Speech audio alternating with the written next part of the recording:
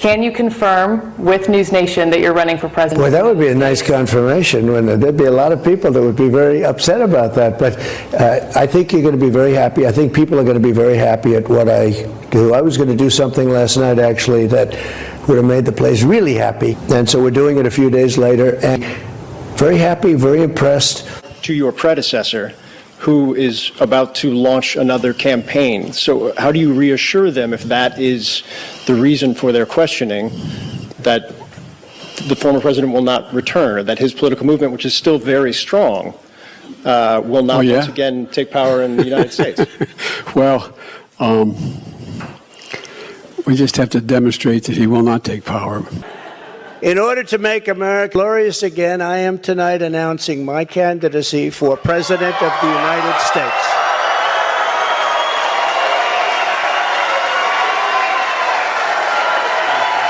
There's breaking news out of Palm Beach, Florida. Former President Trump says his Mar-a-Lago home there is being raided by the FBI. For the first time ever, a former president of the United States has been indicted. Former President Donald Trump indicted for a second time. A federal grand jury indicted former President Donald Trump. It marks the third time the former president has been indicted. Breaking news on former President Trump. He's been indicted for the fourth time in 5 months. Breaking news, this is an image that will be in the history books. This is the mugshot of the 45th President of the United States. The optics of this is working to his advantage. Look. Breaking news from Colorado, where the state Supreme Court has just disqualified former President Donald Trump. Donald Trump found guilty for the felony counts. The total initiative relative to what we're going to do with more Border Patrol and more asylum officers. I really don't know what he said at the end of that sentence. I don't think he knows what he said either. Take a look at what happened.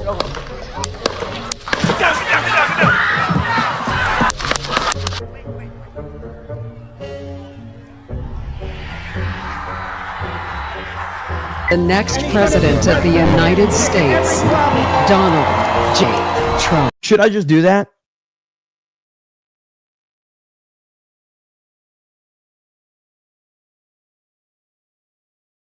Type in the address 50.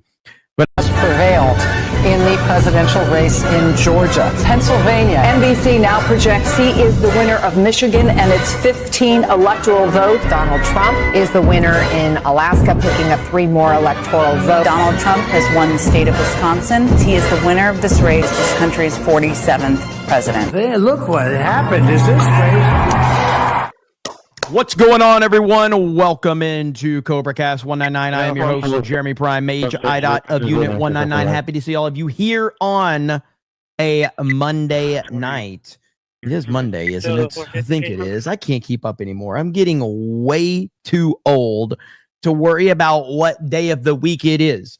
But good to see all of you here. Some of you, the uninitiated, may not know, but the initiated do know that I might have messed up the time or the day for this stream. But it's not my fault. It's not my fault. It's the time zone's fault. Okay? I'm not used to these different time zones.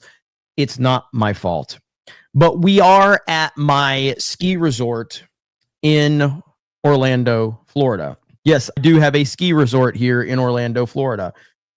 Central Florida, known for snow and skiing and things like that. So that's where I'm at. I'm hanging out, and should be a lot of fun. But good to see all of you here. Second stream of the day. Laughing Man says Jeremy is in Israel at a ski resort. Honestly, that's probably accurate. I'm in Israel. I'm at my Israeli ski resort. Mossad brought me here. I patched things up with him, so everything's looking good now. So suddenly, apparently they lost a lot of their workers, a lot of their employees over the weekend. Something happened, so now they're like, "Hey, man, you know that whole pissing on the wall deal?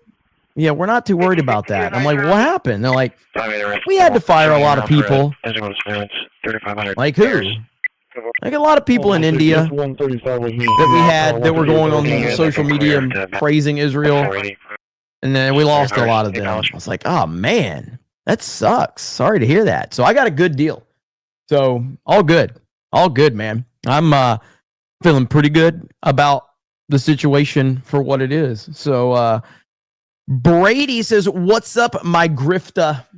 He said it with an A, so it's nobody can get offended. Okay, he said grifta, so no one can get offended. Thank you, Brady. I appreciate that. Little Jim Zalo says the blonde idiot needs to be fired for incompetence. Who? Dennis Allen for 20 says, glad you're on tonight. I'm just camping out on Lake Texoma, looking at my brand new F-250, enjoying life. Happy Thanksgiving, kiddo. Well, first of all, brand new F-250 is badass. I have never owned anything over than I had an F-150, but I've always said if I do buy another Ford, it'll probably be an F-250 because F-250s are badass. So I don't know what my next vehicle will be though.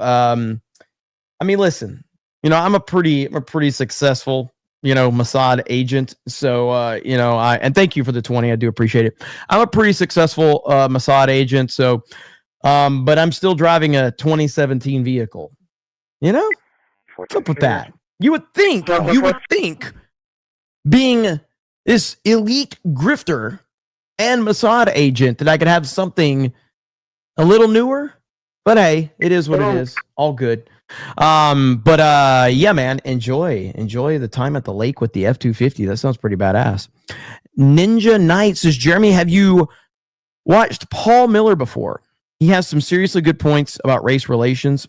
P.S. His vids as Joker are absolutely hilarious. Paul Miller. It doesn't stand out to me, that name. I could have, but it's not a name that jumps out at me. Laughing Man says, Jeremy doesn't want to self...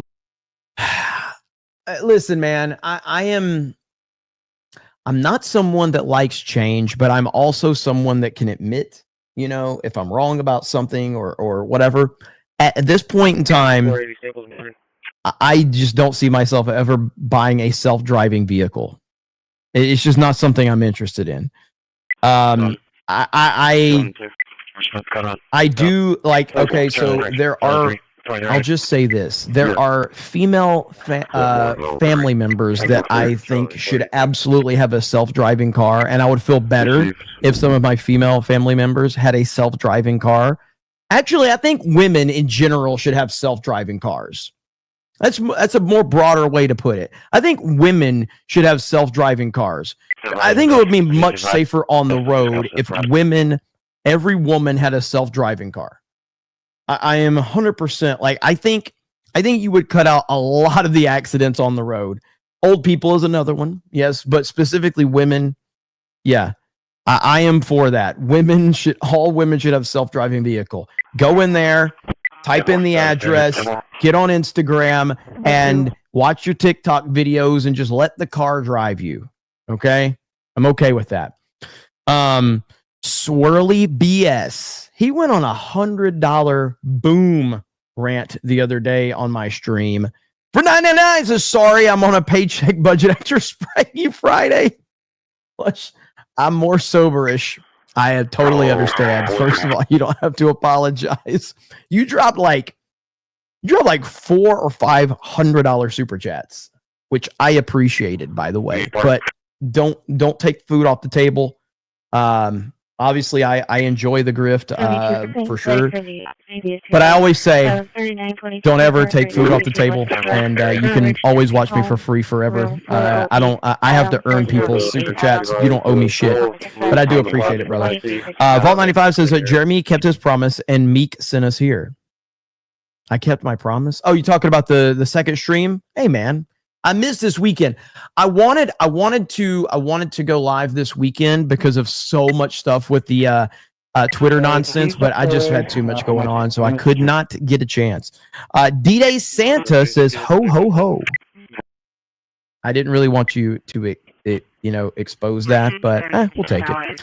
Mike Hill says, do you agree with Trump that Paramount should make another Rush Hour movie? Yeah, I mean, dude, I love those Rush Hour movies. I talked about that a little bit earlier. Trump was lobbying for a Rush Hour movie. I don't know how good a Rush Hour movie would be at this point in time. I really don't know. Plus, in today's world, comedy, we were talking this on Open Bar, but like, when's the last legit great comedy? When is the last legit great comedy? I don't even know. The last great comedy that I remember, Tropic Thunder is definitely one of them for sure. Tropic Thunder's up there. The Hangover, Step Brothers. Step Brothers is the one that comes to mind for me. Step Brothers is definitely one of my favorite comedies of all time. I love Step Brothers so much. But yeah, just the way they talk to each other is so freaking good, man. Superbad was awesome. Well, now you guys are just naming all awesome comedies. Blazing Saddles. Well, of course, Blazing Saddles is amazing.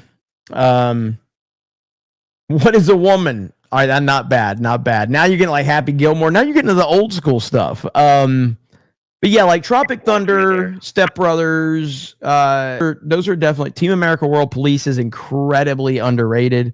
So did we just become best friends? We got Bob for 20 says, I'm straight, but Jeremy's mullet made me gay. Bro, what are we doing? What are we doing? By the way, you bring up something I want to address, and I want to apologize to everyone. Thank you, Bob, the 20, not complimenting my mullet, but I have a responsibility as the leader, as the creator of Geeks and Gamers. The leader of the 199. I have a responsibility to all of you to endorse the right people, and sometimes I make mistakes. I'm not perfect.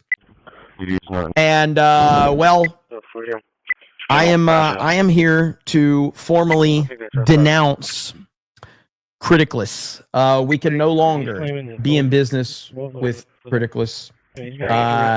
We were in business with them. We had partnership. I told you guys to go sign up over there. I told you to go support them financially if you could. Sign up for Criticless. Put your movie reviews over there. We're trying to get video games added. But Drunk 3PO brought it to my attention.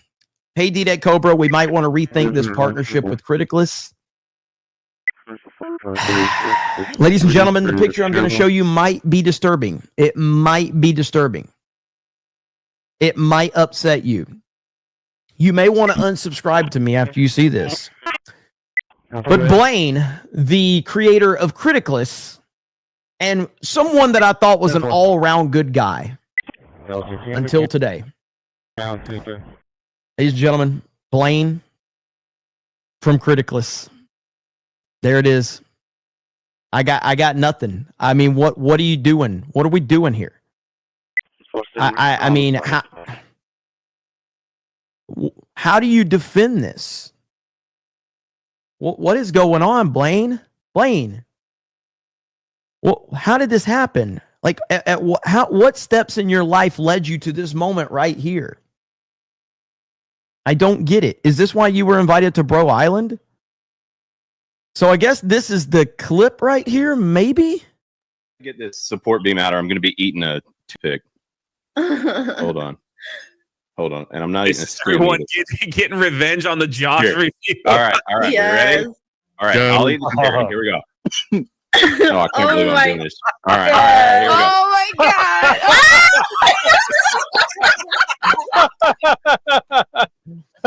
God. So there you have it, ladies and gentlemen. We are no longer working with Criticless as of right now. Immediately. That is a meme. Nobody get really upset, okay? So we're not actually denouncing Criticless. But yeah, that was bad. I hate that I have to give the clarification because sometimes my sarcasm is so good that people actually are like, oh, Jeremy just denounced them. It's like, no, I didn't. It was a joke. But anyway. All right. So here we go. The Indians are back in the chat. Hang on.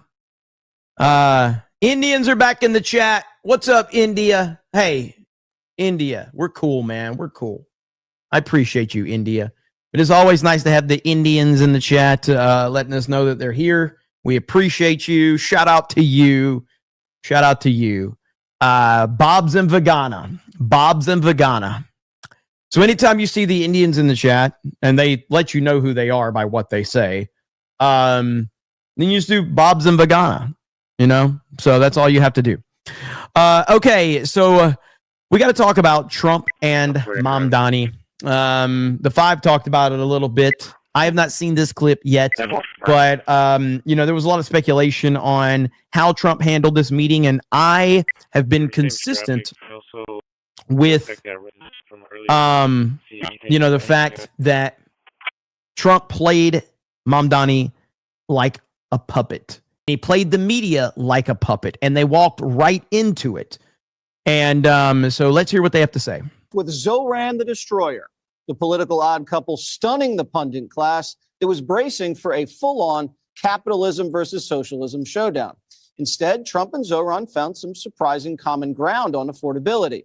And the chemistry between them was, well, undeniable. Hopefully a really great mayor. The better he does, the happier I am. Are you affirming that you think President Trump is a fascist? I've spoken about... That's okay. You can just say yes. Okay. It's easier. It's easier than explaining it. This is such a boss move from Trump. I mean, he's giving this clown that called him a fascist, he's giving him permission to call him a fascist. I mentioned this earlier on my live stream. He completely destroys the meaning of the word. He destroys the power of the word. He destroys all of their tactics in this moment right here. He absolutely just destroys them. It is unreal how next level shit this is. Like, you're standing with the president in his office at his desk with him, and he says, it's okay if you call me a fascist. No problem. Who cares, right? It's unbelievable. Okay. It's easier. It's easier than explaining it. Would you feel comfortable living in New York City? Yeah, I would. I really would. Especially after the meeting. Absolutely. Why did you fly here? Aren't trains greener? I will use every form of transit, and I want to make sure that they're all affordable in New York City. He's working very hard. For him to be, that's a very long drive. I'll stick up with you. But don't get it twisted. Days later, and Comrade Z still calling Trump the F word. Mr. Mayor-elect, just to be very clear, do you think that President Trump is a fascist? Now, and he even qualifies where Trump gave him permission again. You're making his point for him.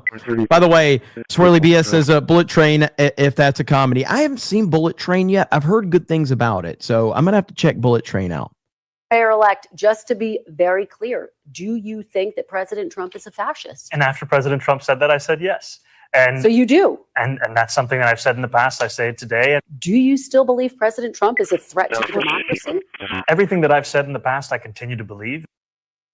All right, Greg, what did you think about the meeting? Well, I think, okay, first off, I had made some predictions before the meeting took place. I mean, if Trump is truly the man that you claim him to be, you would not want to go to the office and shake his hand.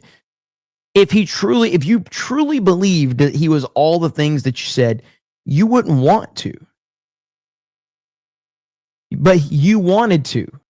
You requested this, and he accepted because he's a real leader. So the fact that he stood there in Trump's office, and Trump played that game so beautifully, for him to then say it in front of Trump and Trump give him permission and laugh it off, and then go into an interview and continue to say it, you just make yourself look stupid every step of the way. And they all came true. Let's roll that tape. Oh, they don't have the tapes. It's okay. Clearly, Zoran had learned from Trump. He chose the high ground maneuver, which is affordability. It's on the high ground. You can't come out against affordability the same way you can't come out against common sense. which is what screwed the Dems. The Dems decided that they couldn't join Trump on common sense, so they stuck to the 80-20 issue. Zoran, however, comes out with affordability, and what does Trump do? He doesn't oppose it. He just joins it. Oh, I like affordability too. So he just gets on the same high ground with Zoran, and they kind of just hang out there, and sooner or later you're going to see which one means it, which one doesn't. I think Zoran is kind of in the fog of war right now, and the only ally he has is Trump. So Trump knows that, and Trump bails him out in that fascist thing, which was really, really nice. He said, you know, you were thinking, okay, is this Godzilla versus Mothra? No, it's really Batman and Robin. And we know who Batman is, and we know who Robin is. And when he says, don't worry about it, that was his way of saying, I bailed you out. Also, that little moment there with Trump basically said, the word fascist is just meaningless. I don't care if you use it. You can call me it. I don't care. Yes. Because really, it doesn't mean anything. But the other thing, and it's really important, what Trump did that he always does, is he emphasizes the individual and not the group. So he gave credit to Zoran, not as a socialist or a Democrat, but as a winner. He says, I was really impressed by how he won. And I wonder if this was a subtle cleaving, pulling Zoran away from this kind of identity obsession and saying, look, you're now with the big boys. It's not that, the idea of socialism, that's gone. You won. So let's work together. Mamdani was way in over his head. He was way in over his head in that entire meeting. And it that he was, which is fine. I'm not saying he should. Like, it's Trump. Mamdani came out of nowhere.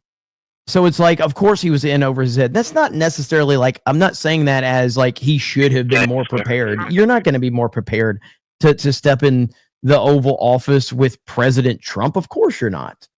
And Trump knew that. Trump knew that the optics of beating up this guy was not going to be good for him. Killing him with kindness was going to be perfect for him. And that's exactly how it worked out. I don't think Zoran's ever experienced anyone talking to him as an individual outside of the identity politic. He's been mired in that. He loves it. But now this guy comes in and recognizes him as a personal achievement, not a political one. Jessica, why don't more Democrats come into the Oval Office and try to work together on things that they have common ground with Donald Trump? A few very big deal Democrats like Hakeem Jeffries and Chuck Schumer came into the Oval and they were greeted with MAGA hats.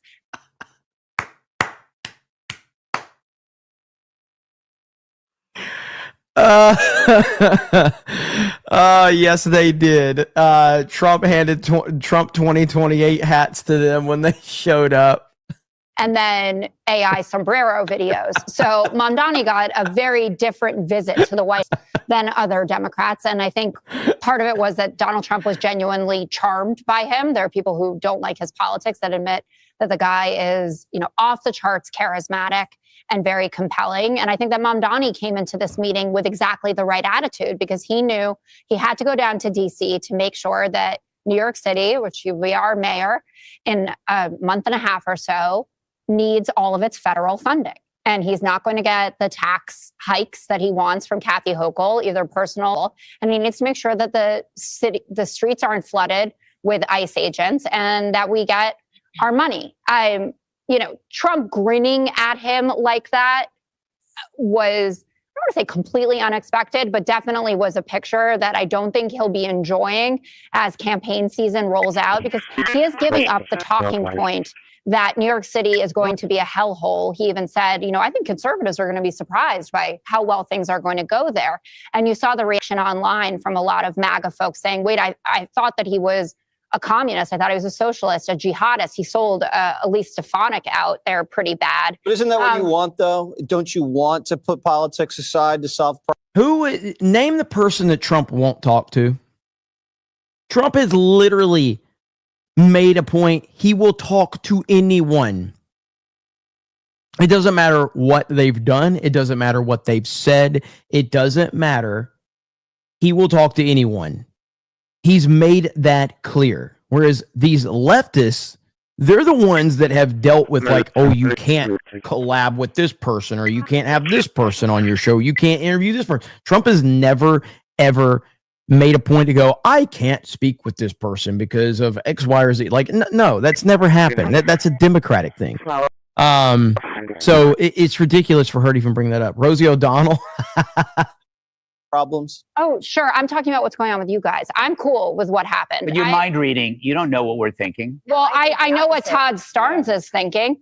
Well, I thought Mamdani was supposed to be a fascist dictator. What the heck is going on at the White House? You saw a lot of that online where people thought that they were going to get someone who actually thought that their words mattered, right? So Mamdani has said a lot of things, and then he continued with Chris Welker and said that he meant them. But Donald Trump has called him a bunch of bad. Trump won't talk to Fuentes, for fuck's sake. You mean the same Fuentes that showed up at Mar-a-Lago and had dinner with him? Like, do you guys just make shit up to play a fake victim? Like, Fuentes literally went to Mar-a-Lago and had dinner with him. They lied to Trump, ambushed Trump. So, yeah, of course. Good Lord, man. I swear to God. It's like they just make shit up to be victims. It's unbelievable. Things, and he just stared at him like how he looks at Satan in South Park. No offense to Todd Starnes, but I don't think the entire weight of your opinion should rest on one sighting of Todd Starnes. It's not one side. There were a lot. Just why deny it? But I think everybody who knows Donald Trump knows he's going to go in there and he's going to have a nice, cordial meeting with anybody, and he has before. This was classic Trump. This is classic Trump. He's the charmer here. He's charming this guy who hasn't even taken office yet, and he's hoping that this guy will not follow through on some of his radical ideas, hope that he will rethink some of his non-radical ones. And for a movement, Jessica, that talks about no kings, you got Trump sitting there like royalty, and the guy looking like he's going to go get him a Diet Coke. I mean, he looks like the... Mamdani did look like his butler, didn't he? He kind of did look like it. Supplicant. It looked like the apprentice to the senior partner, no doubt. But this is classic Trump. He did this with Barack Obama and Joe Biden during transition. Same kind of meeting. He congratulated Hillary Clinton when he beat her and said, wow, she ran a really tough campaign. She's really tough. He hopes she'll help him in his presidency. Of course, she did nothing of the sort. More on that later. But I think Mamdani would have done better saying no to the meeting. He's reduced some of his credibility among the folks. That's actually, I agree completely. Like, well, Mamdani should have just been like, I don't need to go talk to President Trump. I need to focus on New York City, not talking to some fascist dictator. That would have given you more credibility with your stances in your entire campaign. But the fact that you ran in there, all smiles, excited to meet him, and then let Trump just control every aspect of it, freaking amazing.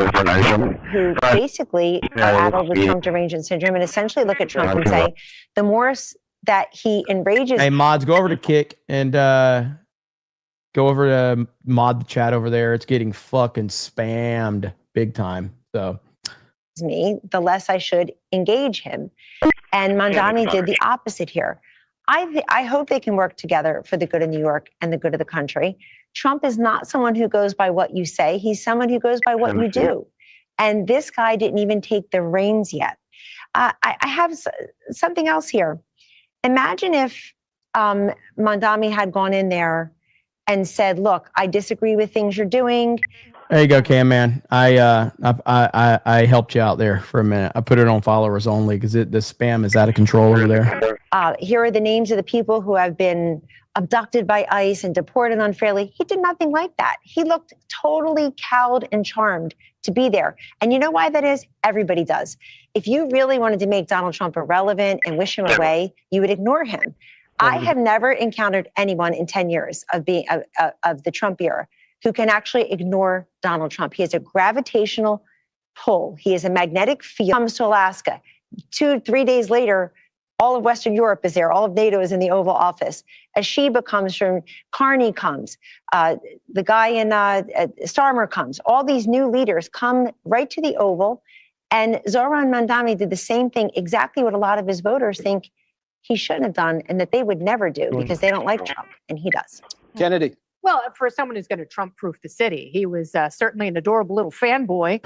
And That's a lot. Some people, some MAGA people, were very upset with Trump because they wanted Trump to just they wanted him to do to Mamdani what he did to Zelensky, but like every situation doesn't call for the same action. Each situation calls for its own, reaction to it. And Trump knows that. Trump's not going in there going, I'm going to be a badass and a bully today. Trump is going to his behavior based on what's going to work best for him, what's the best outcome for him every time. In the Oval Office, and I actually think it's a good model for how we should treat each other over Thanksgiving. Because in the past we've said, don't bring up politics at the Thanksgiving table, and maybe there is a way of talking about things where we find common ground. And never forget, Donald Trump is a populist. Zoran Mamdani, he reached out to voters. The affordability crisis is all about populism, a different label. So, politicians finding common ground used to be how deals were struck in Washington. But everyone in leadership on the Democrat side, they have to demonize Trump. It's the only way to raise money, and it's the only way to win races. And, Mamdani had really, really solid message discipline, and he tried in every way he possibly could to stay in his very narrow lane and find the areas of agreement with Trump. Someone who lives here, I certainly hope it does. No, I don't. I don't think that Mamdani is going to do a good job at all in New York. I think he's going to do an awful job, and I think Trump is going to use this meeting to completely destroy Mamdani when that opportunity shows itself. Mamdani is not going to be good for New York. I think he is a liar. He's a snake. He's a used car salesman, and you're going to see that in time. And Trump is going to use this that he had that everybody's going to remember. Remember when you talk to him, and he's going to be like, I really hoped he was going to do better. I really did. I really hoped that he was going to, do blah, blah, blah. You know how Trump will do it, and then Trump will completely crush him. He will. It's just what he does. I don't know. It's almost like people haven't watched Trump, and then suddenly they want to pretend that they're Trump supporters, and then they don't understand what Trump does. He's been doing this his entire fucking life. That's what he does. Polish Prince says, if Jeremy were to join the military, he would be major grifter. Godzilla's Grease says, I just gained a whole new appreciation for Greg now that I know he's familiar with Godzilla movies. Swirly BS says, go into Bullet Train with no expectations. Drinker recommends. I'm going to check it out. A boy named Blue says, hey, Jeremy, it's good to see you. More so than usual today. I had to put my 14-and-a-half-year-old dog down 3 hours ago. Thanks for making me laugh in this hard time. Dude, I'm so sorry to hear that. 14. The best thing I can tell you in that is 14 and a half years is an amazing life for a dog. It really is. And that's what you have to focus in on. That is an incredible life that you gave that dog. And so that is the takeaway from that. I know it's sad. It's awful. It will never not be awful when you're in those situations, but try to focus on the good. 14 years is an amazing job. And so you gave that dog a wonderful life. And that will be the focus. But prayers up to you, brother. Prayers up to you. Forest Beyond the Trees. This is a follow-up to an earlier super chat asking about the movie Heat. If you haven't seen the comedian Ari Spears talk about Heat, then you should play it. It's about 5 minutes and has 11 million views. I haven't seen that. Didn't I hear a rumor that they're working on a Heat 2 with Christian Bale? Did I hear that correctly? Hang on. Heat 2. I want to say I heard that. Yes, right here. Look at here. Christian Bale circling role for Michael Mann's long-awaited sequel. Dude, Christian Bale's my favorite actor. I think he's one of the greatest actors of all time. Having Christian Bale in a Heat 2, I'd probably get really excited. They should call it Reheat. Yeah, man. So I don't know if it's been confirmed or anything, but that would be incredible to see Christian Bale in a Heat 2. That would be awesome. So we'll see. Andrew says, remember Kim Jong-un twice. Yeah, he'll meet with anybody. He'll have a conversation with people. That's just not Trump just doesn't shy away from things like that. That's never been his game. So yeah. Let's see here. Okay, next up. I got this clip right here I want to show you. Or not clip, but this meme. So this guy, this dude right here, this nut job, secular talk, this Kyle, is it Kalinske? Is that his name? So this idiot shared this meme, and he accidentally admits that MAGA isn't racist, posting a racist meme. So he posts this meme because of all of the India accounts.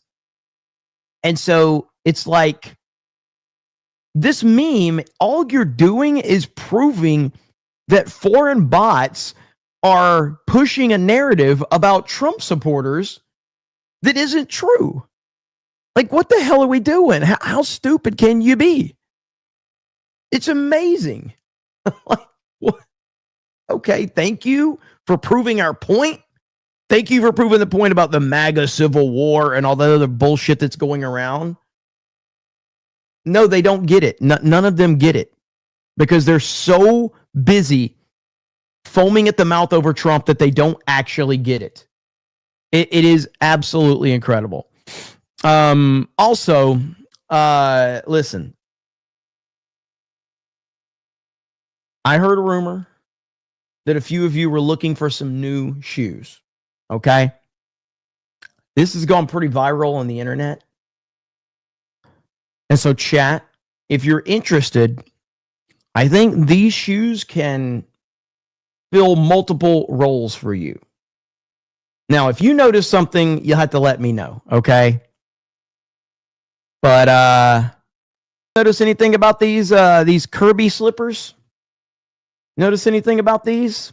Internet's reacting big time. The internet's going crazy over these. I can't figure out why the internet is going crazy over these. But yeah, it's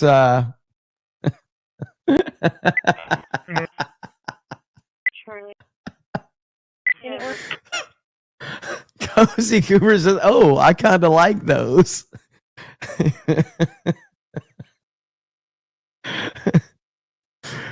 Look at the Nintendo Kirby Face Fuzzer Slipper Socks $8.94 via lunch or box lunch. Look at Lord Botha.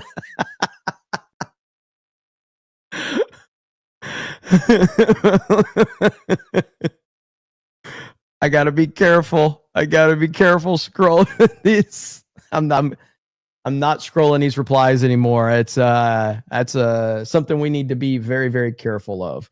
But there you have it right there. So I don't know.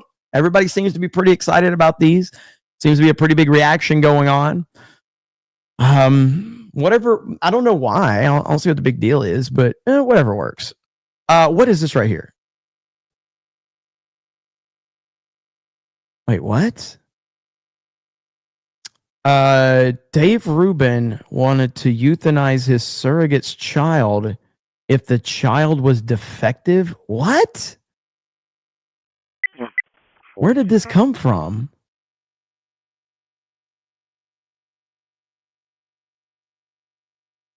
What is going on?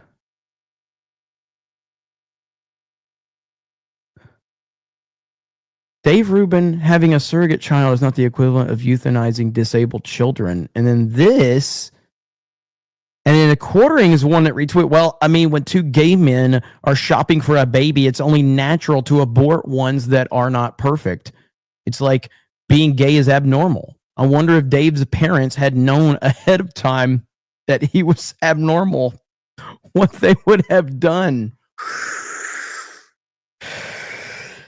Damn, quartering going hard in the paint. Well, I did see that Gay Rubin did block Congman earlier. I think because Congman called him out. Let me see if I can find this one from Congman really quick. Congman tweets so fucking much. I don't know if I'll be able to find it. Oh, yep. Never mind. It was. Okay. He hasn't tweeted in 8 hours. Thank goodness. Okay. So, he didn't like that I called him out for purchasing baby boys. So speaking of gay goblin politics, oh my gosh. So right here, putting aside any of the little gay goblins politics, just think about how evil it is that Tucker so desperately wants to elevate this person who was openly trying to destroy Charlie Kirk and Turning Point. Let's see. So what is this about? That the last month, I don't think a single person has ever made the case that I'm wrong, that Nick Fuentes is wrong. The Jew hatred stuff is wrong, period. And I said that the white hatred, black hatred, Jew hatred, Malaysian hatred, Bedouin hatred, it's all wrong. I believe that as much as I believe anything. Okay. But the rest of it, his analysis, which is actually smart and in a lot of cases true, no one's even attempted to rebut. I am curious, again, not a fan of Nick Fuentes, but if you're going to, like, what specifically is his issue about his anti, everyone, standpoint? Like, what's wrong with that in theory? And maybe Fuentes says some things that I'm not aware of, but like, if he's simply just like has his views, if he's not asking for the harm of other people, maybe he is, I don't know. What's wrong with being like that? But it 95% or whatever the number is of members of Congress take AIPAC money. How is that good? Shut up, Nazi! So if that's your only defense, you've lost. You've lost.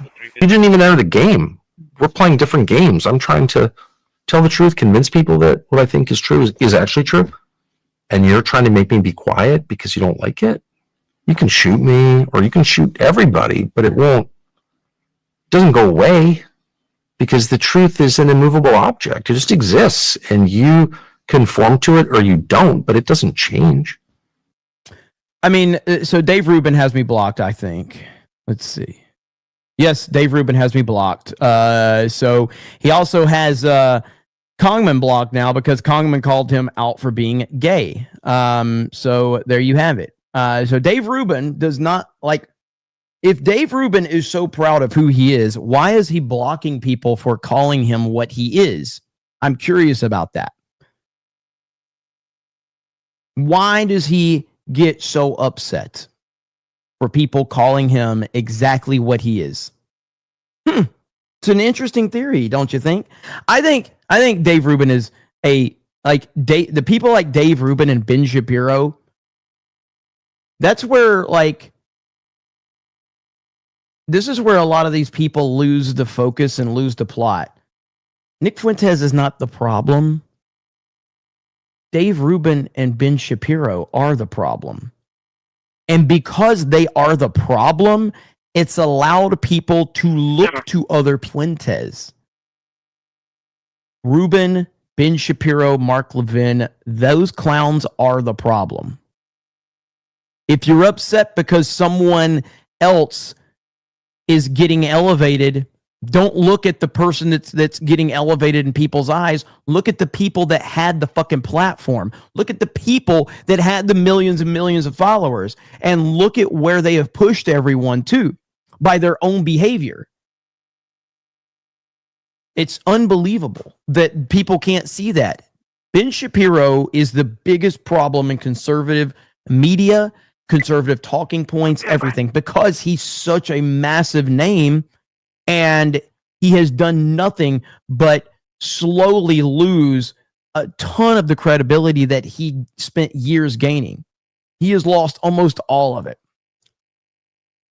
And so that's why I look to people like them as they are. I'm not going to look at Fuentes as being the problem. I look at the people like Gay Rubin, who's literally blocking people for calling him gay. Dave Rubin claims to be a proud gay man with his husband while they adopt boys. And yet when you get called gay, you block people? Okay. Whatever. So anyway, but I just thought that was funny to show that off with Kongman because it's just funny to see him get triggered. They didn't adopt. So what is it called with what they did? ACC75 says, so Jeremy is now hiding from Mossad in a remote cabin somewhere in Alaska, huh? What did you do, by the way? Wrap your mobile in aluminum foil because I can't track you. Swirly BS says, those slippers are why I have 3 kids. ACC75 says, those Kirby slippers will get crusty real quick. Olympian Products says Dave Rubin called. He wants to know if you can recommend a surrogate for him. I told him you were searching black holes and would get him back to him later. I'll pass. Surrogacy, yeah. So basically, Gay Rubin and his husband found surrogates, and basically, it's so fucking disgusting, dude. It's like, it is creepy to go through that level. That's bad, man. It's really bad. How can anybody support that? Seriously. It's really disgusting. Midnight Light says, when Jeremy has his merch up, he's like the internet's version of a merch person selling at a table. Happy Thanksgiving, you figs. Hail to 199, Beardo Fat. Hey, man, we only got one night left. You got to go over there. You got to check the merch out. See, I just have the merch up. You send a super chat, makes me talk about the merch. I wasn't going to talk about it, but now you making me talk about it. It's not my fault. Was that like a little DSP right there? Sounded like a little DSP. ACC75 says Dave Rubin doesn't like those Kirby slippers. I do have an Asmon Gold clip where apparently he asked DSP about the moment. Is this true? So if you guys, DSP infamously got caught, you know what, on a live stream. He didn't know it was happening. He didn't know that he was live. How do you do that, man? Like, come on. How does that happen? Let's listen to this. Apparently he asked him about it. Can I just say it? Is it all right if I just, we just talk, straight? Yeah, of course. Okay, so whenever you went on stream and you accidentally got caught jerking off, you got suspended by Twitch, right? No. What? I was not streaming on Twitch. I was streaming on YouTube. So you weren't streaming on Twitch when that happened? No, I was actually not a streamer at that time. I was only streaming on YouTube, and nothing happened at all. I had zero repercussions for it because there was no nudity, there was no sound. It was just my O face, basically. Right, of course. And so why don't you stream on Twitch? It's a good question. I mean, wouldn't you just make more money? You're streaming on Kick, you're streaming on YouTube. At least on Twitch, is that if you're streaming on Twitch, you can at least make some money from ads. But if you're streaming on YouTube, how the fuck do you make any money? Because you're gonna get fucking super chats maybe, or a subscription, but that's about it, right? Oh no, I mean I get ad revenue on every stream that I do on YouTube. Yeah, but it's not like we're a video playing. Yeah, it's not like Twitch though. Twitch pays way more. Twitch pays way more for ads. They still do. They still do. If you're not like me, that is so funny. And it wasn't. What's the story with DSP where he spend a bunch of money? It was a WWE game taken. I think there was the WWE mobile game. I talked about this a while back, but I don't keep up with DSP that much, so I can't remember what it was. WWE Champions or something like that. Mobile game. He spent a lot of money. Watch Kino Casino. I know Kino has all the information. $15,000. $15,000. Holy crap.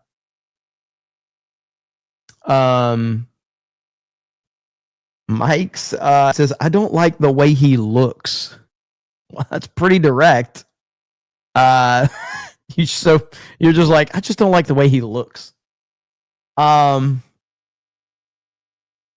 see. 15K is nothing compared to the Diablo Immortal Whales. I thought it's a political channel. Mine? No, you thought wrong. I am a retard channel. So when you are a retard channel, you talk. But no, this is not a political channel. I don't talk politics at all, actually. I think talking politics it's way too divisive. I don't really like talking about divisive topics because I don't want to offend anyone. I think that that's an easy way to lose audience. And I have the thing I've done since the beginning of YouTube is to just never talk about anything that is divisive, because there's a lot of universally accepted things online, and I choose to talk about those things because anything that is divisive online is not good for business. Okay. So I try never to talk about politics or anything that's going to get people upset. So, just it's the best way to go.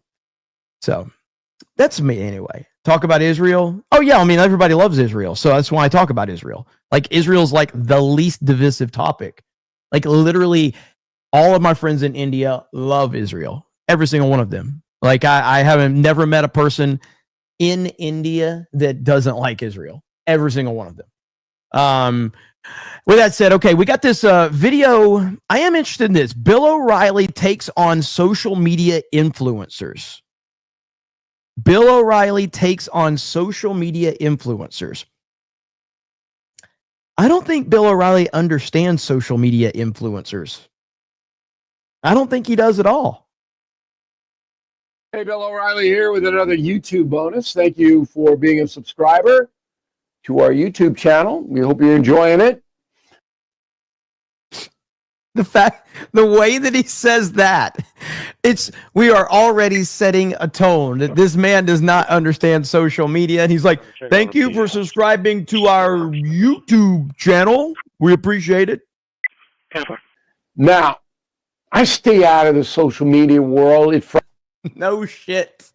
No shit. Frightens me. I don't really have time, but there are now thousands of podcasts and people who are bloviating. Some of it's worthy and some of it isn't. But do I want to spend the time sorting it all out? I don't really have the time. I got to cover the news every day. That means I have to verify stories. Before we continue, do you guys want to see the greatest video ever made by Bill O'Reilly? So you all remember, we'll do it live. Okay. You all remember that, right? It's a legendary internet video. We'll do it live. We'll do it live. Okay. Well, have you seen the version of him versus Christian Bale? Because if you all remember Christian Bale's meltdown on the set of Terminator Salvation. So now we have Christian Bale versus Bill O'Reilly, ladies and gentlemen. You're welcome. Here we go. Here we go. That's tomorrow. And that is it for us today. What the fuck are you doing? I don't know.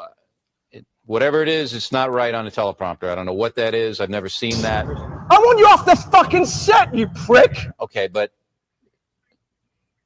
now I can't read it. There's no words on it.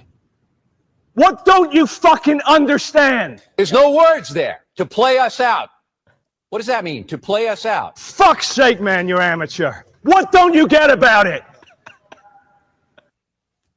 Are you professional or not? I don't know what that means, to play us out. What does that mean? Oh, shut the fuck up. To end the show? No! No! All right, go. You're unbelievable, man. You're unfucking believable. That's tomorrow, and that is... Yes. 5, 4... Give me a fucking answer! That's tomorrow, and that is it for us today. And we will leave you with a... I can't do it. We'll do it live. Okay. Let's go again! We'll do it live! Fuck it! Do it live! I'll write it, and we'll do it live! Oh, good for you! Fucking thing sucks! The fucking... You don't shut up for a second, all right? That's tomorrow, and that is it for us today. I'm Bill O'Reilly. Thanks again for watching. We'll leave you with Sting and a cut off his new album. Take it away. Stay off the fucking set, man. Seriously, man, you and me, we're fucking done professionally. Woo! That is gold right there. Absolute gold. Do you know what else is gold? 1992 space movie with 50 gifted memberships. 50 gifted memberships. What happens when 50 gifted memberships drop around these parts? Do you know, ladies and gentlemen, anybody know what happens? We get a blessing from the one, the only Anna Paulina Luna in the house. 50 gifted memberships. Let's freaking go. Right there. Yep. Yep. Yep. Yep. That's good. That's good. Stream is good. Stream has been a good stream now. We can end the stream now. We can go home. We can go home. It's over. Damn. That was good. Thank you, 1992 Space Movie. I appreciate that. 50 gifted memberships. That's a lot. All right, let's hear what Bill O'Reilly has to say, because he knows nothing about social media. So for him to take on social media influencers has got to be weird. I have to advance stories. I have to find out what's true. I have to find out what isn't true. It takes a lot of time to do that. I can't be sitting on a podcast for an hour and a half. But I know that millions of Americans love the social media podcast, commentary, analysis, conspiracy. Hang on. This guy said, I've been lied to. You have been lied to, and for bullshit YouTube money. What does that mean? I only highlighted it so I could grift it, but I'm just like, what does that mean?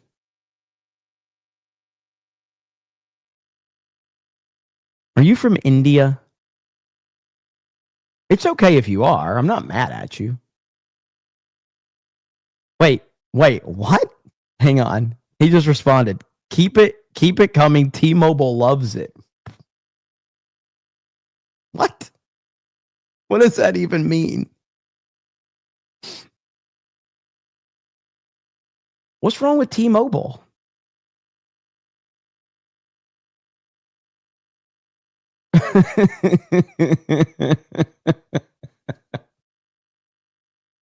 I mean, I have Verizon, okay?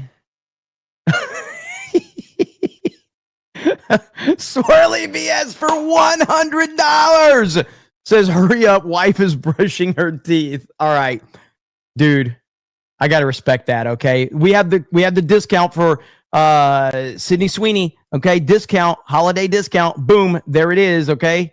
Holiday discount, Sydney Sweeney, there we go. Stop talking to the bot, Jeremy. You can make money off of it, though. That's the whole point. Maybe I should hire some Indian bots to shit on me in my chat, and then I can make money off of it. Okay?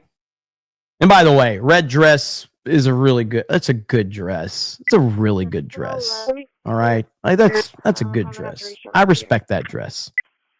Do you respect that dress? But thank you, sir. We appreciate it. Sydney Sweeney in the house. Jiggle all the way. Someone needs to make... Okay. Hollywood, I'm about to give you $1 billion movie. Make a Christmas movie with Sydney Sweeney and call it Jiggle All the Way. $1 billion. You're welcome. Like, seriously, would that not... I mean, be her running slowly.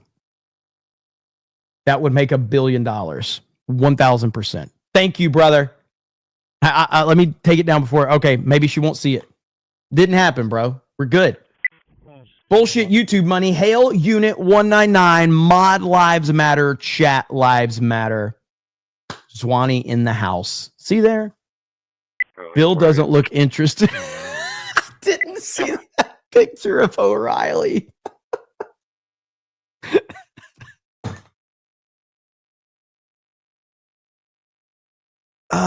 Hey, O'Reilly, can you make the same face DSP was making in that video?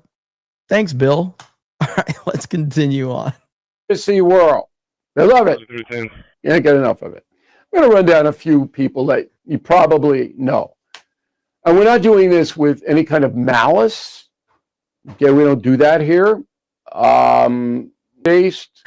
I don't dislike Bill O'Reilly. I used to watch O'Reilly a lot for the when he was on the O'Reilly Factor. I was pretty surprised when he had magically popped up like several years later after he got fired from Fox News, and I'm like, oh, he's still alive. A lot of you are reacting the same way. Now, oh wow, Bill's still alive? But yes, he is. And I had the same kind of thought as well. So, but I like O'Reilly. I think O'Reilly has island, but did not graduate. Okay, she is being sued by Macron, the president of France, and his wife, because she said Brigitte Macron is really a man. Roll the tape. And 1,000%. She was born a man, lived as a man for 30 years, and then transitioned at some time. In trouble for slander by saying that? I have welcomed the lawsuit. I mean, Emmanuel Macron sent me a threat before we published, and we went back. So Brigitte, you're saying is a... Okay, I'm glad I clicked on this video. This shit's good. I have no idea what's about to happen. Male. Mm-hmm. Biological. Believes. Was a male or is a male? Well, you can't really change those things in my world, but lives as a woman, clearly. Okay, so I heard that story. I knew she was going to get sued, and she has. So the Macrons have filed against her in the state of Delaware. I think they did that because Candace Owens probably has a corporation registered in Delaware. That's what a lot of people do, but I'm not sure about that. But the case is active. It's a civil lawsuit. Okay. And it'll play out, take years. And it's expensive because Ms. Owens will have to hire an attorney, I would assume. But now she says that the Macrons are plotting to kill her.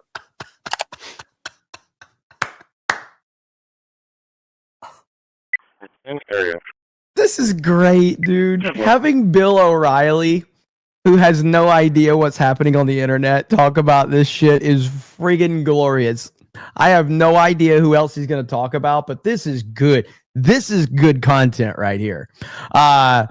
John Freaks, hail Jeremy, hey Jessica, welcome back to the land of the living. Glad you made it back safe. Hail 199, hail Chad, hail Jeremy, Mage Prime of the 199. Good to see John freaking Murdoch here in the house.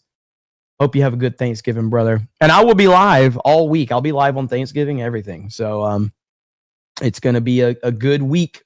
I'll be here. And I hope everybody is, I'm going to be eating a lot of food that day, but I will go live at some point that day. Oh, that's not good. And that the guy accused of assassinating Charlie Kirk trained with the French Legion 13th Brigade. So he was a French Foreign Legion guy, or I don't know. Now, I've never met, as I said, Ms. Owens. I have no feeling personally one way or the other. I don't believe that Brigitte Macron is a man. I think that's going to be fairly easy to prove. This is that amazing. She's a woman. And I don't believe that Charlie Kirk was being stalked by French legionnaires. But that's me.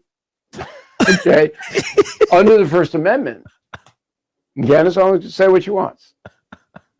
Nobody can shut her down but the individual companies that carry her commentary. They can. But she can be sued, and she is. All right, that's number one. I'm kind of agnostic. I mean, I don't really know what her end game is. Her end game is to make as much money as possible, and she's good at it. And I think Candace Owens is incredibly smart. I think she knows exactly what she's doing. And hey, man, more power to her. Again, I don't like Candace, but she knows what she's doing. John Wayne says, "Oh, what fun it is to ride with Sydney, jiggling all the way." Damn right. Our boy got caught. Literally got caught red-handed.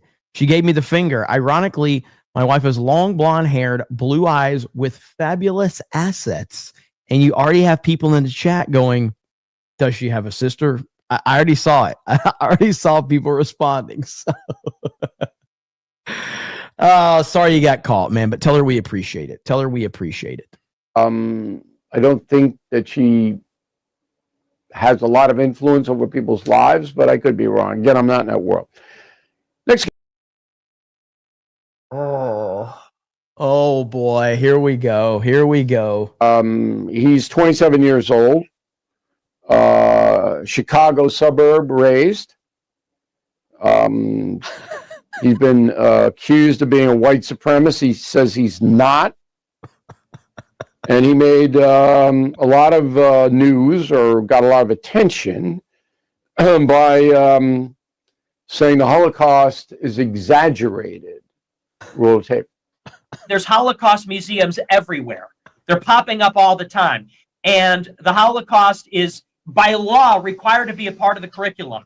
And they go into like a 4th grade classroom and they show 8-year-olds, 9-year-olds, obscene graphic pictures of like emaciated corpses and all this stuff. In the last 40 years, there have been hundreds of films made about the Holocaust in Hollywood. What is the intended effect of all of this? I think it's meant to engender in people a profound sympathy for Jews. And it's supposed to say, you know, if we criticize Jews, it could lead to a Holocaust. Okay, so that's kind of irresponsible. The Holocaust is a historical fact. 6 million Jews were targeted and murdered in grisly ways. Should be. As I've said, I not specific to, you know, Holocaust or whatever, but just in general, because of recent events in the past 10, 15, I don't believe anything that I've been taught. I just don't. I don't believe anything that I was taught when growing up. I don't believe any of these historical events, because if Donald Trump is not the person that he is, insurrectionist, you know, any other ist words you want to throw into that, that's what history would have told us about Donald Trump. And it still could. They still may write it that way, depending on what happens.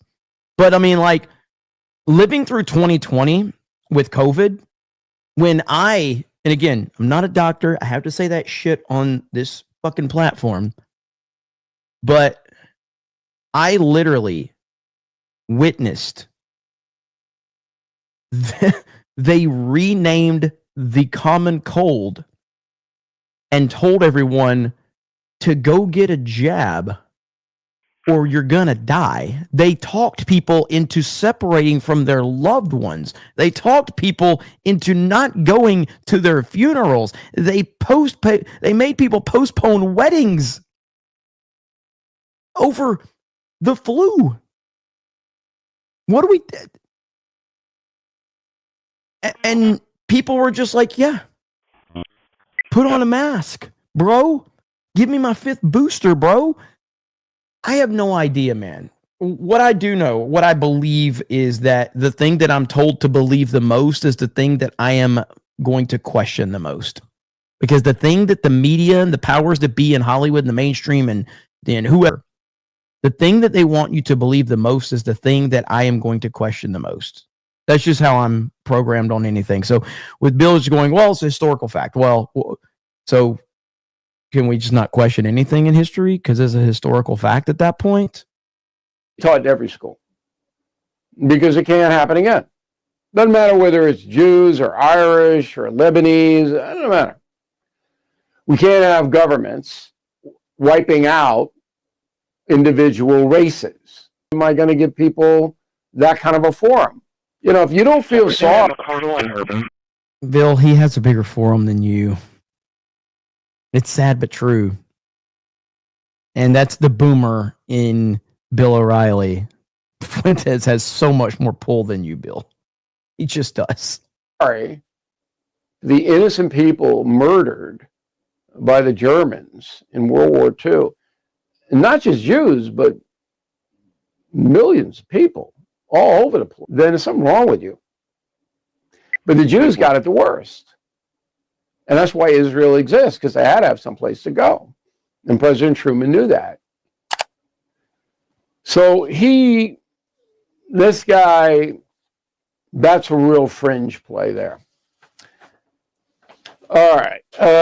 If he put Fuentes on, it'd probably be his most viewed video in years. And I'm saying that as not a fan. And he got a lot of attraction. I think he had lunch with President Trump and stuff like that. So Megyn Kelly, my old colleague at Fox News, very popular, very good broadcaster. I don't think Mark says I'm making a mistake carrying water for Fuentes.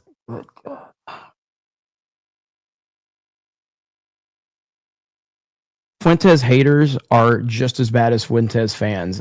I've been memeing and roasting Fuentes for the majority of this fucking podcast. I literally called his fans Indians earlier in the show. Good God. You call balls and strikes and people are like, I can't believe you're carrying water for Fuentes. Like, what are you talking about? Good Lord.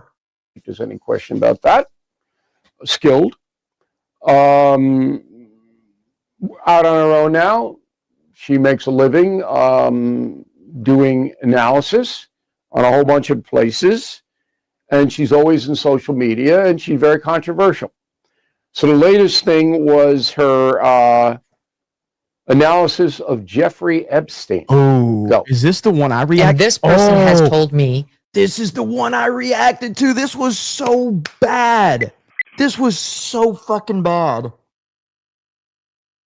I don't know how many of you have seen this, but I had, when I reacted to this, not this clip, I wasn't reacting because I heard that there was, Mark, oh my God, Mark. I swear, man. Like, see, this is the problem.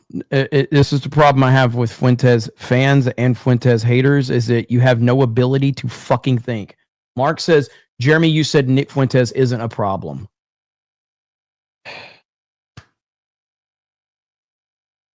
I said Ben Shapiro and Dave Rubin are the problem.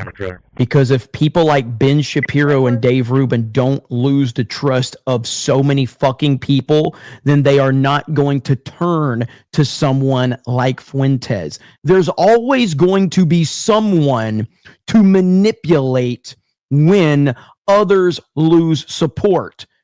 You cannot put the problem on the person that's going to take advantage of someone else fucking up. You need to be on the person that had the responsibility in the first fucking place. Fucking hell, dude. Like it's like in The Dark Knight. Alfred says it to Batman, says it to Bruce. You beat them into the ground so much that these criminals turn to a man that they don't fully understand. That's what happens. Anyway, continuing on. From the start, years and years ago, that Jeffrey Epstein, in this person's view, was not a pedophile. This is this person's view, who was there for a lot of this. This is But wild. that he was into the bear. Yeah, let's get back to this point, because what Megyn Kelly says here is absolutely insane, okay? So I was reacting to this whole video from Megyn Kelly. I didn't know she said this in the video when it got to it, but I'm like, I was uncomfortable hearing what she has to say right here. And it's hard for me to be uncomfortable on anything because shit talking is just the way of life. But the conversation she gets into and the things that she's talking about, this is crazy, dude. Years and years ago, that Jeffrey Epstein, in this person's view, was not a pedophile. This is this person's view, who was there for a lot of this, but that he was into the barely legal type. Like he liked 15-year-old girls. That ain't barely legal type. What planet are we living in where we're trying to give this? I heard from someone who said Jeffrey Epstein wasn't into, it's like, oh my God. One more time. but that he was into the barely legal type. Like he liked 15-year-old girls. And I realize this is disgusting. I'm definitely not trying to make an excuse for this. I'm just giving you facts. That he wasn't into like 8-year-olds, but he liked the very young teen types for even younger than they were, but would look legal to a passerby. And again, yes, Megan is quoting someone else. I just don't want, why is this conversation even worth having? This doesn't, there's nothing, because the problem here is that she's trying to, I guess she's acknowledging like that there's a difference between a 15 and an 8-year-old in Jeffrey Epstein's eyes, and there's not. It's all horrible and it's all terrible. And if that's who he was preying upon, that doesn't make it any better. And that is what I believed, and that was what I reliably was told for many years. So she got a lot of heat from that, Miss Kelly did. But my question would be, why bother with that? Yes. So Megyn Kelly's a lawyer. I mean, she's a smart woman. She knows the business. Good interviewer. Can get some answers to difficult questions. So with that skill set, why do you want to do that? I mean, it's not germane to anything. Jeffrey Epstein got what he deserved. He should have gotten a lot sooner.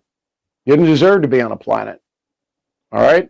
So right now he's enjoying hell with the people on the cover of my book, Confronting Evil. Now, and the Ayatollah, Adolf, and soon to be Putin. Did Bill work in a book plug?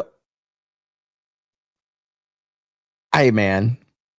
I mean, did he work in a book plug on that? He got it a lot sooner. He didn't deserve to be on a planet. All right? So right now he's enjoying hell with the people on the cover of my book, Confronting Evil.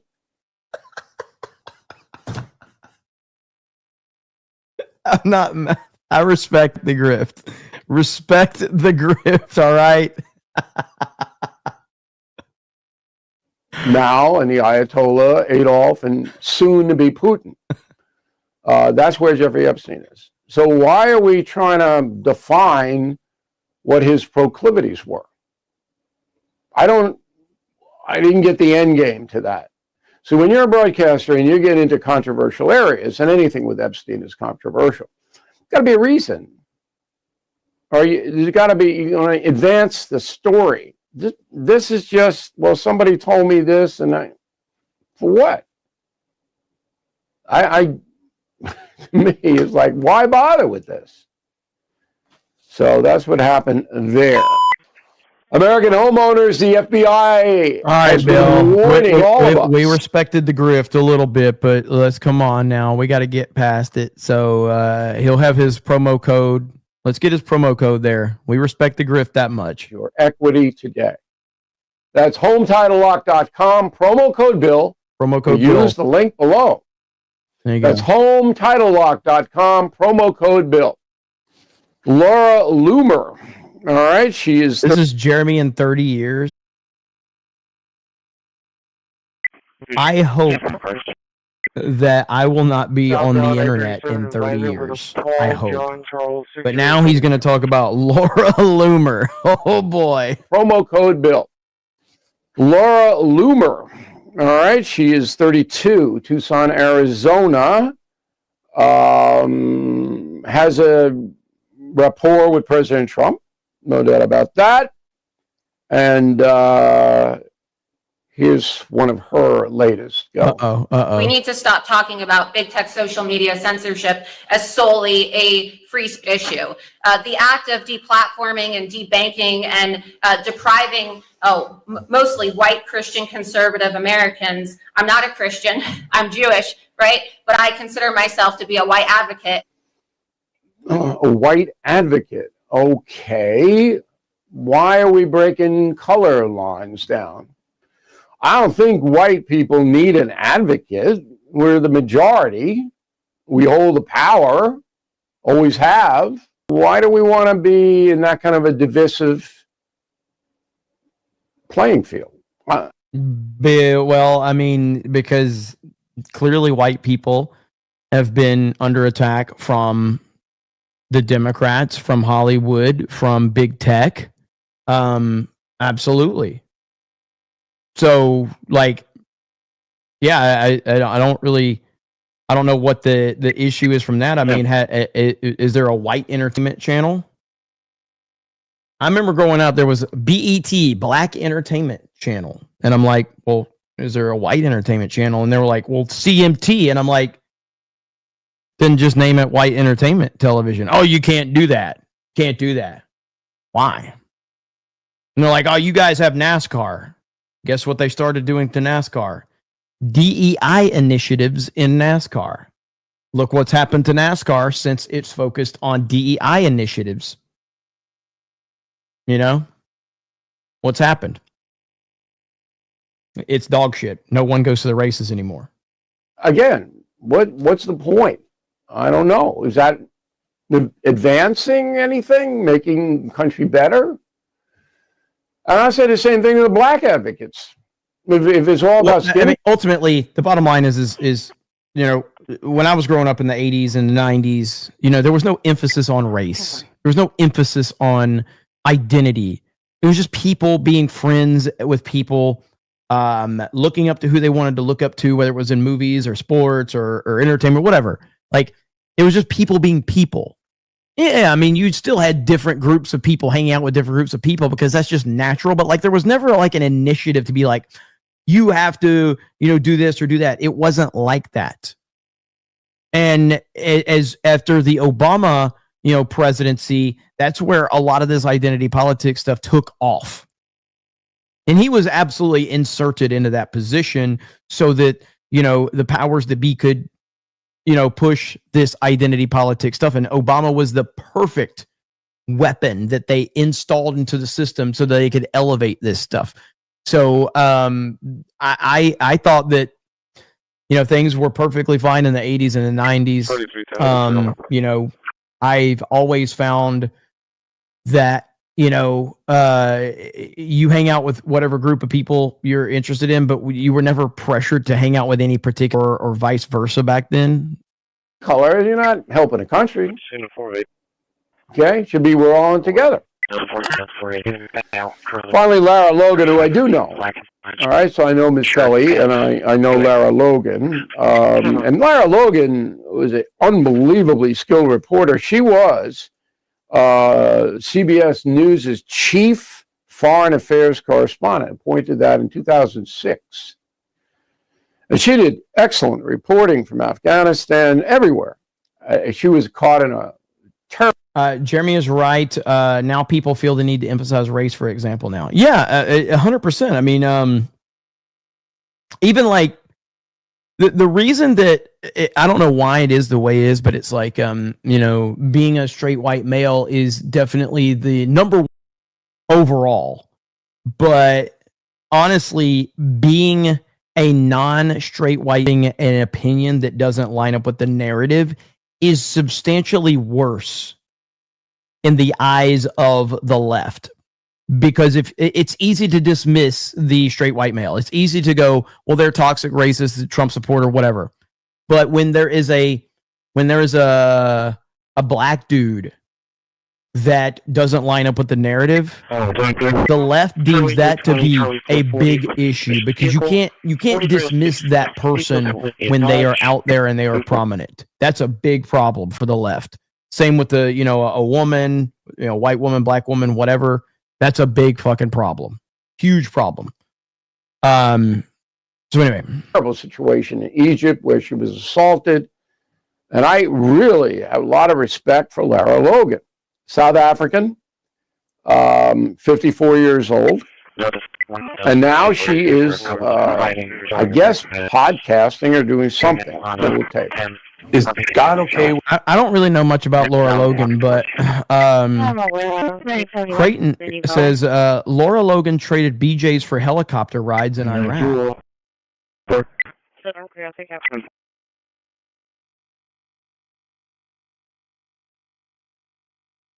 Congrats to those helicopter pilots. With a closed border. It's much bigger than that.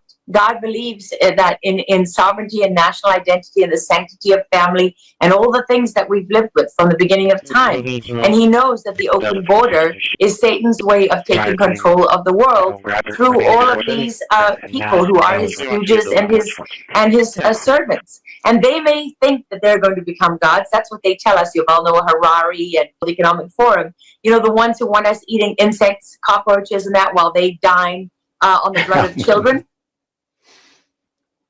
I don't know what happened to Larry. I don't know if anybody's dining on the blood of children, but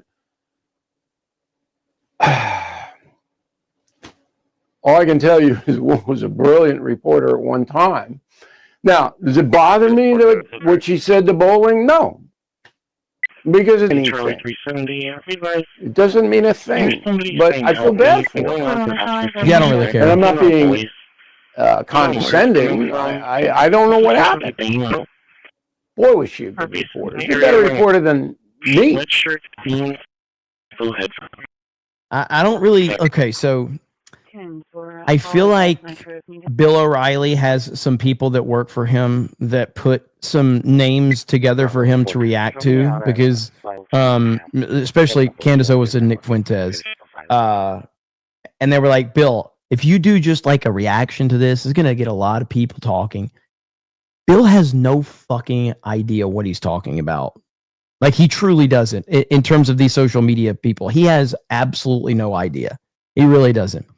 And but I did find entertainment out of hearing him kind of go over that, because I had no idea what direction he was going to go. You know what? We got somebody that we can react to that's a social media influencer. Okay, you ready for this one? Pokimane. Pokimane is going viral because she apparently showing off an engagement ring that she bought herself. A lot of you were saying, girl, just go get one for yourself. So that's what I did.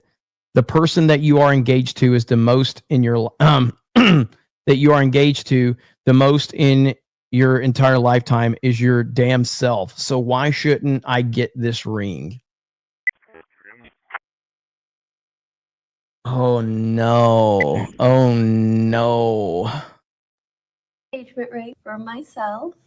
Okay, but you guys told me to. In the comments my last video, you guys kept talking about a ring. A lot of you were saying, girl, just go get one for I believe Pokimane has a boyfriend or whatever, but she's also like she knows how the internet works, and so she's not going to tell anyone, which I don't recommend putting your relationships on the internet anyway, but that's what she's doing. yourself. So that's what I did. A ring at Bulgari that I just fell in love with. It felt like way too much to get for myself, but then the more I thought about it, I was like, I hope someday I actually get engaged. The person that you are engaged to the most in your entire lifetime is your damn self.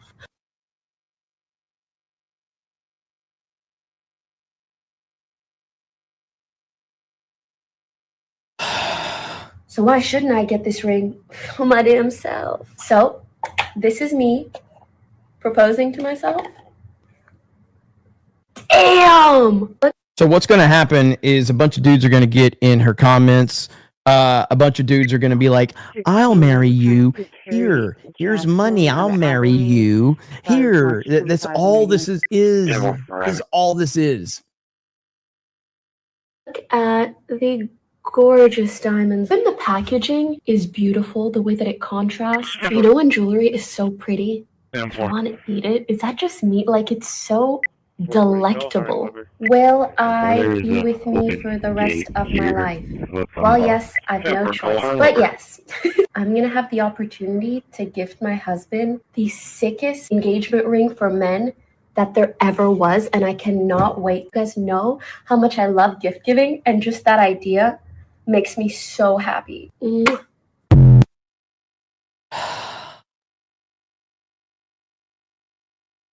Harley Dave's here. What up, Harley Dave?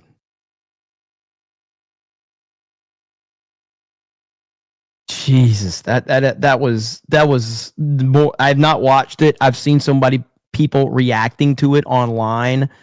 Like I saw Tectone react to it. I saw Asmongold react to it. And so I'm like, what is going on here? But yeah, it's right here.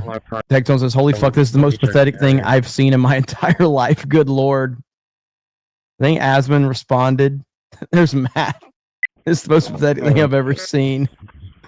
Oh yeah, that's right. When Anita Sarkeesian married herself, I remember that. Anita Sarkeesian did the same thing where she married herself. Yep. Good lord, man. Somebody says Jeremy's out of content. Oh, you think I'm out of content? You want to test me? Hold on just a minute, okay? Hang on just a minute. You think I'm out of content? Okay. How about this, ladies and gentlemen? We have a JD Advanced plushie that people are starting to sell. Do you know who started selling plushies first? That's right, the Fellowship, the 199, okay, EFAP, starting trends, and now we have JD Advanced plushie. Who's out of content now? This is a hard-hitting news show, okay? Charlie for 50 says you are out of content. Out of content. We got a JD Advanced plushie sighting, and you're telling me I'm out of content? Are you going to get me fired up? Because I can get rolling. There's plenty to talk about. Do you want to talk about a politician? Do you want to talk about a certain politician by a certain name that's getting elected? Did you know about that? Let me show you this head. Okay, check this out. Okay. Breaking. A politician named Adolf Hitler is set to win election in Southern Africa country. We are living in a simulation. I truly believe it at this point in time. We are living in a simulation. This is real.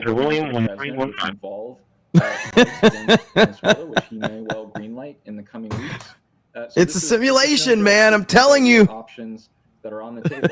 That said, Will, I will say that I think you got to be kidding me. What's Harley saying in the chat? Harley says JD disenfranchised.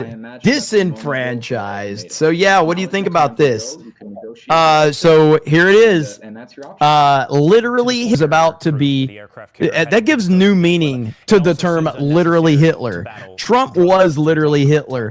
Now, literally Hitler has been.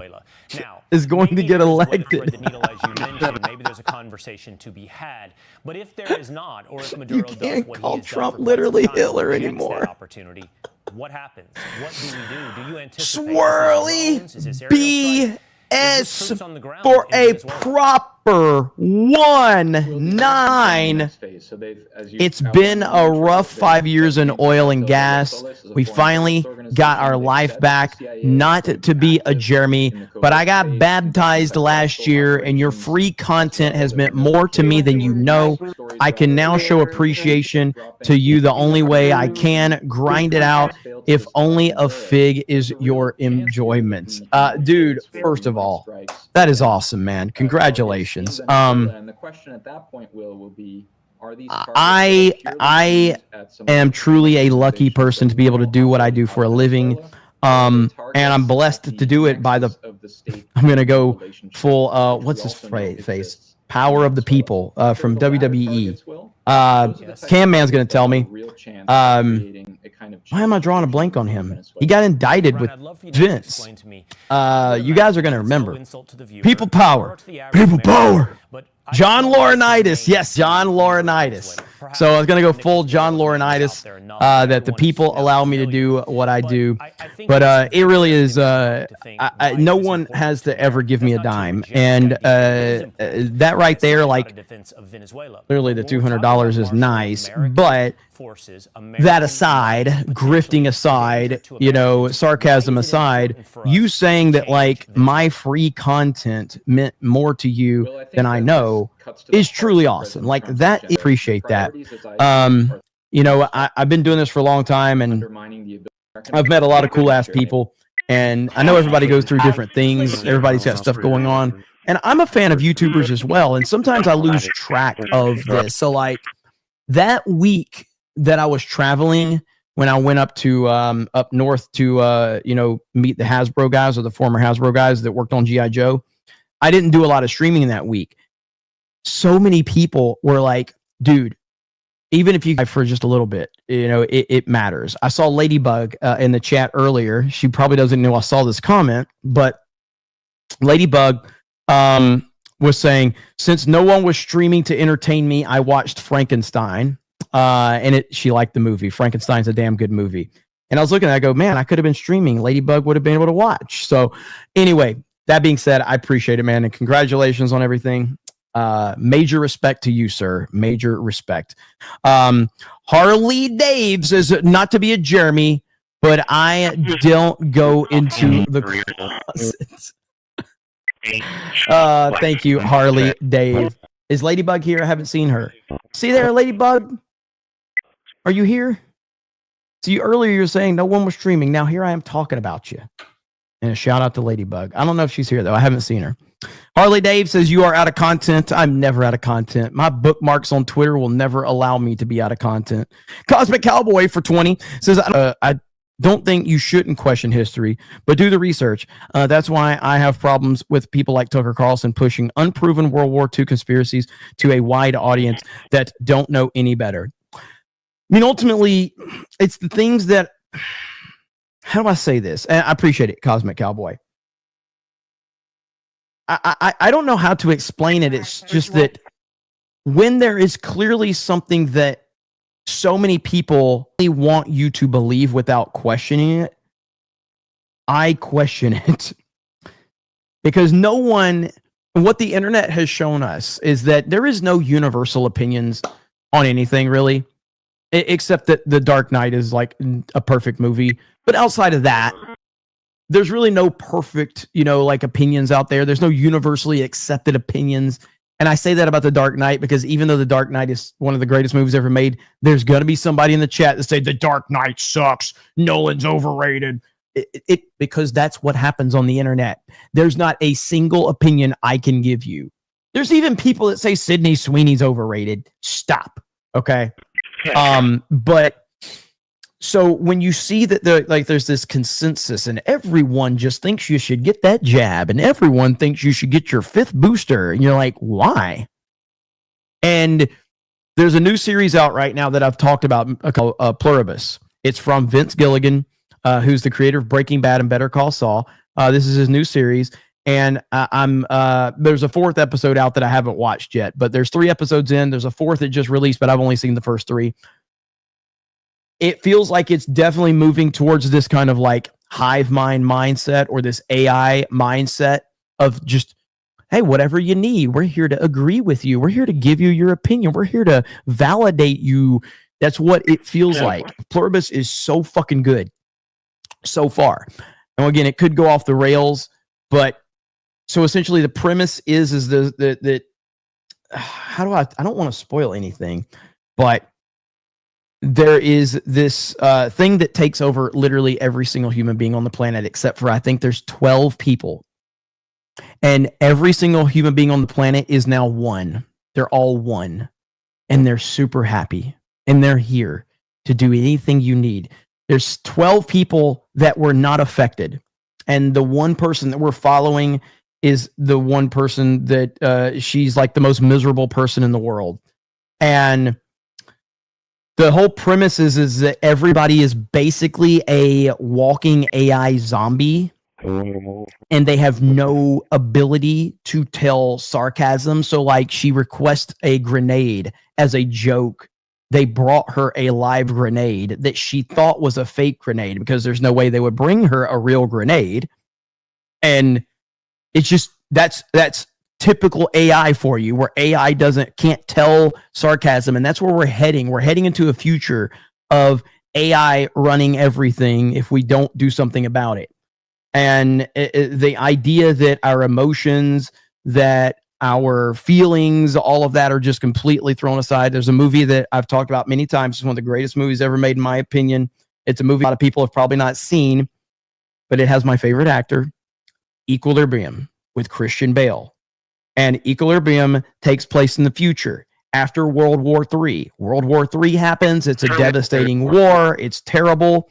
And what is the thing that creates war? Emotion. So this new leadership rises to power and essentially gets rid of everything that creates emotion: literature, music, entertainment, sports, colors, anything. Like it's basically, it goes from McDonald's in the 80s to McDonald's now.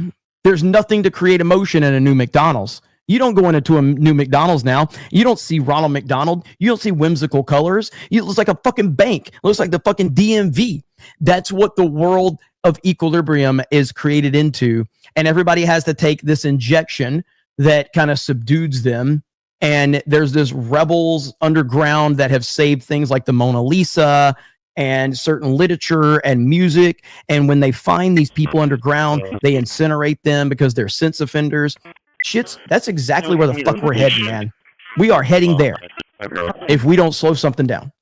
So I don't know what put me on that topic, but we're fucked, essentially. That's it. Look up Equilibrium lightsaber edits.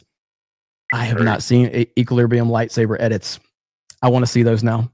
I love how I'm talking about all these things passionately while we literally have a black man named Adolf Hitler that's about to be elected. What is happening in this world? What is happening? Whew. Good Lord, we're screwed. We're done. It's over. Z-Herb says, what's up, Jeremy? Hope all is good. Letting everyone know I'm Australian, not Indian. And yes, I do work for Israel. How do you think Jeremy gets paid? Exactly. Thank you so much. JDT199 says, the Sweeney jiggle makes me hit the floor. Looks like two hams fighting in the grocery store. Hell yeah. Harley Dave says, so you're out of content. Have you considered, I don't even know how to say that. So, how do you say it? I don't even know how to fucking pronounce it. I'm not even going to try. Dude, I'm never out of content, Harley, especially with you showing up. Since you're out of content, have you researched into turnarounds? See, that's the thing. If I'm ever out of content, I can just show all these hot chicks and I will make more money than I've made ever. Okay? So, let me see. Are we going to get turnarounds? The night is young. We shall see. Like the Kirby Slippers. I got that one earlier. Just Mike says, first time catching you live in a while. Here's my replay tax from Jews for Jeremy Club. That's awesome. Twilight says DSP's WWE champions was $40K to $45K in a year. That's amazing. Honestly, I respect it. ACC says whenever Jeremy talks about Trump, he has a DSP O face. Emo says the next time anyone from your team acts up, give them the Joe Jackson treatment and make them grab a switch from outside. Taker says, but how do you feel about Azrael the cat, Jeremy? Everybody's interested in that opinion. Burbshit says, CB Meltdown needs to go on a soundboard. ACC says, Anapolina Luna, can I have your tuna? Harley Dave, I was on a work trip to Ohio tax. $450. Just rated Equilibrium on Criticalist. Okay, I need to do that. Actually, I'm glad you brought that up. Thank you, Harley Dave. Is that where you were, Harley? Let's go to Criticalist right now. What does Equilibrium have?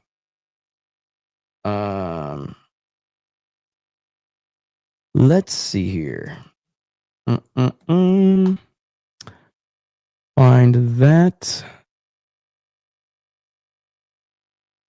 Man, Christian Bale's had so many good movies.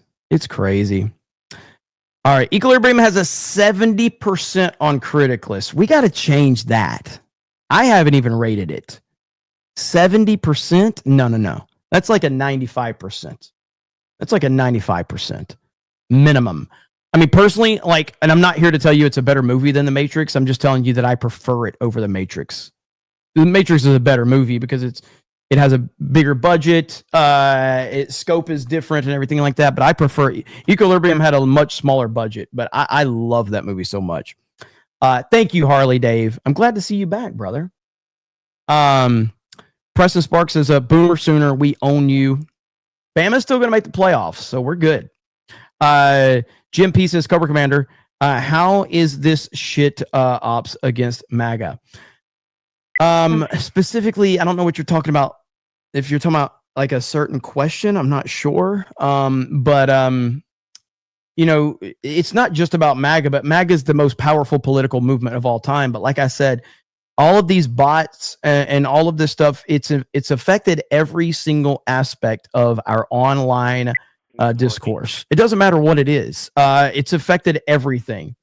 But specifically for me, I've seen it affect movies and video games and entertainment, and now obviously politics. But I mean, it's even affected the theme park world. That's how crazy this shit is. Like, it's even affected the theme park world.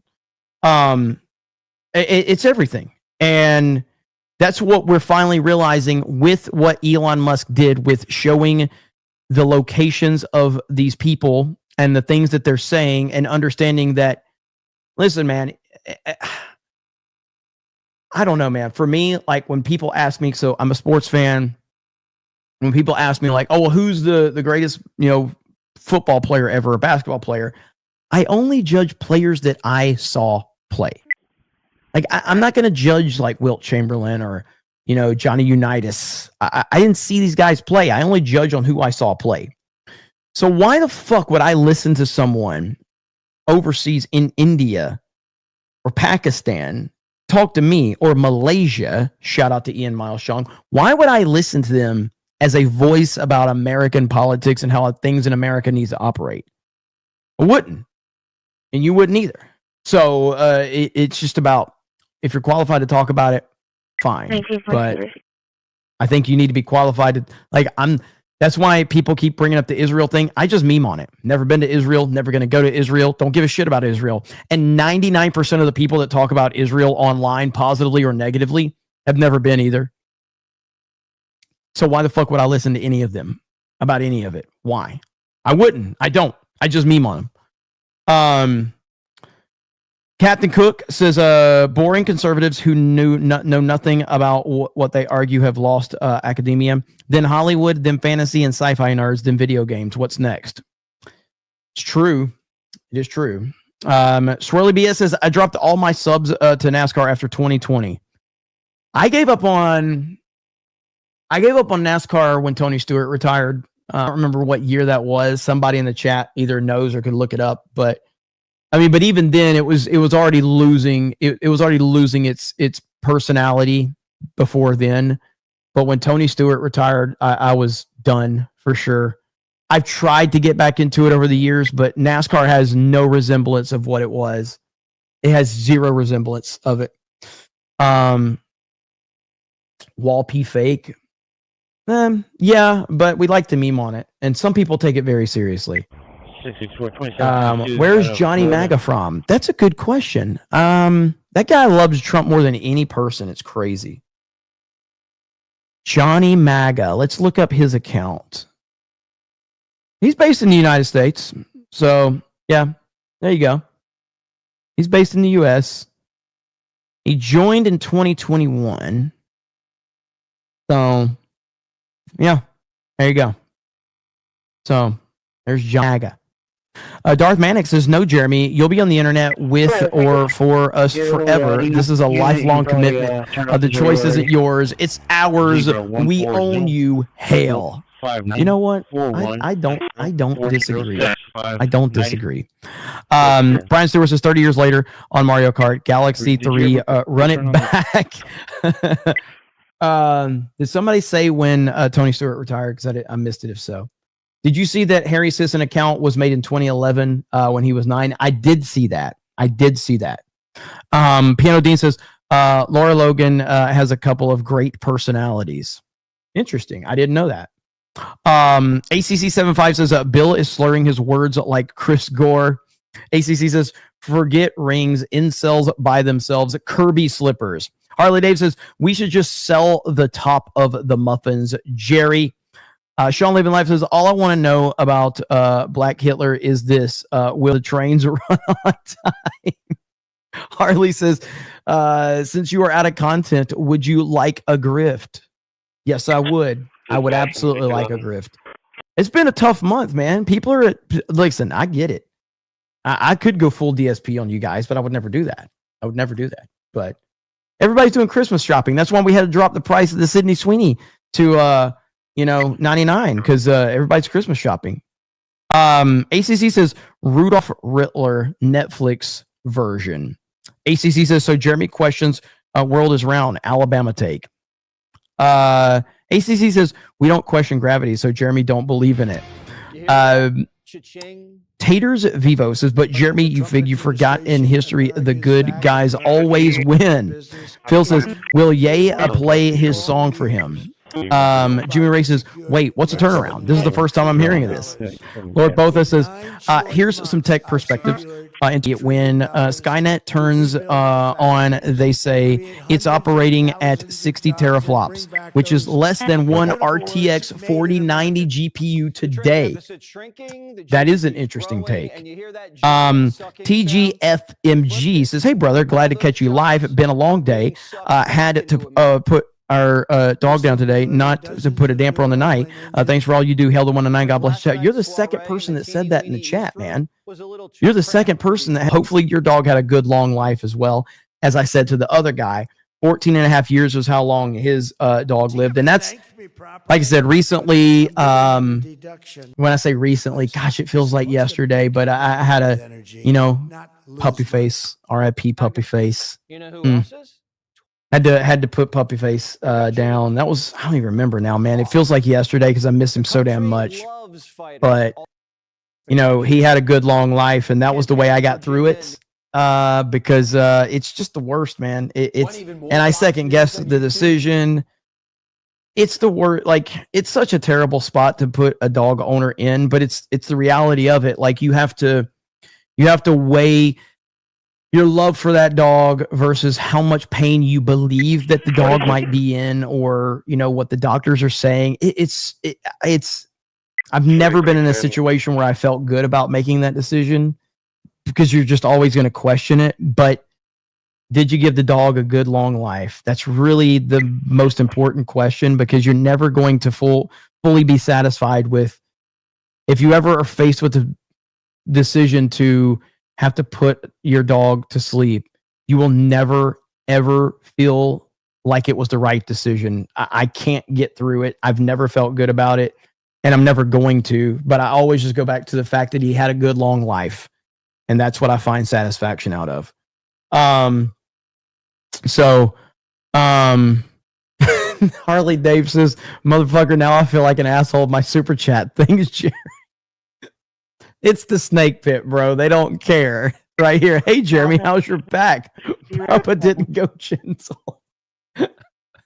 Dude, that's how we roll around here, okay? We have a nice, kind of like, heartwarming moment, and then we're back to calling each other gay. That's just how it is. So, Cam says I had to make that decision a lot. You're 100% correct. It does suck. It sucks. Now I'm laughing because fucking Harley Dave's making me laugh.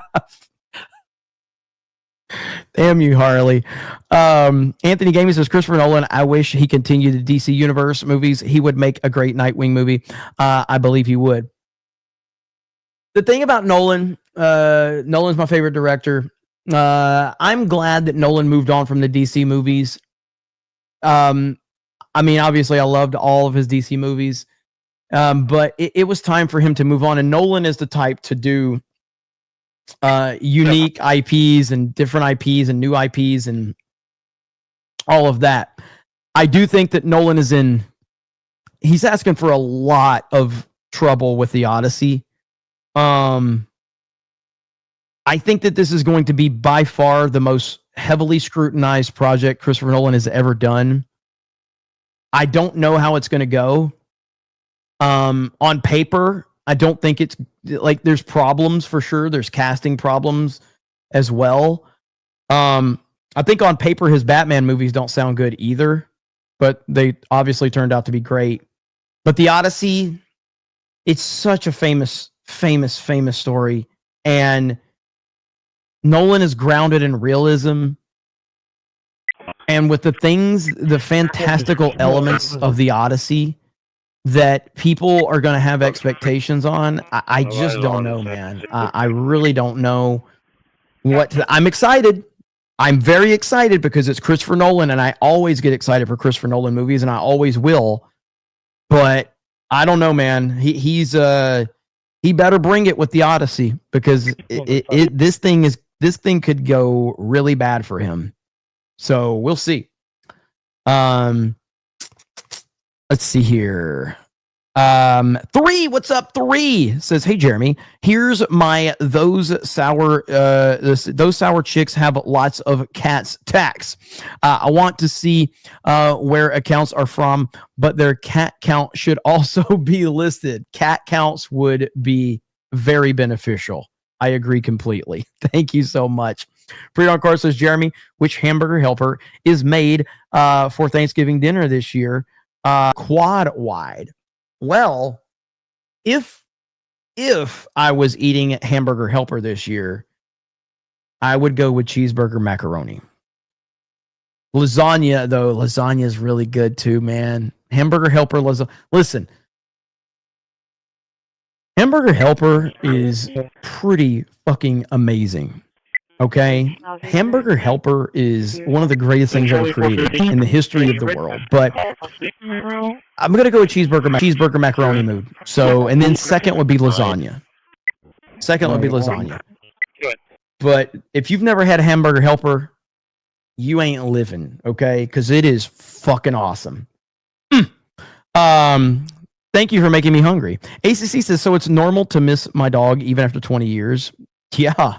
I have dogs that I've missed, that they'll never leave me my memories of them unless I get, Alzheimer's or something. Lying Dog Face Pony Soldier with a gift of membership. Thank you. Rinzer says, "My dog passed away after the second dog super chat.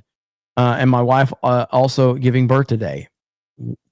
I have no idea if that's a troll or not. So, but thank you for the 5. Okay, so next up, because we are not out of topics, contrary to popular belief. Let me find it now. Harley Day says, "Hey Jeremy, I'm not sure why I'm giving you this, but it's cool. I've been fasting for 3 days just to support you. And happy Jessica." Hey. All right. So fasting for 3 days, not bad. I don't know what it is about me. Like, to me, it's very. I have a lot of friends that do fasting and stuff. It's really easy for me to lose weight when I need to. Not that I've ever needed to, really. I got a little drunk on Culver's there for about 6 months, and then I was like, you should probably stop eating Culver's. But my weight loss routine consists of stopping eating Culver's every day and stop eating Little Debbie, fudge rounds and frosted fudge sticks and Swiss cake rolls. If you do that, you tend to lose weight. It's crazy. It's crazy. This whole idea that if you stop eating junk food and if you stop eating fast food, you lose weight. Maybe I should write a book. All right. And Swiss cake rolls are amazing, by the way. And don't let anyone tell you different. They are amazing. Wait, what is this? Chicago Mayor Brandon Johnson, "We can't jail our way out of violence." What? There's no way he said exactly what this headline says. Brandon Johnson says, "We can't jail our way out of violence. It's racist." Hang on. I got to hear this. We cannot incarcerate our way out of violence. We've already tried that, and we've ended up with the largest prison population in the world, without solving the problems of crime and violence. The addiction on jails and incarceration in this country, we have moved past that. It is racist, it is immoral, it is unholy, and it is not the way to drive violence down. Is this old? I feel like I've seen this before. Damn it, Jeremy, we're having fun. When you bring Brandon Johnson. Well, okay, because I know we've had some viewers. So we've had some viewers that were, not watching, but yeah, I was a few days old. Okay, so let's go back to Brandon Johnson for a minute. Okay, so again, this guy, Chicago deserves this guy. They had Beetlejuice before then, and yeah, so. And you got like some white people standing behind him saying this. No one actually believes this, by the way. This is the bullshit that has been pushed on social media for so long. And this is how they get away with this, is with all of these bots that are pushing their bullshit narrative, and it makes people believe that these things exist, that people believe in this stuff. No one believes this. Most of you have normal jobs and normal lives. Okay. And anyone that has a normal job or a normal life, I've said this 1,000 times, I'll say it again. When you hear this craziness from these leftists, do you know anyone at your day job that believes this? Do you know anyone at your day job that says, yeah, the only way I'm going to go see this movie this weekend is if there's enough diversity in it? Literally, no one's ever said that. Like, no one in real life has ever said that. It's never happened. No one thinks like this. No one thinks that criminals should not be arrested. Everyone thinks criminals should be arrested. No one likes illegal immigrants. Nobody. It's just not normal. No one likes these things. So we're just sick and tired of the bullshit.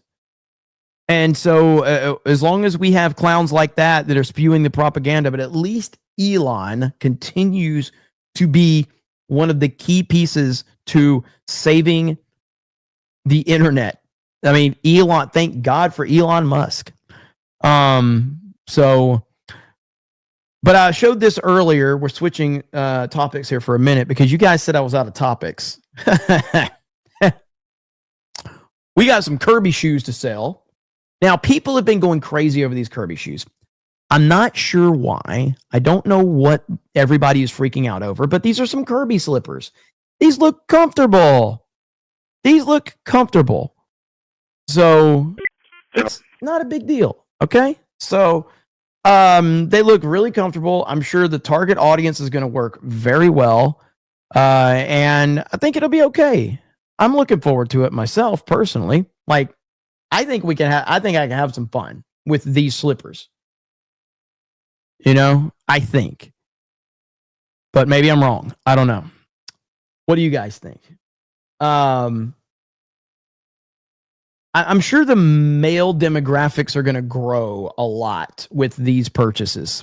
So there's going to be a lot of, this is how you get, like, if you have a product and you want to get the male audience involved, this is one way. This is really good marketing from that standpoint. I give them a lot of credit.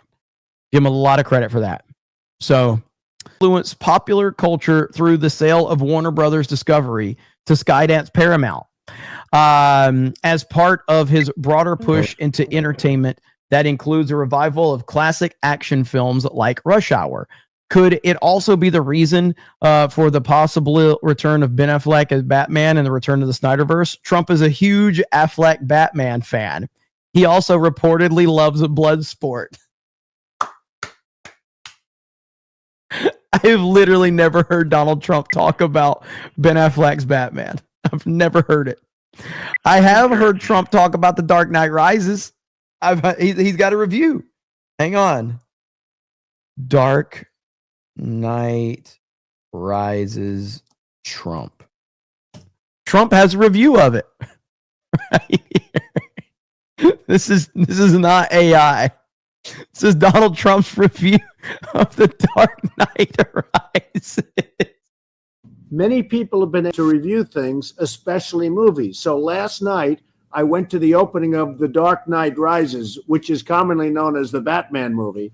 And I'll tell you, it was really terrific. But what was really amazing was the fact that the cinematography, what they did was incredible. You couldn't have done it 3 years ago. You couldn't have done it 2 years ago.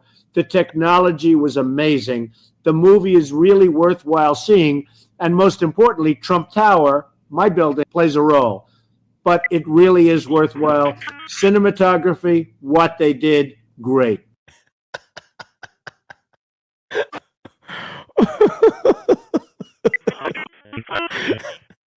Trump making movie reviews has got to be the best shit ever. Many people have asked me my opinion on the Dark Knight Rises. Trump, was it Ghostbusters? I think when he talked about that. This one right here. Right here. Remaking Indiana Jones without Harrison Ford. You can't do that. And now they're making Ghostbusters with only women. What's going on? What's going on? Oh my gosh, man. There's always a Trump moment. There's always a Trump moment. It doesn't matter what, you're going to find a Trump moment. Never fails. It really never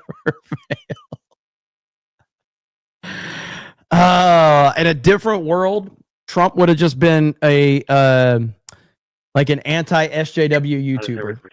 In a different time, Donald Trump just would have been anti-SJW YouTuber, putting, thumbnails with red laser eyes, all of that. It would have been great. And he probably would have been like one of the biggest YouTubers.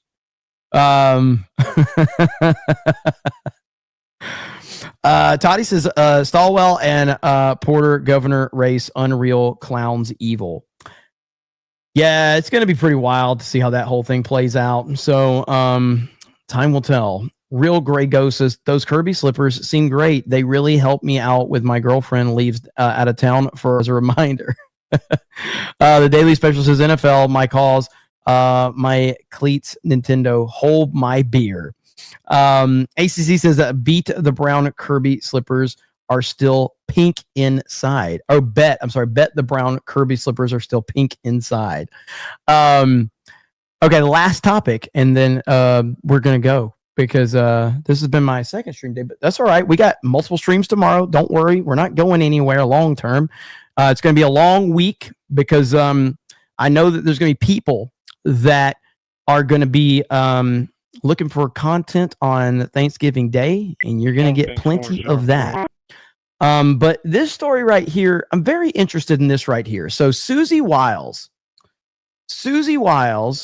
who basically runs Trump's administration for him, reportedly on the hot seat as Trump's chief of staff, changes in January up in the air. Admin, staffers, powerful Trump donors, consultants, and the MAGA base have singled out Wiles as siloing Trump away from his supporters, causing displeasure. I don't buy this at all. Trump loves Susie Wiles. I don't buy this at all. Is it like, I just don't. Now, again, it could, but I don't. Pam Bondi's a bigger problem than Susie Wiles. But I'm not going to pretend that I know a lot about Susie Wiles. But like, there's people that are talking about it. It's right here. Senior White House aides and cabinet secretaries are preparing for significant personnel shakeup. As sources close to the matter report that the president has grown increasingly frustrated with the administration's economic messaging, among other issues. The changes could involve the chief of staff as early as the new year. This story is developing. I don't know, man. We'll see. But the story is getting some traction right now. So I wanted to talk about that briefly. I mean, ultimately, the proof is in the pudding. And we go back to something that I talked about earlier. This is the proof. And right here. President losing Republicans. No, look, this is still Donald Trump's Republican Party, and we can see it here. It's like a rock, to quote Bob Seger. I mean, take a look here. Republicans who approve of Trump. 6 months ago, it was 87%. Now, Well, hello. It's the same number. It's 87%. He has not lost any support among Republicans compared to 6 months ago. As I said at the beginning, he's like a rock. He's like a rock. The Republican base is sticking by Donald Trump at this point in time. It really is interesting to watch his overall approval rating go down, down, down, down, but see this be completely constant here. It is among independents. It is not among Republicans. Okay, so how does this compare to past presidents in a second term? Yeah, okay. I think this gives the game away, right? Which is Donald Trump, if you look. So again, at this point in the second term, Donald Trump is blowing the competition away. So again, could there be some issues within the administration? Yeah, but I don't think that they're that widespread. And I'm not willing to buy sources on this. I'm just not. But this story, I think, is going to pick up some traction. So that's why I went to geeksandgamers.com. Does that mean I was unhappy with geeksandgamers.com? No. The same people that were working on Geeks still there. Alex is still running the website. But we brought different people in, and we are working with that Park Place and Jonas and those guys to bring a different kind of approach to the website. And we've seen great results. That doesn't mean that I was unhappy, but this is the way that the media tries to portray every decision that Trump makes. They're going to try and spin it into chaos. They're going to try to spin it into negativity. Just because you make changes doesn't mean that you are unhappy. But that's how I think this is going to be, viewed upon if he does make any changes. The 21st century president's own party approval at this point in term two. Who leads the pack? It's Donald John Trump. 87% of Republicans approve of Donald John Trump. You go back to 2013, 78% of Democrats supported Barack Obama, and it was 78% of Republicans who supported George W. Bush back in 2005 at this point. So Donald Trump has the biggest own party. The MAGA Civil War, guess where that's at? Guess where that is? No, Jeremy reads the chat. He just doesn't say it. Yeah, Rick, of course. I try to read the chat as much as I can. I've got Rumble pulled up. I've got Kick pulled up. And let's see. And of YouTube. So yes, I have all of these. But yes, right now, Trump's looking really, really good in his second term. I think he's very happy.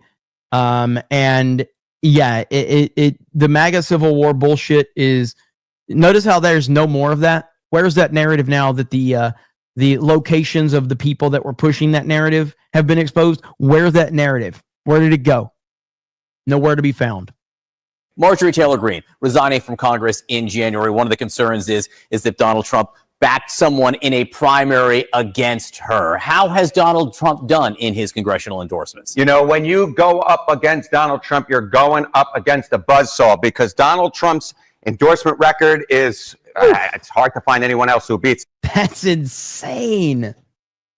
98%, 95%, 96%. Insane. And yet the narrative is that Trump doesn't have the pull that he used to have and all. It's just ridiculous. That times Trump endorsees won GOP primaries. In 2020, it was 98%. 2022, it was 95%. In 2024, it was 96%. And I will note, the majority of times that Donald Trump backed a challenger to an incumbent like Marjorie Taylor Greene, that challenger at the time. The bottom line is this. There was a real reason why Marjorie Taylor Greene decided, you know what, it's not worth the fight, because more times than not, when you go up against Donald Trump in a Republican primary, you lose. Not just more times than not, almost all of the times. Yeah. Based on these. All right, Marjorie Taylor Greene, she's saying she's not going to run for president, but there are other questions. She's not going to run for president. Well, okay, I take that back. She's a perfect example of someone that took full advantage of running for president and elevating himself to the place that he's at. Whereas DeSantis, for instance, who was the number one guy in the Republican Party not named Donald Trump, completely lost all credibility when he ran for president, because there was nothing to gain for DeSantis in that scenario. There was everything to gain for somebody like Vivek, but there was nothing to gain for DeSantis. Marjorie Taylor Greene will get absolutely embarrassed if she runs for president. Number one, because she's a fucking idiot. Number two, Trump is not on her side anymore. It just will not go good for her at all. It will be very bad. Harley Day for 20 says, many people have asked me about my opinion about Big Trouble in Little China. All I have to say is, Jeremy, are you at Chrissy's wilderness house? Why did she put you in the corner? I love how Trump now you're memeing on Trump, because should I just do videos just like I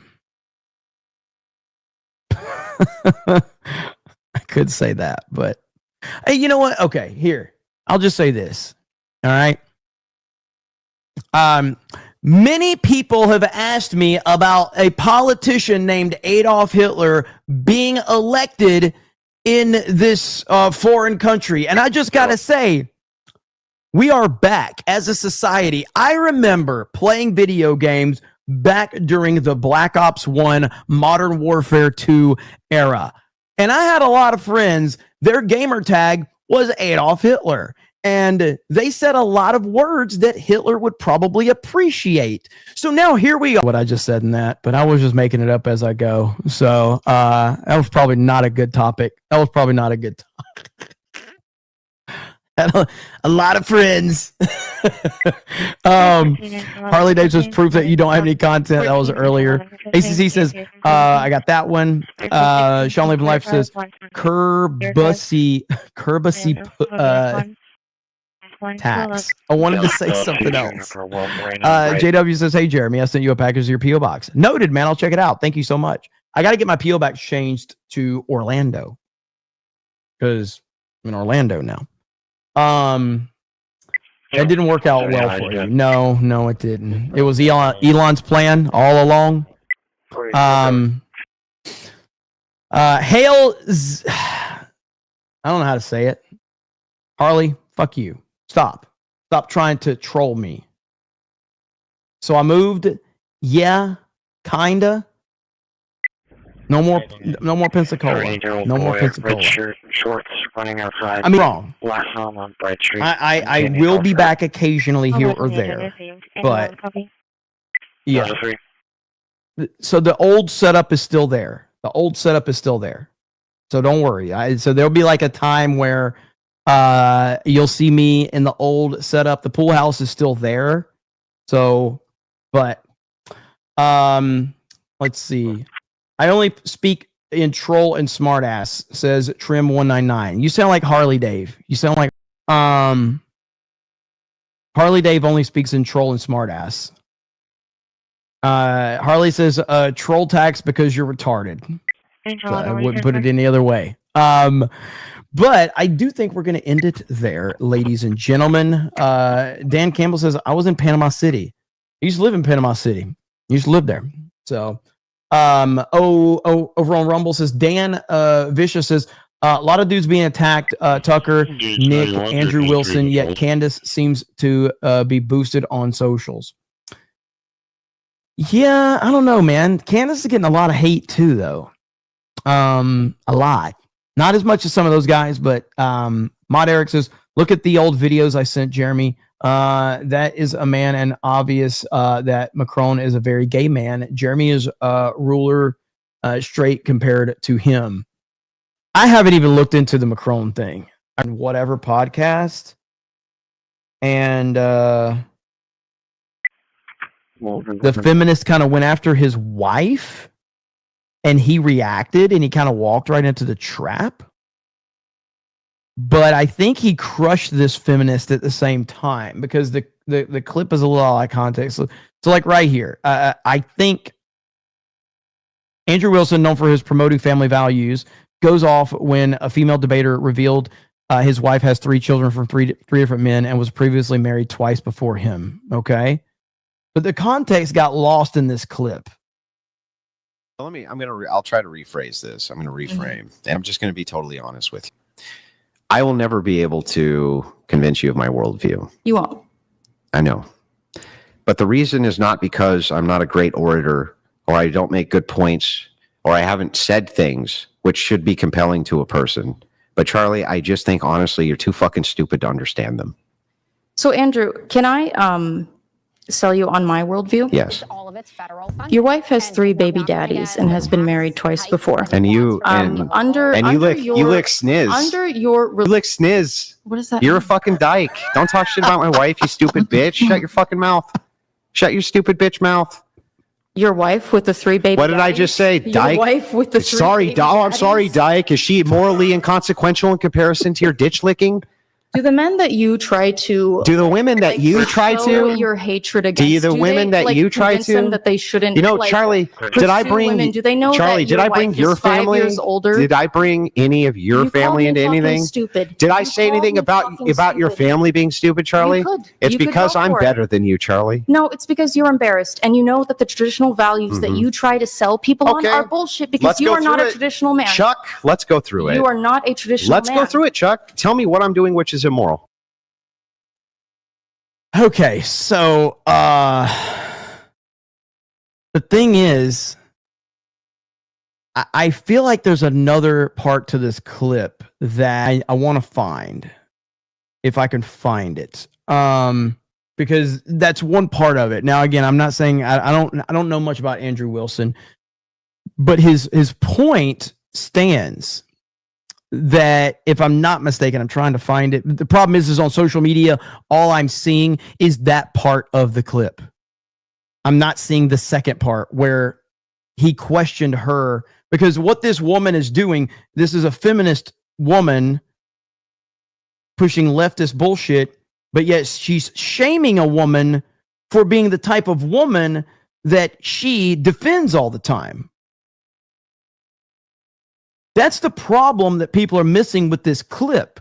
Now, again, I think Andrew Wilson does like debating all the time. He's obviously very good at it from what I understand, but him getting emotional in that situation, that's exactly what she wanted. And that's what the internet wanted. But ultimately, this woman is shaming another woman for doing the very things that woman says that woman has the right to do. You know what I mean? So that's what's so interesting about that. And I wish I could find someone that put the further context to it. If somebody has the further context, please give me the clip to it, because all I can find is these viral fucking clips. Let me see. I want to keep looking for it because these clip channels are just crushing him and not giving him full context on it. Damn it. Yeah, I wasn't even planning on doing this, but somebody brought up Andrew Wilson in chat. So, give me a minute.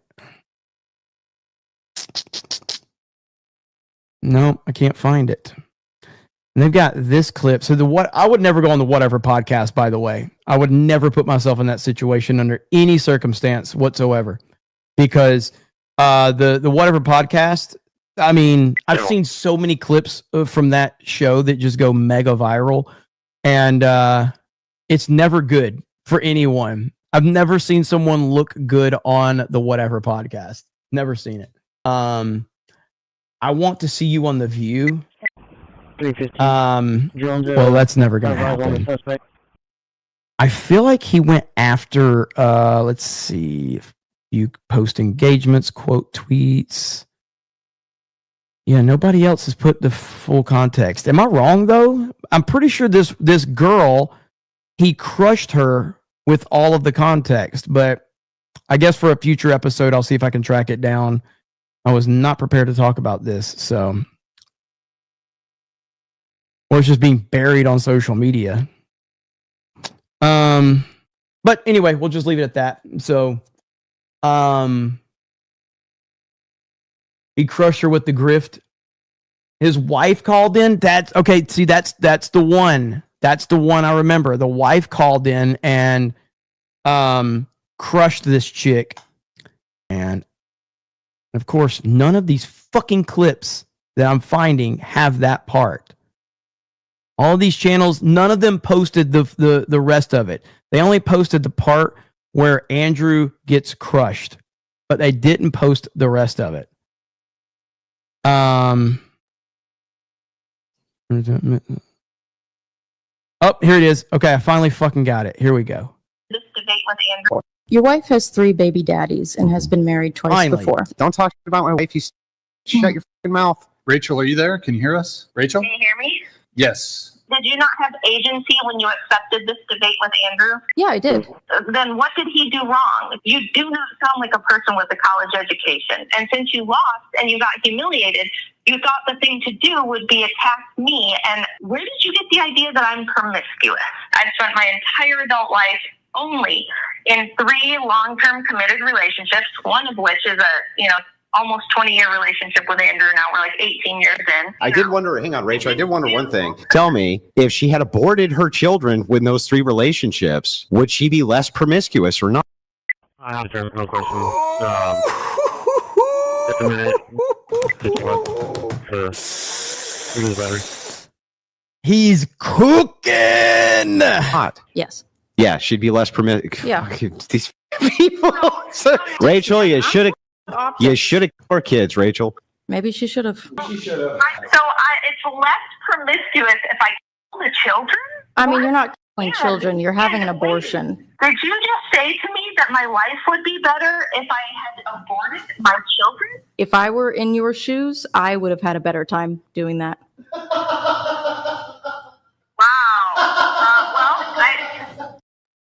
Your wife has. Does that add more context to it?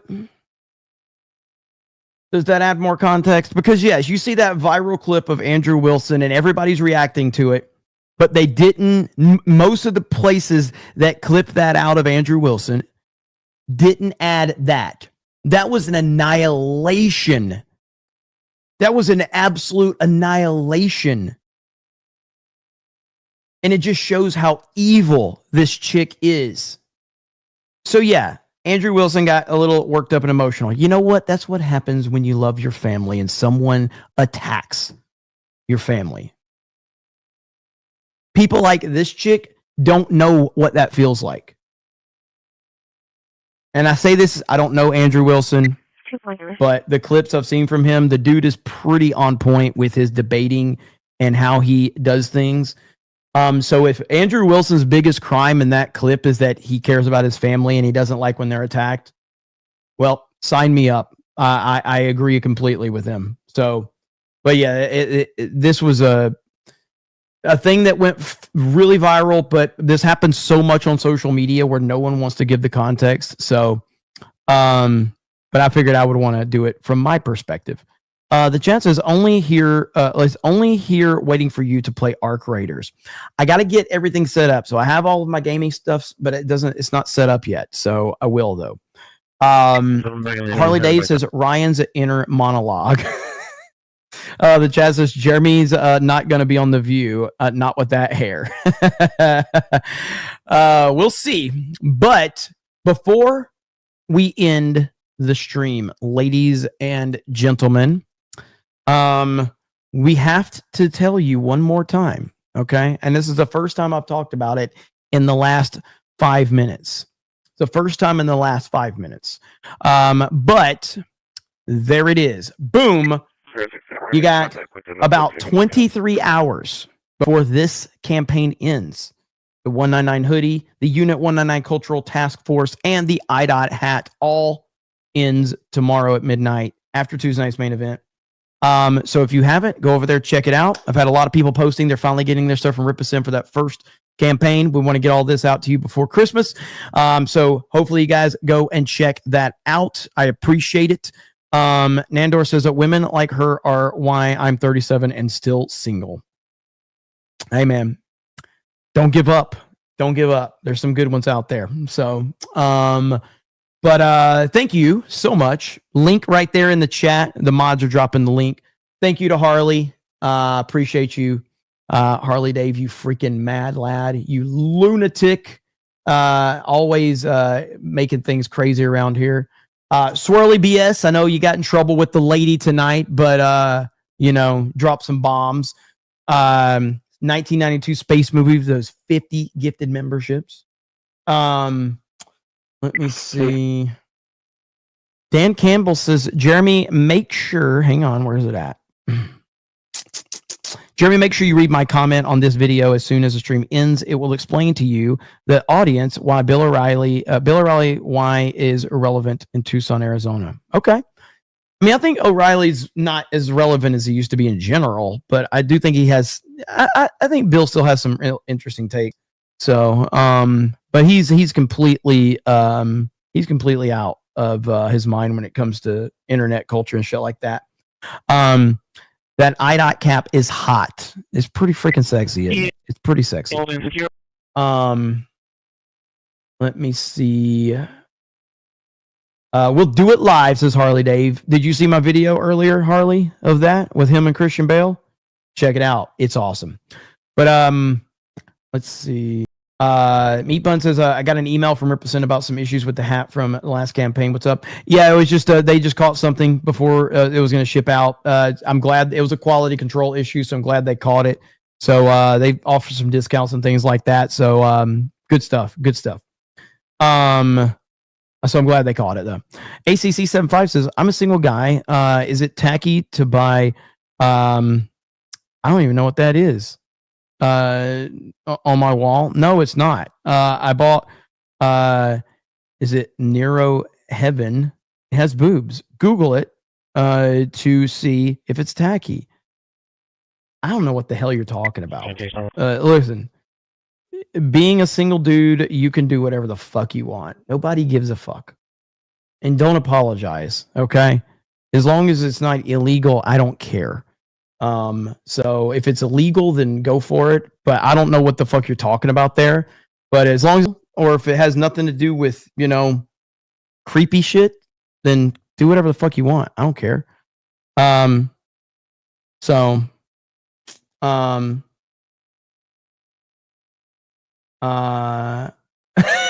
Yeti Master Yoda says, but if you want women coming over, I'd say no. Yes, tacky. I don't know what it is he's talking about. I have no idea. I says, as long as it's legal, go for it. So, all right. So we're going to end it there. Oh, I got somebody in my Kick chat. Look at that. And you showed up there. I can highlight you. So, Savvy would probably approve. Oh God, if Savvy would approve, then I don't approve. Never mind. I retract whatever I said. So I retract whatever I said. So if Savvy would approve, I don't.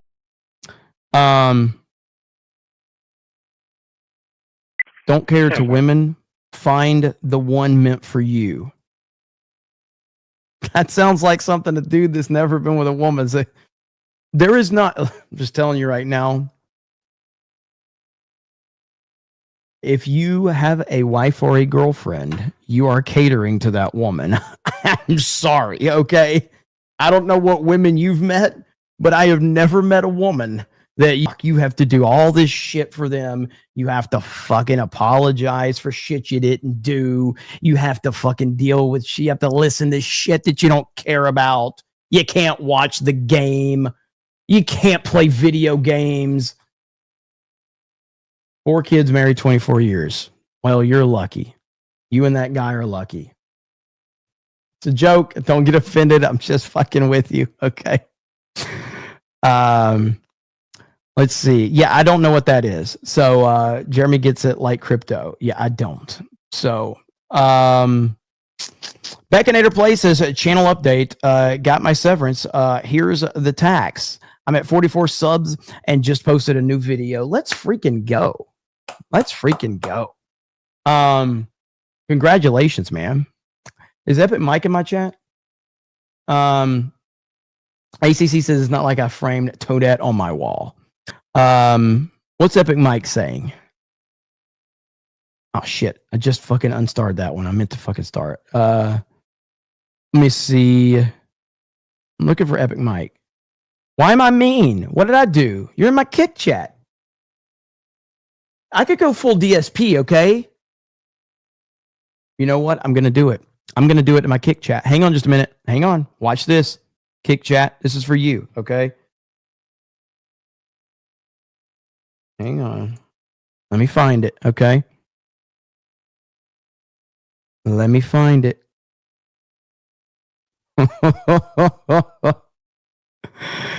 right, hang on. I did ask for me to intercom. Basically, everyone. So, I hope that you guys enjoyed the stream. This is for everybody on Kick, okay? And thanks to those again who supported. And what I mean by that is, basically everyone but the Kick viewers, because there was zero support on Kick today. Zero. I mean it. And I hate to say it, 220, the guy whose name is a detractor meme, comes in and says, "Oh, I'm not going to support Phil anymore because of the way that he's talking to Kick Chat." Fuck you. Fuck you. You fucking piece of shit to come in my chat and try to derail when I have a premiere stream. And I say to you, what I was talking about on Friday night had nothing to do with you. You weren't even here. I was talking to the trolls in chat. He does it on purpose. His name is 220 for a reason. You know it's fucking the same fucking guy. You know. So fuck you. All right. If that's your issue, don't fucking come back. We don't need time for your bullshit. Okay. Seriously, what a fucking piece of shit. He comes in and he has to fucking say that. I literally tell him to his face, this has nothing to do with you. This is to do with the people who are here trolling on Friday night. And then he comes in while I'm playing this game trying to distract me. Oh, I'm never going to support Phil again. No, you're right. You're not. Because if I see you, you're banned on fucking site. Fucking dunce. You can come up here with a anyway. $1,000 gift card just to work. Banda says 80% of his customers are He's so entertaining. It's unbelievable. or keep the vehicles they bought from Epic Mice is breaking news. Jeremy is gay. Pluribus is awesome, though. Pluribus is amazing. It really is amazing. I can't wait. I still need to watch episode 4, but first 3 episodes are fascinating. Harley Davis is Kick Chat Tax. Yep, Kick Chat Tax. As well as driver's licenses. No one on Kick supported the stream at all today. has those impact on if you can't register the car. JD Miles, Will this CBS continue? News, Texas. Because the thing is, I like co-streaming, and some of the Kick people have been nice and have been supportive. You know, notably, your future stepdad is someone, and there's people who come by from time to time. They're not on every stream, but every once in a while they come and they support on Kick, and I appreciate it. All right, but I just don't get what has changed, because literally nothing has changed at all, except now people, I think they're going to turn my Kick Chat into a troll meme place. You're not. I can't stop watching this shit. I'm just going to continue to ban all your sock accounts and laugh at you. Okay? So hopefully we will actually get some support on the late stream tonight. The late stream tonight is going to be more Tormented Souls 2, continuing on with survival horror. All right? By the way, if you're wondering why is this doing this, because the frame reset, because the wireless went downstairs. Actually, let me see if I can fix that now. I can't believe that he is not self-aware, dude. If DSP was self-aware, he'd be the greatest streamer in the history of the internet. Like, there just would be nobody better. Dead and Dug Up says, I got some ideas for a DDC shirt design. Are you guys interested in that? And if so, where do I send them? Yes, absolutely. Send it to Tommy@geeksandgamers.com. You can copy Jeremy at geeksandgamers.com if you want. Tommy at geeksandgamers.com. And you can throw mine in there too. But yeah, Tommy will look at it. And if he's interested, you know, that'll be something we'll look at. But he'll bring it to me. So the chat says, Jeremy, is that your Alabama brother? Epic Mike says, paying my own lurker tax. Shout out to Drunk 3PO. Look at that. Not only is Epic Mike here, we got a shout out to Drunk 3PO as well. So, you know, that's okay. Tommy with a Y. Yes. Tommy with a Y. Not Tommy like, I don't know, Tommy IE. Is that it? Yep, there it is. Jessica's got it. So, all right. So thank you guys so much. We're going to end it there. Again, one last time, check out the merch if you're interested. Other than that, I'll probably go live tomorrow during the day. No promise, but I'll try to go live before main event. And then we got Tuesday night's main event tomorrow. Should be a good one. I cannot wait. It's going to be awesome. Alex Arrowcave says Meta PC code Epic Mike. But thank you so much. Awesome stream tonight. You guys are the best chat in the history of the internet, and it's not even close. Barry says, W stream fella. Thank you. But I'll see you guys tomorrow. So have a good night, and we will talk to all of you later. Bye, everyone.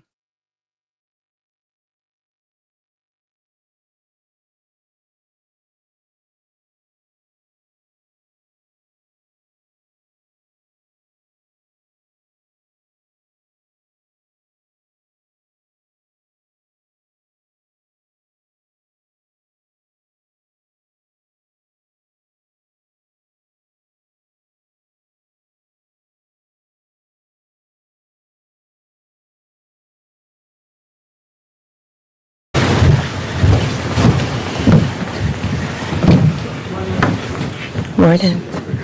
Hi. All right. Good afternoon. Today, the Justice Department is proud to announce new developments in our ongoing investigation into Ryan James Wedding. Wedding is the former Olympian from Canada who is now the leader of a transnational criminal enterprise. He's currently on the FBI's and has been top 10 most wanted list. He controls one of the most prolific and violent drug trafficking organizations in this world. He is currently the largest distributor of cocaine in Canada. Wedding collaborates closely with the Sinaloa cartel, a foreign terrorist organization, to flood not only American but also Canadian communities with cocaine coming from Colombia. His organization is responsible for importing approximately 60 metric tons of cocaine a year into Los Angeles via semi-trucks from Mexico. To put that in perspective, 60 metric tons is approximately the weight of 40 standard cars. Imagine that. That's how much cocaine, the weight of 40 cars, he is bringing into our country a year. In the course of the investigation, more than 35 individuals have been indicted. Over 2,000 kilos and numerous weapons have been seized.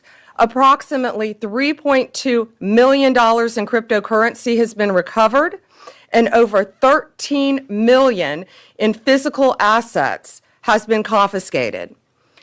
Wedding is also accused of murdering a federal witness who was indicted in 2024.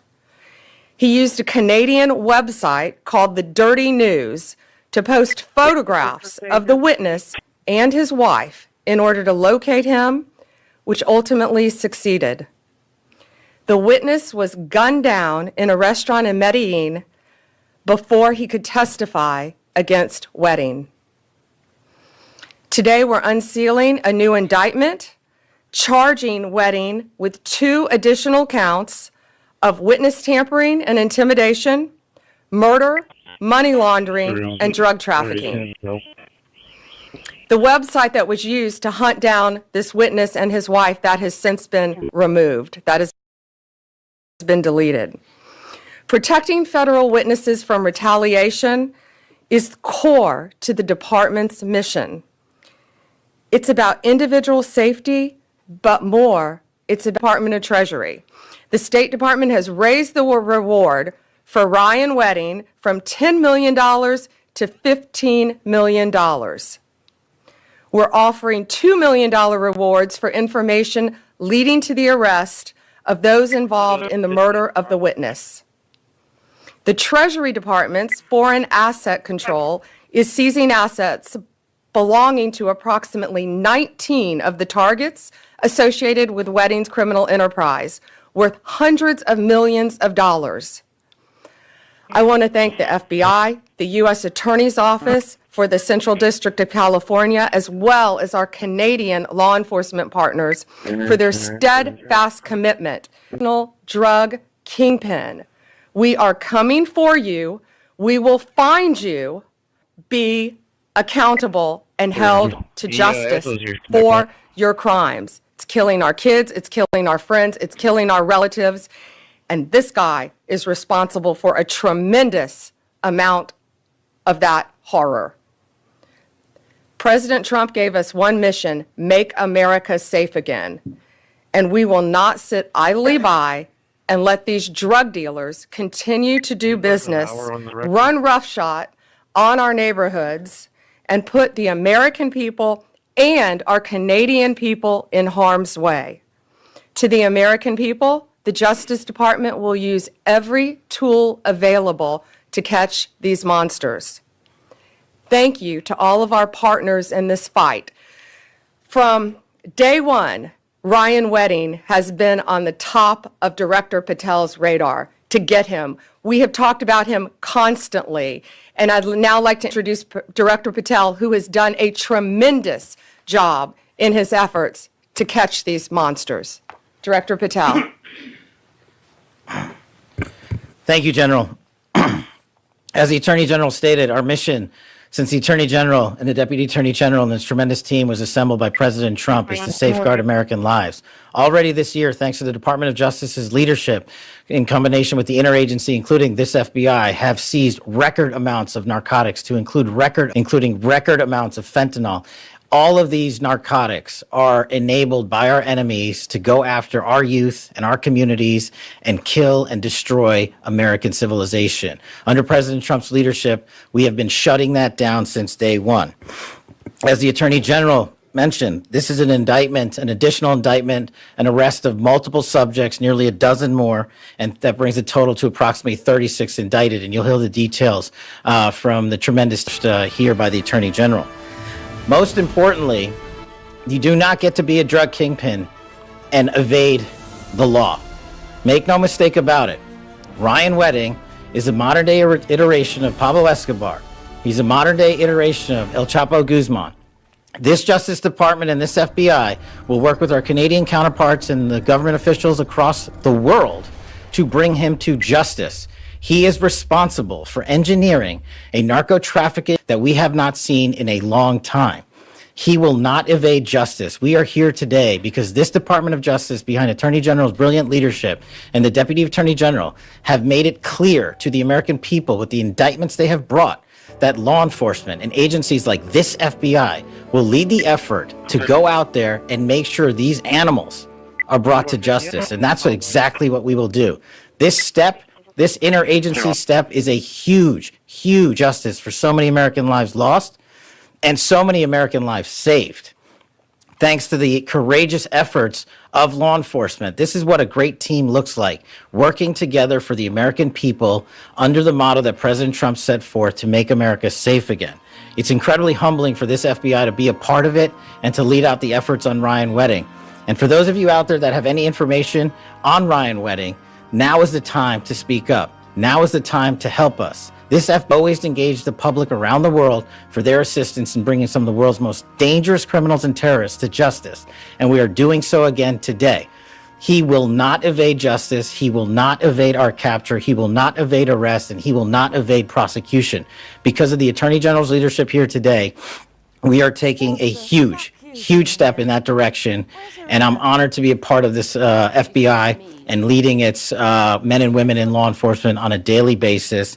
It's really one of the best things I've ever encountered. And the teamwork is something I just want to stress more than anything. Our federal, state, and local partners have bonded together like never before to bring you these results that we've talked about these last 8-9 months. And today is just yet another example of a historic achievement for the Trump administration in safeguarding American lives. And with that, I'd like to turn it over to the Assistant Director in charge of our Los Angeles field office, Akil Davis, for some more details about the FBI's work. Thank you. Good morning. My name is Akil Davis, Assistant Director in charge of the FBI's Los Angeles Division. Today we are here to highlight the success of the FBI's Homeland Security Task Force in which this operation fell under. Our Homeland Security Task Force is made up of several federal agencies along with state and local counterparts. We work closely with RCMP, as you're going to hear from later, to target the Ryan Wedding drug trafficking organization. Make no mistake, Ryan Wedding is extremely dangerous. He's extremely violent and he's extremely wealthy. He's being protected by the Sinaloa cartel along with others in the country of Mexico. We will find him, and we will bring him to justice. He is so important to the efforts of the United States government that the State Department has put up a $15 million reward for his capture. Let me say $15 million reward for his capture.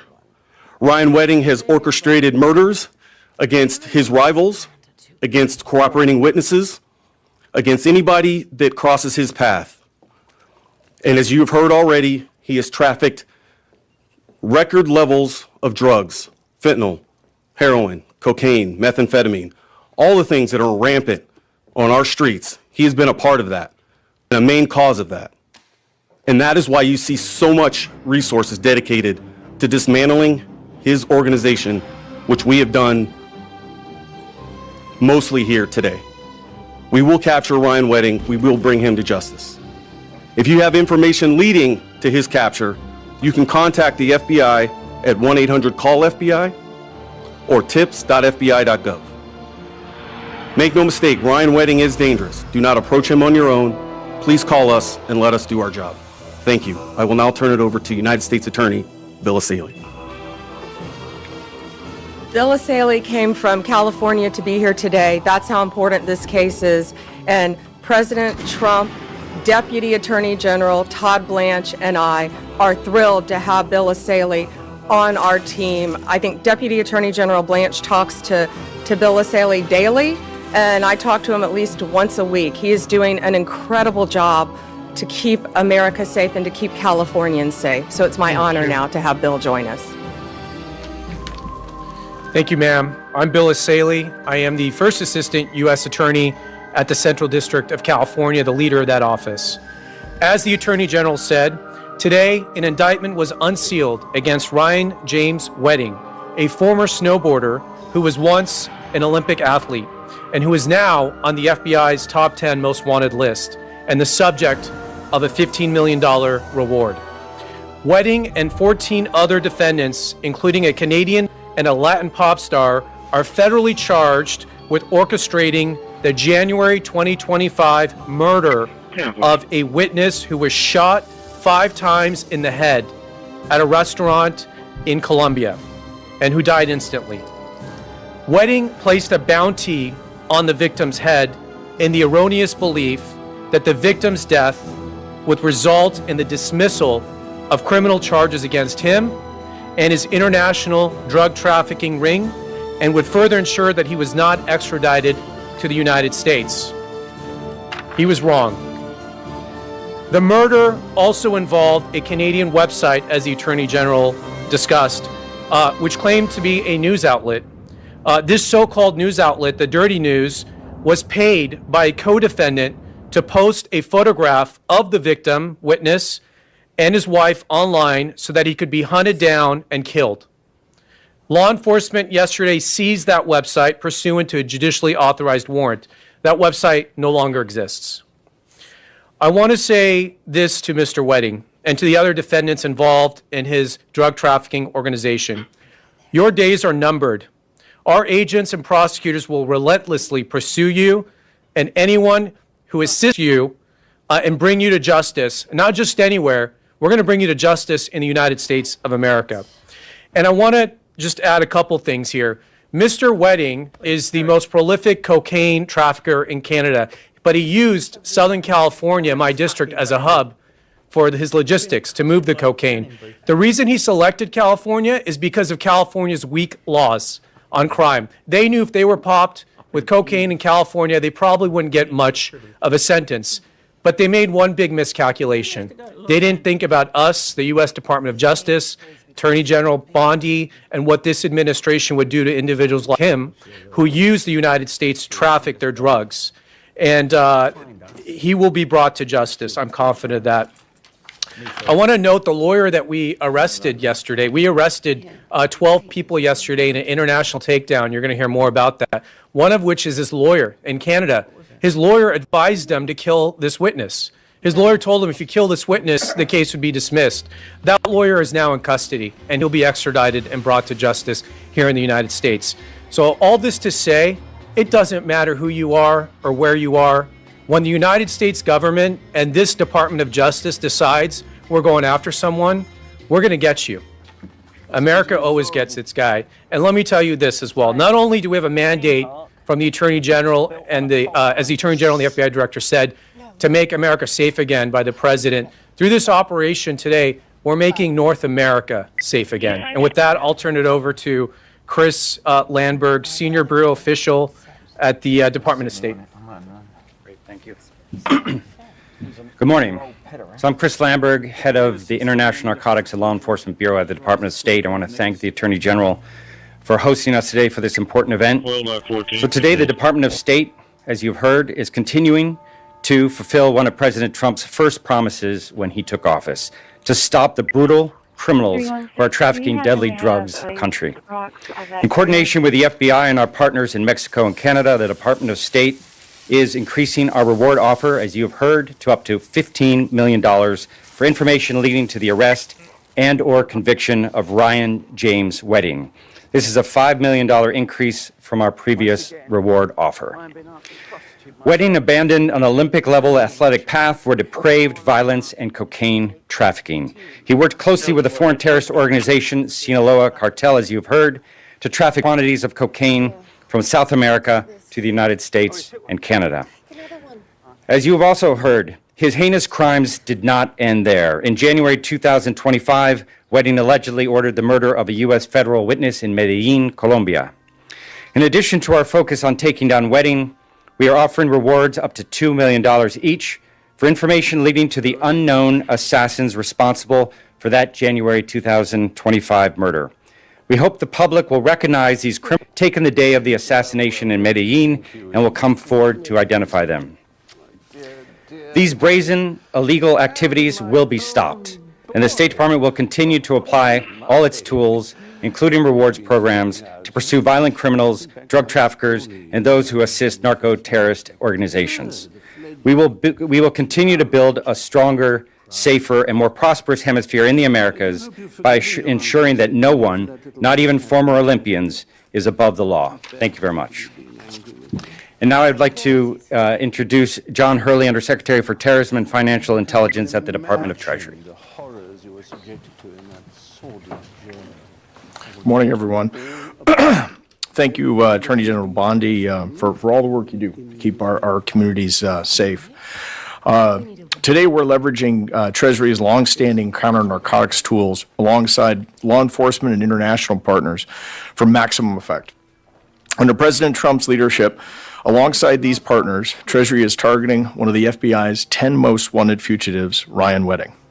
This action is part of a broader administration effort to stop the flow of deadly narcotics into the United States, a crisis that has taken far too many American lives. Ryan Wedding is responsible for moving, as the Attorney General said, multi-ton quantities of cocaine through Colombia and Mexico for distribution in the United States and Canada. He's also believed to have ordered dozens of murders around the world. Wedding operates through a complex web of individuals and companies to launder his drug proceeds, using everything from front businesses to luxury cars to cryptocurrency. Today, Treasury's Office of Foreign Asset Control imposed financial sanctions on Wedding and his network. These targets span the globe and have enabled his criminal enterprise by laundering money, providing protection and intelligence, assisting in murders, and even training hitmen. Our sanctions are designed to cut Wedding and his network off from the U.S. and international financial system and to help put activities. Most importantly for Treasury, U.S. and international businesses are now on notice. Should you choose to assist Wedding by materially supporting him and his network, we will find you, cut you off from the U.S. financial system, and help our DOJ partners bring you to justice as well. I'll close with this. President Trump, Attorney General Bondi, Director Patel, our other interagency partners, and Secretary Bessent are leading the fight against narcotics trafficking. The Trump administration will never stop fighting to protect the American people, and we at Treasury are very proud to contribute to that mission. And I'll be followed by Michael Duham, the Commissioner of the Royal Canadian Mounted Police. Thank you. Good morning, everyone. Mike Duhane, Commissioner of the RCMP. I want to begin by thanking Attorney General Pam Bondi for inviting me for this special announcement. I'd quite say historical announcement as well, considering what we're dealing with. I'm pleased to be here today to highlight significant results by the FBI and the Royal Canadian Mounted Police, better known as the RCMP. As Director Patel mentioned, the RCMP and FBI have been working together to disrupt and target organized crime affecting both our countries and other countries around the world. No single agency or nation can combat transnational organized crime alone. This is why strong, trusted partnerships are essential. Just as we continue to illustrate, part of the FBI Operation Giant Slalom, the highest level of organized crime were targeted for their involvement in a range of serious crimes, as you heard earlier, from drug trafficking to murder to conspiracy to commit murder and continuing criminal enterprise. The RCMP in Canada, as well as its office located in Bogota, Los Angeles, and Mexico, worked closely with the FBI throughout the investigation. Yesterday morning, the RCMP and Ontario Provincial Police proceeded by arresting 7 Canadians with ties to the Wedding organized crime group. I want to emphasize that our work is not done. Fugitive Ryan Wedding remains one of the top threats to Canadian public safety, and as per the previous indictment, continues to run an over $1 billion a year criminal enterprise. I would also like to take the opportunity to thank everyone in the RCMP, the FBI, and U.S. Department of Justice who have spent the last 2 years and countless of hours away from their family to get the job done when it looks at Operation Giant Slalom. Thank you for your partnership and protecting Canadians, Americans, and people around the world. Thank you. There's one thing I wanted to add. This is an announcement, and we're up on a hard stop. We can take a few questions if you have them. But first, wait, I want, Director Patel, will you add something about his description for us, please? I don't know if we really got that he could also change his description, or Akil. Go ahead. Thanks. Yes, let's turn these around.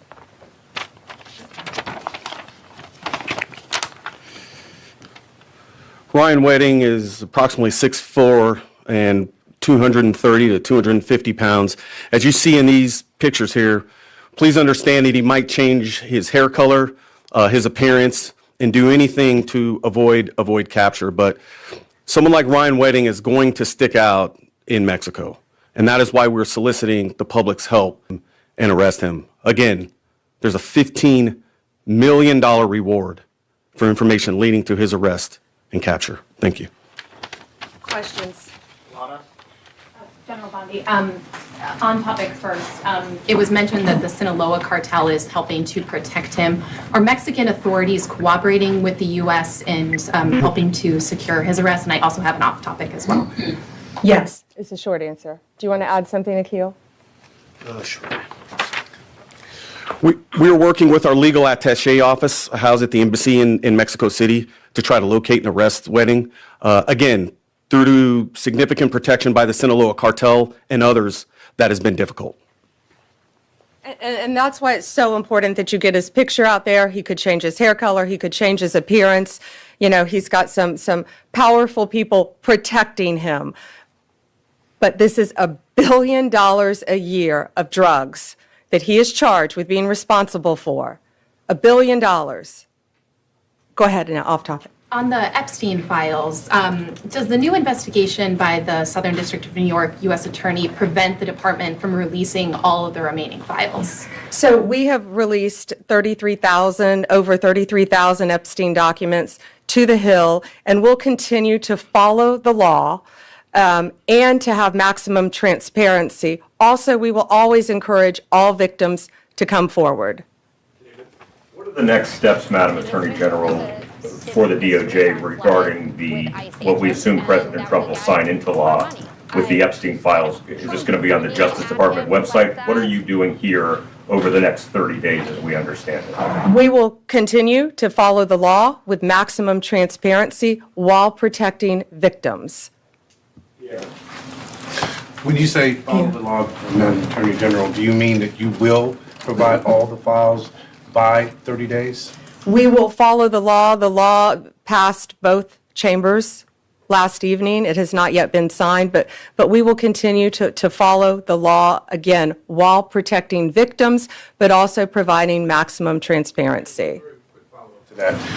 Madam Attorney General, the DOJ statement earlier this year saying that the files would not release mentioned the fact that the review of the documents and the evidence did not suggest that any additional investigation of third parties was warranted. What changed since then that you launched this investigation? Information that has come for, information. There's information that, new information, additional information, and again, we will continue to follow the law, to investigate any leads. If there are any victims, we encourage all victims to come forward, and we will continue to provide maximum transparency under the law. Wedding, Madam General. On Ryan Wedding, you mentioned. Excuse me. Madam Attorney Sure, General, Kelly. the issue with the new information that you just indicated, is the department seeking information perhaps from the Epstein estate because Mr. Blanche did not have that information when he interviewed Ghislaine Maxwell? What new information, and would you limit the new investigation to just those named persons that the president talked about, or is this a broad, open-ended investigation? I would refer to the Deputy Attorney General's post that he put out on X, and we're not going to say anything else on that because now it is a pending investigation in the Southern District of New York. But you're on point. Hard stop. One more question? Sure. President Trump has previously said that he may consider authorizing military strikes within Mexico to go after cartels. Given the importance of this case, I'm wondering if the DOJ is on the search for Ryan.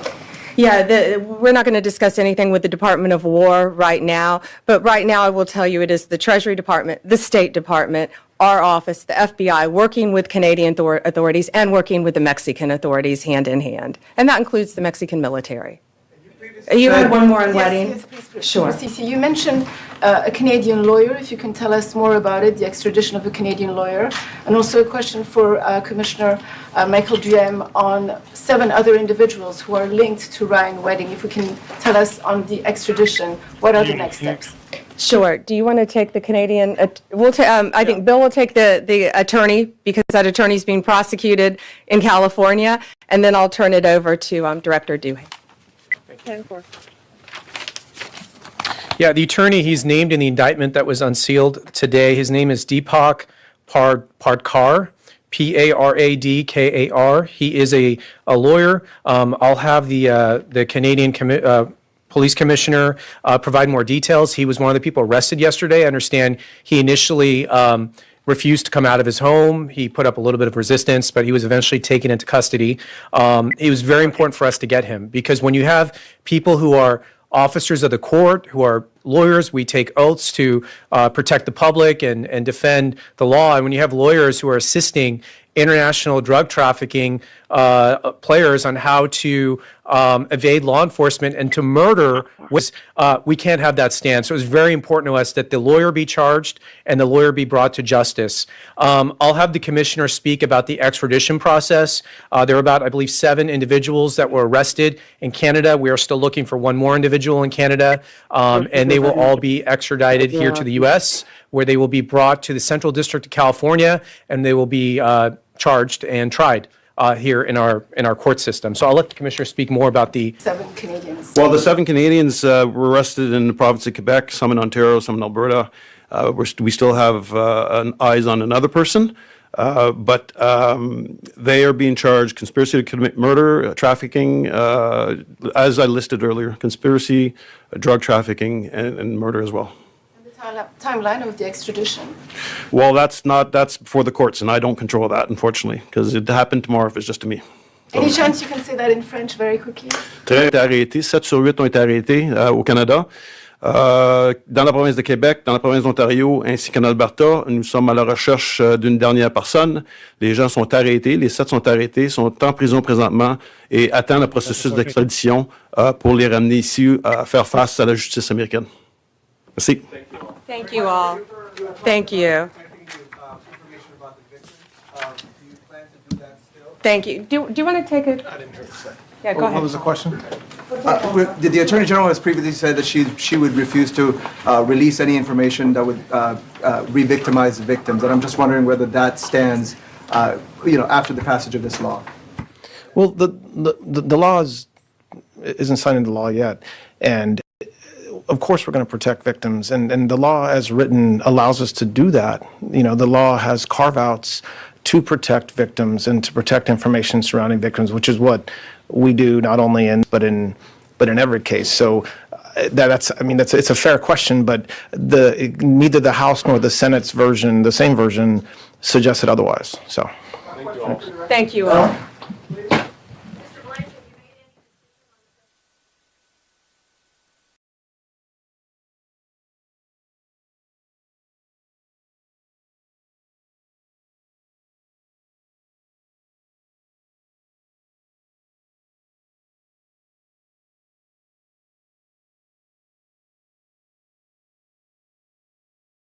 Terrorism is called to order. I want to welcome everybody to today's hearing, the title of which is A Time for Truth, Oversight of Meta's Foreign Relations and Representations to the United States Congress.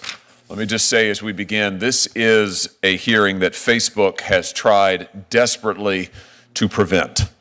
Facebook is one of the most powerful companies in the world, powerful companies in the history of the world, and they have stopped at absolutely nothing to prevent today's testimony. They've absolutely gone to war to try to prevent it. Our witness today is a whistleblower, and not just a whistleblower, but a longtime executive at Facebook. She worked directly with Mark Zuckerberg and Sheryl Sanders and the Facebook brass. She was a part of the Facebook brass, and they have gone scorched earth to prevent her from telling what she knows. They've sued her. They have sought a gag order against her. They have begged courts to take her book off of the shelves. They tried to get it stopped from being printed in the first place. They have threatened her, get this, with $50,000 in punitive damages every time she mentions Facebook in public. $50,000 every time she mentions Facebook in public, even if the statements that she is making are true. And even as we sit here today, Facebook is attempting her total and complete financial ruin. They are attempting to destroy her personally. They are attempting to destroy her reputation. And I think the question is why? Why is it that Facebook is so desperate to prevent this witness from telling what she knows? What is it that they are so afraid of? Well, we're going to find out today. And I think that we've already got a sense of it. Sarah Wynne Williams knows the truth about Facebook. That's what they fear. She knows that while Mark Zuckerberg now claims to be a champion of the United States and claims to be a free speech warrior, he in fact worked hand in glove with the Chinese Communist Party for years. He in fact made censorship his business model. He, in fact, developed censorship tools for the Chinese Communist Party to use against its own people. He, in fact, made Americans' own user data available, was willing to make it available to Beijing. The truth is, Facebook and Mark Zuckerberg have lied to the American people repeatedly. And I think as we'll see today, they have lied to Congress as well. It's time for this to stop. That's why this committee has launched a full-scale investigation into the potential illegal behavior of Facebook. Today's hearing is one step in that investigation. Ms. Wynne Williams' testimony is absolutely essential to that investigation. That's why we invited her to be here today, and it is why she accepted. Facebook does not want you to hear what she has to say. I dare say China probably doesn't want you to hear what she has to say. But we are going to get the truth, and we're going to get the truth starting now. I'm delighted to have with me the ranking member, both for the subcommittee and for the full Judiciary Committee, Senator Durbin, and I'll turn it over to him. Thanks, Chairman Hawley, for holding this hearing. Wynne Williams, for agreeing to testify, particularly under these circumstances. You join other whistleblowers, including Francis Haugen and Arturo Bejar, who have bravely come before Congress to detail how Meta, aka Facebook, one of the biggest companies in the world, consistently chooses profits and growth over people and safety. Meta chooses to target vulnerable teenagers to drive engagement and increase ad spending, knowing the risk it poses teen mental health. Meta chooses to feed its users inflammatory content to drive engagement and increase ad spending, knowing the harm it can cause. Meta chooses to put human rights concerns aside if it means access to more users, more growth, more dollars. During the time frame that Ms. Wynne Williams documents in her book, I was pressing Facebook on its potential cooperation with the Chinese government. I was chair in this room of the Human Rights and Law with a staunch Republican conservative, the late Tom Coburn. We held hearings on the human rights implications of big tech operating in countries with repressive governments and sent interrogatories to Facebook on the issue. The company flatly declined to appear, claiming they had nothing to say on the issue. Here's what I said in the hearing room at the time, quote, "We asked Facebook to testify and they said, we have no business operations in China and for that matter in most of the countries of the world," end quote. In retrospect, these comments from Facebook were disingenuous at best. In one chapter, Ms. Wynne Williams describes a board meeting where the company discussed ways to head off regulation and change the narrative surrounding Facebook. She writes that the board, quote, "gets into conversation about what other companies or industries have navigated with similar challenges, where they have to change a narrative that says they're a danger to society, extracting large profits, pushing all the negative externalities onto society and not giving back. Guess what model they chose? Big tobacco." That analogy is apt. Like big tobacco decades ago, big tech tells us their products do no harm. Like big tobacco, big tech tells us they can be trusted. And like big tobacco, they fight to prevent any regulation that might make them pay for the cost that their products impose on society. We have seen it time and time again in Congress. Any effort to regulate big tech is met with millions of dollars in ad campaigns, lobbying, and other opposition. But Congress has fought this battle before, and we have won. Almost 40 years ago, I was a member of the House of Representatives. I introduced legislation to ban smoking on airplanes. The tobacco industry fought it tooth and nail. Once that smoking ban went into effect, it wasn't long before smoking was banned in restaurants and public places. That one little law finally turned the tide against smoking in America, and it ultimately saved millions of lives. Thanks to people like Ms. Wynne Williams, I believe we're at a similar tipping point with big tech. The word is out. The shine is off. We can all see the harm big tech has caused, from enabling the spread of CSAM and harming teen mental health to facilitating repression in places like China and Myanmar. Last Congress, the Senate Judiciary Committee, which I chaired, unanimously, and that's a big deal in this committee, reported 5 bills to regulate big tech and require online platforms to protect kids. This is no easy feat in these polarized times. One of these bills was Stop CSAM, which I introduced with Chairman Hawley, and we're reintroducing it very soon. We'll do what it takes to get this bill to the president's desk so he can sign it. But we can't stop here, as Ms. Wynne Williams makes clear in her books. Companies like Meta won't do the right thing unless they're compelled to do it. That's why I will also join with Chairman Hawley, Senator Graham, and others to introduce a bill to sunset Section 230 of the Communications Decency Act.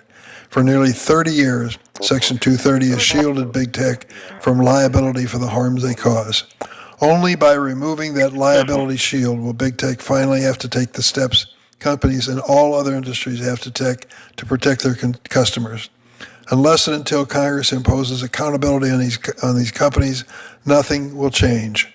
Children and society will continue to pay a price. I hope this hearing and Ms. Wynne Williams' testimony can once again shine a spotlight on the need to regulate big tech and build momentum. Thank you, Mr. Chairman. Thank you. We're delighted to have the chairman of the full committee, Senator Grassley, with us. And so I'm going to turn to Senator Grassley for an opening statement. Thank you, Senator. Thank you for exposing all this, or will be exposed. Thank you very much. In my 50 years as a member of the United States Congress, I've seen all kinds of whistleblower retaliation. I've seen it across all industries. The United States tech industry is no different. These tech companies sitting in those ivory towers in Silicon Valley look to silence whistleblowers. They want to keep these brave men and women from telling Congress, government regulators, and the entire American public about alleged wrongdoing, rooting out fraud, waste, and abuse, whether it's in government or in the private sector. Recently, I wrote to OpenAI about their efforts to silence whistleblowers. To address this, I'm working on bipartisan legislation to implement whistleblower protection in the artificial intelligence industry. Sadly, our witness, Ms. Sarah Wynne Williams, is facing down the barrel of a gun. Ms. Williams is a former employee, Facebook. According to her attorneys, Meta is threatening her with fines of $50,000 each time she makes a disparaging comment about the company. This can be easily abused to silence her for telling the truth. Thank you for bravely being here. This isn't the first time I've investigated a tech company for exposing America's data and sensitive technology to our adversaries. On September the 13th, 2022, as ranking member of this committee, I, along with Senator Durbin, held a hearing on those very issues. A Twitter whistleblower named Peter Zatko testified at that hearing. He disclosed to this committee that Twitter shared user information to foreign intelligence agencies, including the government of China. His disclosures made public that the FBI notified Twitter of at least one Chinese agent in the company. Now, what's different here now? Well, the Chinese didn't have to infiltrate Facebook. Facebook went to China. Ms. Williams has disclosed very troubling allegations. For example, she told my office that C-suite executives had Facebook rolled out the red carpet for the Chinese Communist government. According to our witness, executives agreed to provide the communists in China with access to user data and build data storage facilities in China. This would obviously involve America data. Allegedly, Facebook also built censorship tools to block certain content from Chinese users. According to Ms. Williams, Facebook also gave the ruling Communist Party and its People's Liberation Army briefings on artificial intelligence software. These briefings were done with the knowledge that they would assist the Chinese government in advancing its artificial intelligence program. These actions have and can have dire consequences. These disclosures to Congress are exactly how it ought to be done. This whistleblower, in my view, has absolutely done the right thing. Ms. Wynne Williams, I often say that whistleblowers are treated like skunks at a picnic. Unfortunately, you've experienced that already. Thank you for your courage and bravery for coming forward to Congress. We'll be conducting a thorough investigation and ask Meta to fully cooperate. I'll be in and out because of votes on the floor of the Senate. A few questions. You bet, Mr. Chairman. And now let me turn to my good friend and someone who has been a great friend of whistleblowers and also has been a champion in going after big tech, Senator Blumenthal. Thank you, Senator Hawley, and thank you for your leadership on this subcommittee and having this hearing, and also on the subcommittee that we chaired together on technology and the law, and I'm still hoping we will continue our work on AI. But your experience as a former law enforcement official, as Attorney General of your state, as I was of mine, gives you a solid backing and interest, and I think it reflects the importance of this subcommittee's work, that both the chairman and the ranking member of the full committee are here, and that we have a bipartisan group determined to get the truth.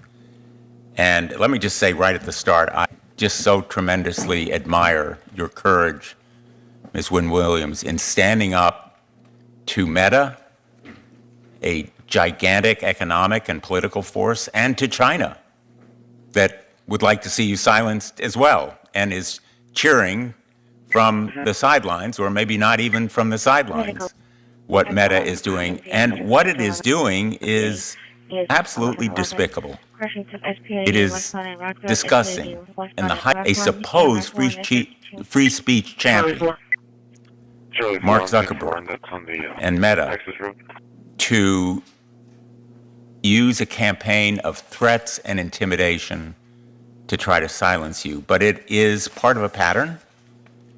Meta is trying to buy and even bribe and pander its way out of any accountability. It has donated dollars to Trump's inaugural fund. It started ripping up its policies on hate speech and letting fraud and abuse run rampant on its platforms. And appallingly, according to the Wall Street Journal, Zuckerberg has recently visited the White House 3 times to get the president to order the Federal Trade Commission to drop its antitrust case. Meta will stop at nothing to dispel and disguise and deceive. And it has done it to Congress. It has done it to Congress and to the American people. Meta lied about the generational harm it was doing to young people, suicide, eating disorders, and depression. In fact, as we know from another brave whistleblower who came to the Commerce Committee, one document provided to us showed that it was part of the Facebook, Meta, to, in effect, addict kids to toxic content and destroy their lives. One document you provided to us shows that Facebook's advertising division was developing tools to target teens that were insecure and depressed. It was literally attempting to profit from the pain of young people. When it was caught lying about these harms, Senator Blackburn and I introduced the Kids Online Safety Act, KOSA, a bill that passed the Senate on a 91-3. We're hoping it will pass again, and this time pass the House. The American people ought to be asking, has Facebook done anything to clean up its act? And the answer is no. It actually diverted its millions of dollars to try to stop KOSA. And it spent millions of dollars in lobbying to argue that antitrust and AI regulations harm national security. And unfortunately, all of this deception, and you might even say bribing, has been effective so far. But the American people are going to be pretty outraged that Mark Zuckerberg sold out America to China, that he imperiled our national security for a buck, that he compromised a highly significant American corporation, personal gain and profit. And your allegations and testimony matter tremendously because you have credibility. You have nothing left to lose. You have your integrity. Mark Zuckerberg has lost his through his deception. And he oversaw and personally approved of plans that undermined American national security because his own engineers warned him that operating in China would expose Americans to Chinese surveillance and censorship. So he not only risked our national security, but the individual security of everyday Americans. And they ought to be downright angry, outraged that he sold them out as well as America. He hid those risks from. He and other Facebook executives provided testimony in hearing after hearing after hearing that was misleading at best and false at worst. Meta has attempted to dismiss these allegations as just old news, nothing to see here, nothing new. Well, people watching and listening to you, Ms. Lynn Williams, will know the importance and impact of what you have revealed to the American people and to the world. I have opened an investigation with Senator Ron Johnson on behalf of the Permanent Subcommittee on Investigations, and we've demanded documents from Meta regarding its operations in China. The Permanent Subcommittee on Investigations is determined to use whatever tools and instruments and powers we have to get to the bottom of all of the facts here. And I really appreciate Senator Hawley's support for that investigation. He has joined our efforts. He's a member of the Permanent Subcommittee on Investigations. And I look forward to our bipartisan, and it will be bipartisan effort to continue this effort for truth. And again, thank you for being here. Thank you for your courage. And now let me introduce someone who's been a champion for privacy and for antitrust corporations, Senator Klobuchar. Thank you very much, Senator Hawley. And of course, thank you to Senator Durbin and Blumenthal. I was listening to all of you, and I was thinking how when we first started on this journey, it was pretty lonely. I think the first bill we did that I remember was the Honest Ads Act with Senator McCain, in which we simply tried to get disclaimers on political ads that were on the platforms. Facebook initially opposed it and then did support it at the end, last of all things because of all the lobbying. But since then, there has been this big coalition of people, I think based in part on, I haven't read your book yet, but from what I understand, some of the things that you have pointed out that have brought people with us of all political stripes. And part of this is just the pushback whenever we try to do anything on antitrust when it comes to self-preferencing products, and this is of all of the platforms together, the intense lobbying against any kind of movement, even for things the companies agreed to do in other countries. Or when we try to do something as simple as fentanyl, to try to put in place bills to make that be reported when it's being sold on the platforms. Senator Cruz and I lead the Take It Down Act that has gotten support from a number of the platforms, not originally, that I believe is going to pass through the House. It's already passed through the Senate for non-consensual porn, both AI created and actual. But there is so much more to do. And I just keep nearly every hearing saying, you know, if you want this to stop, then why don't you work with us in supporting some of these major bills outside of some of the ones that I mentioned. For too long, they have turned a blind eye when kids, as pointed out by the other senators, joined their platforms, used algorithms that would spread harmful content, and of course, provided a venue for drug dealers to the point where the former head of our drug enforcement agency said that the cartels in China and Mexico had basically harnessed, those were her words, harnessed the platforms. We know about the risks of mental illness, addiction, exploitation, even suicide for these kids that have their images. They put it out looking for a girlfriend or boyfriend, and they're so mortified and they're so young that we've had over 20 suicides in 1 year, according to the former FBI director. As you observed in your book, it really didn't have to be this way. They could have chosen to do it all differently and fix so much of what's been destructive, but they didn't. So we must. Thank you. Now let me introduce our witness. Sarah Wynne Williams is the former director of global public policy at Facebook. She's a former New Zealand diplomat and international lawyer who first joined Facebook after pitching her own job. After leaving the company, she's continued to work on tech policy, including artificial intelligence. All of that you can learn from reading the back of her book.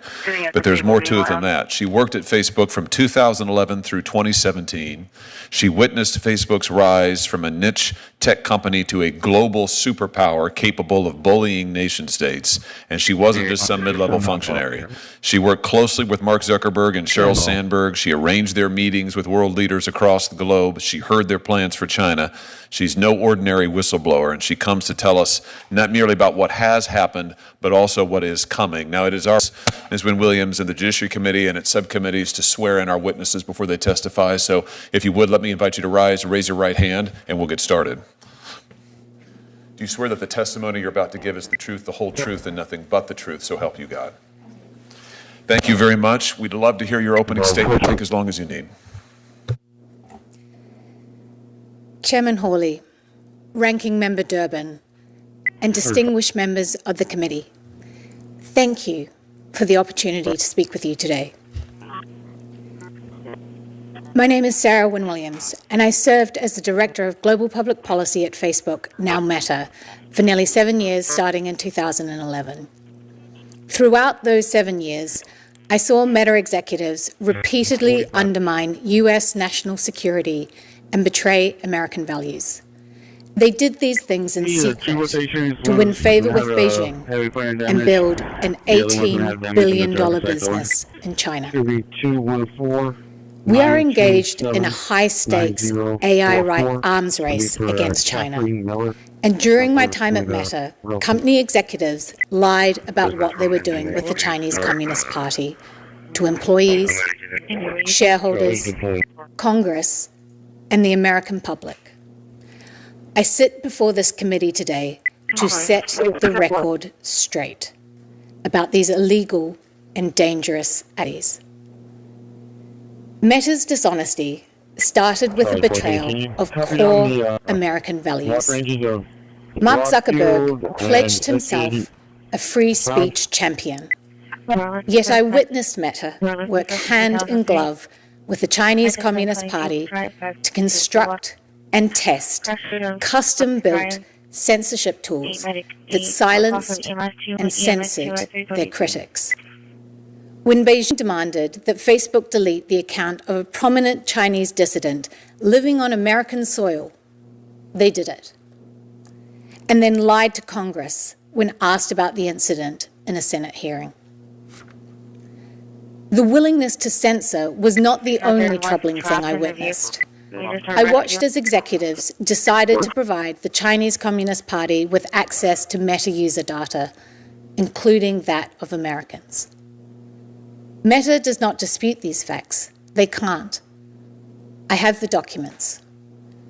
As recently as this Monday, they claim that they do not operate their services in China. Another lie. In fact, they began offering products and services in China as early as 2014. That hasn't stopped.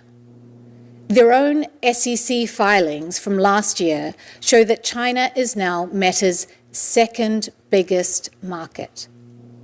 Meanwhile, Meta's AI model, Llama, has contributed significantly to Chinese advances in AI technologies like DeepSeek. Facebook's secret mission to get into China was called Project Aldrin and was restricted to need-to-know staff. There was no bridge too far. Meta built a physical pipeline connecting the United States and China. Meta executives ignored warnings that this would provide backdoor access to the Chinese Communist Party, allowing them to intercept the personal data and private messages of American citizens.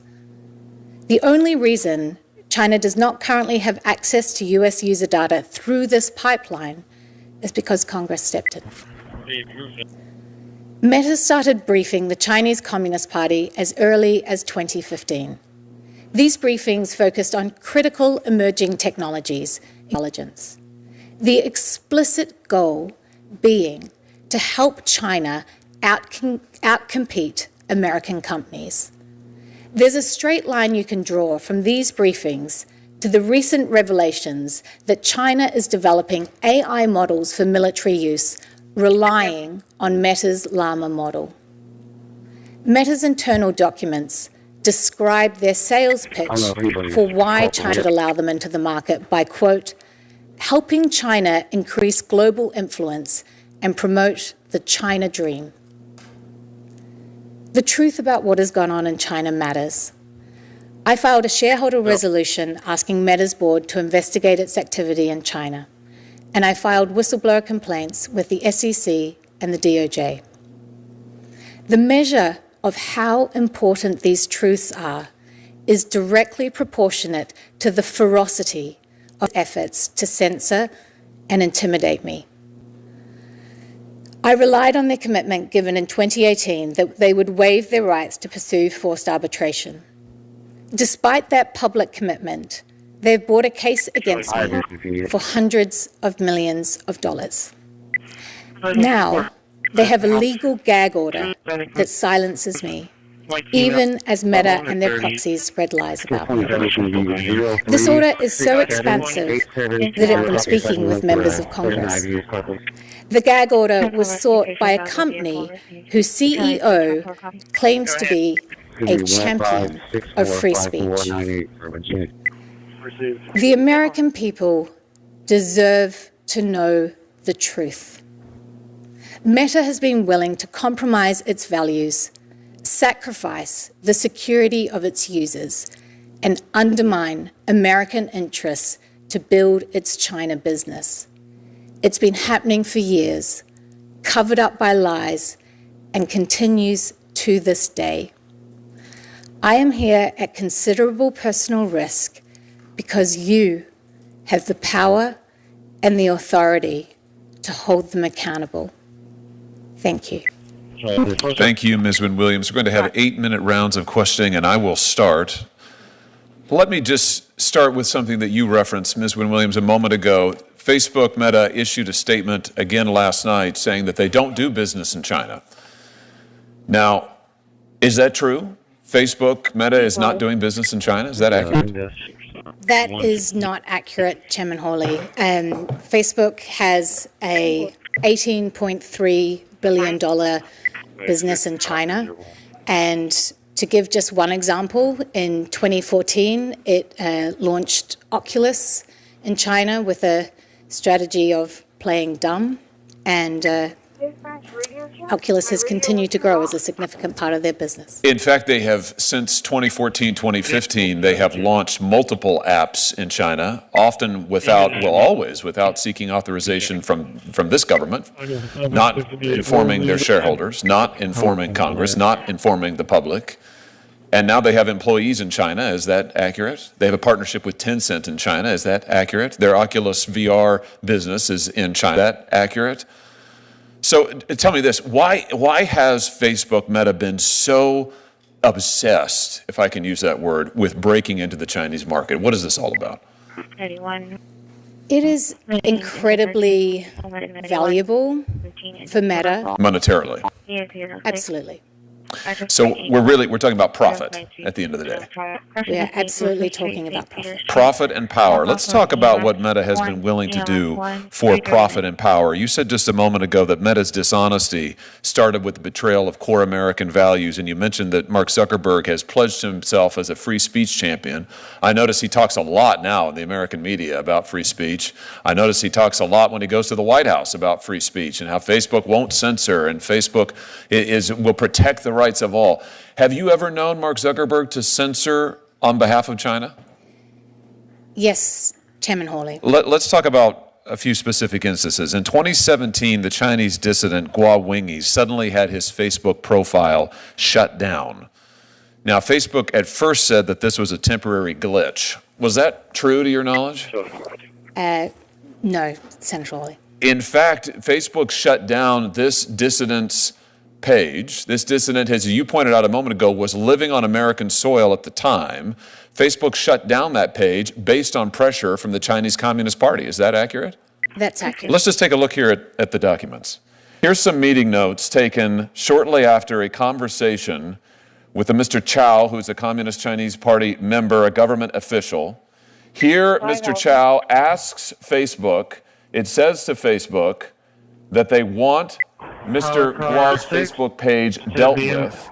The notes say that Chow wants Facebook in China, but there are others who don't, so we Facebook need to take measures and do more in such situations to demonstrate we can address mutual interests. And then they go on to list, here's what we could do. We could do nothing, we could say we can do something, or we can do even more than expected, but we need to provide a response to the Chinese Communist Party on what we can do. So here we have evidence of high-level contacts between Chinese Communist Party officials and Facebook asking for this dissident's page to be taken down, Facebook acknowledging this pressure, saying we need to do something if we want to get the party's cooperation, the government's cooperation. And what happened next? Well, Senator Hawley, one thing the Chinese Communist Party and Mark Zuckerberg share is that they want to silence their critics. I can say that from a personal experience. So I think they came to the right man. This led to a series of events where eventually this man on American soil was kicked off the platform. So in April of 2017, following these conversations, Facebook takes down the profile, bans it, of Mr. Guo. Then in September, they make that ban permanent. Now here's the really interesting thing. When Facebook's general counsel was asked about this directly under oath in a Senate Intelligence Committee hearing, he sang a different tune. Senator Rubio asked him directly, was there any pressure from the Chinese government to block his account? Was there any pressure to block his account? The general counsel, Mr. Stretch, no, Senator. We reviewed a report on that account and analyzed it through regular channels using regular procedures. Was this truthful testimony, Ms. Williams? No, Senator. It's in fact an outright lie, is it not? It is, Senator. We just saw the documentation. Facebook received not just a request, Facebook received direct pressure from the Chinese Communist Party and bowed to it and discussed it internally and planned it and then lied about it to Congress. Let's talk about what else they've been able to do in order to get this access to the Chinese market. Let's look at some more meeting notes. Here's a readout of a group of Facebook engineers offering to create a censorship regime that will allow Facebook to block all traffic the Chinese Communist Party doesn't want. Phase 0, this is an internal chat. Phase 0, we identify all traffic that are currently blocked in China and we, Facebook, block them. This is a test for us to see whether we can actually identify all traffic from China. And then the chat continues, yes, good way to build trust. And another conversant says, great stuff, guys, let's do it. What do they, give us some context here, Ms. Wynne Williams. What are they talking about doing here? When they say block all content that China wants, we, Facebook, do it for them. What are they talking about? They're talking about activating their censorship tools on behalf of the Chinese Communist Party. So Facebook creates censorship tools that will allow them to assume the burden, if you like, of censorship, where they will do all of the censoring that the Chinese government was doing. Facebook would do it on their behalf. Is that right? That's my understanding, sir. And here you have Facebook employees celebrating it. Good way to build trust. They mean build trust with the Communist Chinese Party, right? Correct, Senator. And great stuff, guys, let's do it. Meaning they greenlit this and went forward to see if they could make it happen. Is that accurate? That's my understanding, Senator. All of this, let's be clear, for a murderous regime in China, the most barbaric, most evil regime on the face of the planet, and our free speech champion, Mark Zuckerberg, is here with his team of engineers actively working to make Facebook censor on their behalf. Let me ask you this. What about user data, Ms. Wynne Williams? Facebook has said publicly many times, we would never compromise user data. It's a red line in the sand. We'd never do that. Never, never, never. Was Facebook ever willing to share user data with the Chinese Communist Party? Yes, Senator. In fact, they had a plan for that, didn't they? Here's some more documents, internal documents. Update, I spoke with the China team yesterday. They flagged a potential complication arising from our negotiations with the Chinese government. I emphasize this is a Facebook document now. These are Facebook executives. In exchange for the ability to do operations in China, Facebook will agree to grant the Chinese government access to Chinese user data. There it is in black and white. Facebook will agree to grant the Chinese government access to Chinese user data, including Hong Kongese user data. And then they talk about they're going to have to get their Hong Kong citizens to re-agree to terms of service so they can slide this right by them. This is extraordinary. Can I just ask you, Ms. Wynne Williams, was Americans' user data ever compromised? Or they ever planned to compromise American user data in any way? Do you know?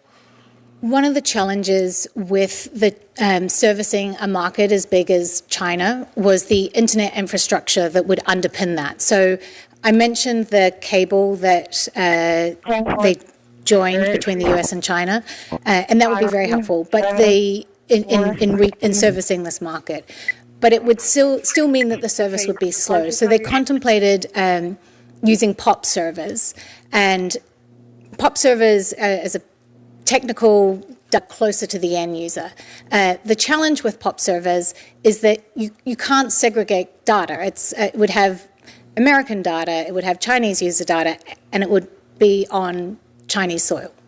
So I want to just be clear about this. Here in this document, Facebook is talking about making Chinese user data available to the Chinese government because they're going to store that data in China. Is that correct? Correct. But when you store that data in China, Americans who exchange messages or other information with Chinese Facebook users, that would mean the Chinese government could get access to the American data as well. Is that correct? Through the POP servers, potentially, yes. And Facebook was willing to take that risk? Yes, there was a lot of discussion about this, and ultimately, yes. I mean, this is extraordinary. This is exactly contrary to what Facebook has represented for years. Here, they're willing to build data centers, store data in China. They are willing explicitly to give the Chinese government access to it. And if that means that American user data is also compromised, they're willing to do that too. All for profits in China. There was virtually nothing they weren't willing to do. Chairman Grassley? And I'm only sitting over here because of your chart. I take very seriously adversaries having access to critical technology such as artificial intelligence, and I noted in my opening statement you made allegations about Meta's efforts to help China's government in that field. In your opening statement, you said that Meta's goal was to help China outcompete American companies. Can you explain why they would want to do this, and is there any documentation on that point? Thank you, Senator.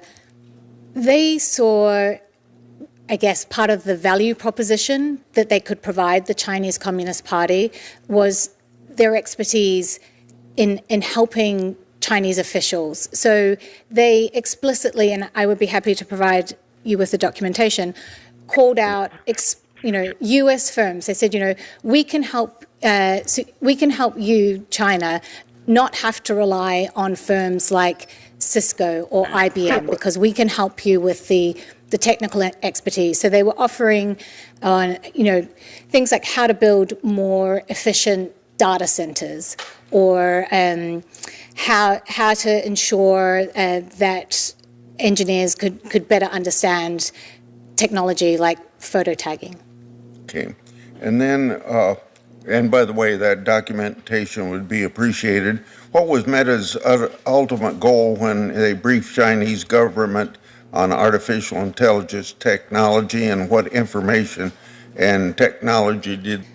So I think it links to this value proposition. Meta has some of the best minds of a generation. They've employed the smartest graduates working on cutting-edge technologies like artificial intelligence. So who better, if you're the Chinese Communist Party, to teach you about these technologies than Meta? In terms of understanding the extent of this, I think this is a really great area for your investigation. Now that Facebook has changed its name to Meta, is Meta currently providing the Chinese government with access to artificial intelligence technology? So it's been well reported that Chinese researchers have used the Llama model both for AI weapons and also Llama is part of what powers DeepSeek. Please describe for the committee how Meta planned to share data from American citizens with the Chinese government. And for example, did Meta have any agreements with the Communist Chinese government to provide them with the data? And if so, do they still have those agreements, as far as you can tell that you've been going from the company?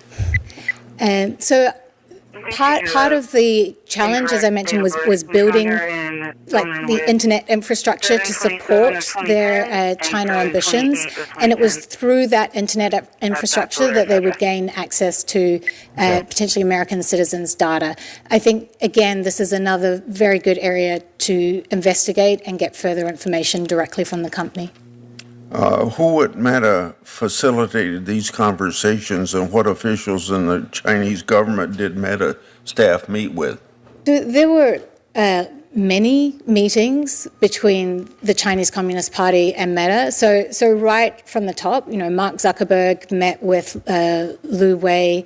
The most There were lots of visits back and forth between Beijing and Menlo Park. There were lots of meetings with senior Politburo, senior CCP members, and I'd be happy to provide more documentation on this to the committee. Okay. Then my last question follows on where Chairman Hawley left off. If there's anything that you can add to this, you don't have to repeat what you told him, but describe to the committee how Meta planned to share data from American citizens with the Chinese government and for I don't think I'm going to ask that question. I think you covered it well. Thank you, Senator. Thank you very much. Thank you, Mr. Chairman. Thank you, Chairman Grassley. Thank you for being here. Thank you for these questions. Ms. Williams, can I just go back to something you said a moment ago in response to Senator Grassley, and maybe let's just start at the beginning. So is it your testimony that Facebook executives and employees cultivated relationships with members of the Chinese Communist Party? Absolutely, Senator. And this happened over a period of years? This happened over many years. And did members of the Facebook executive team or other employees at Facebook, Meta, ever brief members of the Chinese Communist Party? Yes, Senator, regularly. Exchanged information with them? Yes, Senator. What are some of the topics that they covered in these briefings?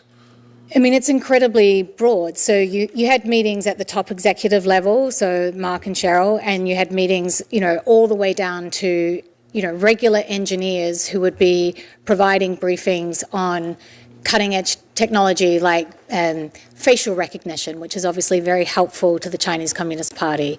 Facebook Live, as I mentioned, photo tagging, internet infrastructure, so how to build effective data centers. Facebook has a project called the Open Compute Project, which has 5 Chinese companies as a member of it.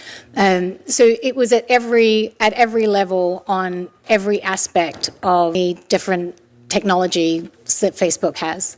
You testified a moment ago that one of the things that part of their value proposition to China was that they would help them, Facebook that is, would help China outcompete other American businesses.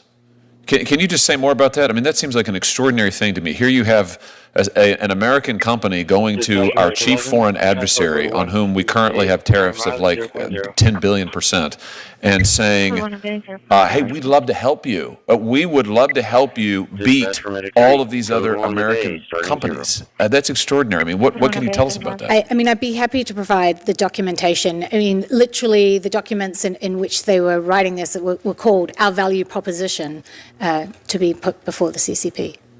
So was information related to artificial intelligence part of these briefings? I know you said that there were some sort of informal discussions, but did members of the CCP on artificial intelligence, to your knowledge? Yes, Senator. And again, was that a once-off, or was this a regular thing? Senator, I think this is a great area of investigation for your committee. So why would, you were at Facebook a long time, why would Facebook want to help China with artificial intelligence? I mean, what's the strategy there, do you think? What do you divine the intent to have been? I think there are lots so I think about the general focus of the company of wanting to help China. This is over a period of time where China was rapidly trying to increase its own technological expertise and trying to grow its own homegrown technology company. So it's incredibly valuable to have the brightest minds in the world show you how that technology works, and then I think at the moment, as you're aware, there's a debate in the AI community around whether open source models or closed models are more appropriate. And one of the considerations around that is national security. But it's not clear at this moment whether open source models or closed models will ultimately prevail. And there's a lot of money on the line. In some ways, you could say, it's helpful if you want open source to prevail to have a strong threat from a Chinese model so that you can say it's really important that America wins this and we're the American open source option. And I think you can see the way that strategically plays out. So what you're saying is Facebook's AI model, Llama, I think it's called, that's an open source model, is that right? Correct. And I think they just released Llama 4 or something just recently, the last few days. So that's an open source model. Many of the other American competitors, Salmon's company, for example, OpenAI, is a closed sourced model, closed source code. So Facebook has a fundamentally different take, an open source model. They're briefing the Chinese government, including CCP officials, on this model, on their information. And then we get the revelation of DeepSeek just a few months ago, China's sort of breakthrough on AI. Do you think that Llama had something to do with DeepSeek? Do you think that information sharing helped lead to DeepSeek? I think it's been widely reported that the DeepSeek model is in part based on Llama. And so just playing this out, if China's DeepSeek model, another open source model, I think, right, becomes the chief competitor to these other models in the United States, what you're saying is that it stands to reason, and this is something for us to look into certainly, but it stands to reason that in a way Facebook would benefit from that because you've got this threat in DeepSeek. Facebook is the only other really major American open source there. The others aren't built on that platform. So, Facebook's, their profile is raised, the significance of their model is raised, and maybe they become more important than ever. I mean, does that stand to reason? I think it's a winner-takes-all situation, and I think that would set up Meta in a very strong position. And as usual with Mark Zuckerberg and Meta, they intend to win and take all. Senator Blumenthal, if you're ready, I'll turn it over to you. Thanks very much, Mr. Chairman. In order to operate in China, the Communist Party requires American companies to register with authorities and host servers inside the country. And I think it's pretty well known that Chinese law requires that security services are allowed access to any data hosted within the country. Did any of Facebook's security team or its engineers raise concerns to management about Americans' private information being exposed to Chinese spying? Yes, Senator, they did. How did they do that? They documented their concern in a number of ways. They noted that this would happen, that the Chinese would get access to the data, and they also noted their concern in other discussions and other documentation, saying, my red line as a security engineer is to not be comfortable with this, but my red line is not Mark Zuckerberg's red line. Maybe you can explain what you mean by that. The engineer was saying that they were not comfortable with the way the China project was structured that would allow the Chinese Communist Party to potentially access American citizens' data. But in saying that, they noted that, that's a red line for me as a security engineer. That's not Mark Zuckerberg's red line. Did you sense he had any red line? I did not. If he did, you don't know what it was? I don't. If you have more information related to these spying risks, would you be willing to share it with the committee? I would, Senator. And Mark Zuckerberg was knowledgeable about the planning, and do you know whether he was knowledgeable about the risks as well? My understanding is that the risk is the hardest part of the plan, so it's unthinkable that he was not aware of the risk. Nothing happened here without his approval and knowledge. This was a project, any other project I worked on during my time at Meta, in that it was so centrally led by Mark Zuckerberg, and he was so personally invested in this project. He learnt Mandarin. He traveled to China more than any other country. He had weekly Mandarin sessions with employees. It's hard to overstate to any other project I experienced in my many years at the company. So there would be no credibility to his denying that he knew about the risks, he knew about the concerns raised by his engineers and his China team, and he was intimately involved in not only the planning and the engineering, but also in taking those risks. Senator, he was traveling to Beijing. In the documents submitted to the subcommittee, Facebook appears to have been willing to provide the data of users in Hong Kong to the Chinese government at a time when pro-democracy protesters were opposing Beijing's crackdown. Is that impression correct? And how did Facebook treat Taiwan or Hong Kong? So that impression is correct.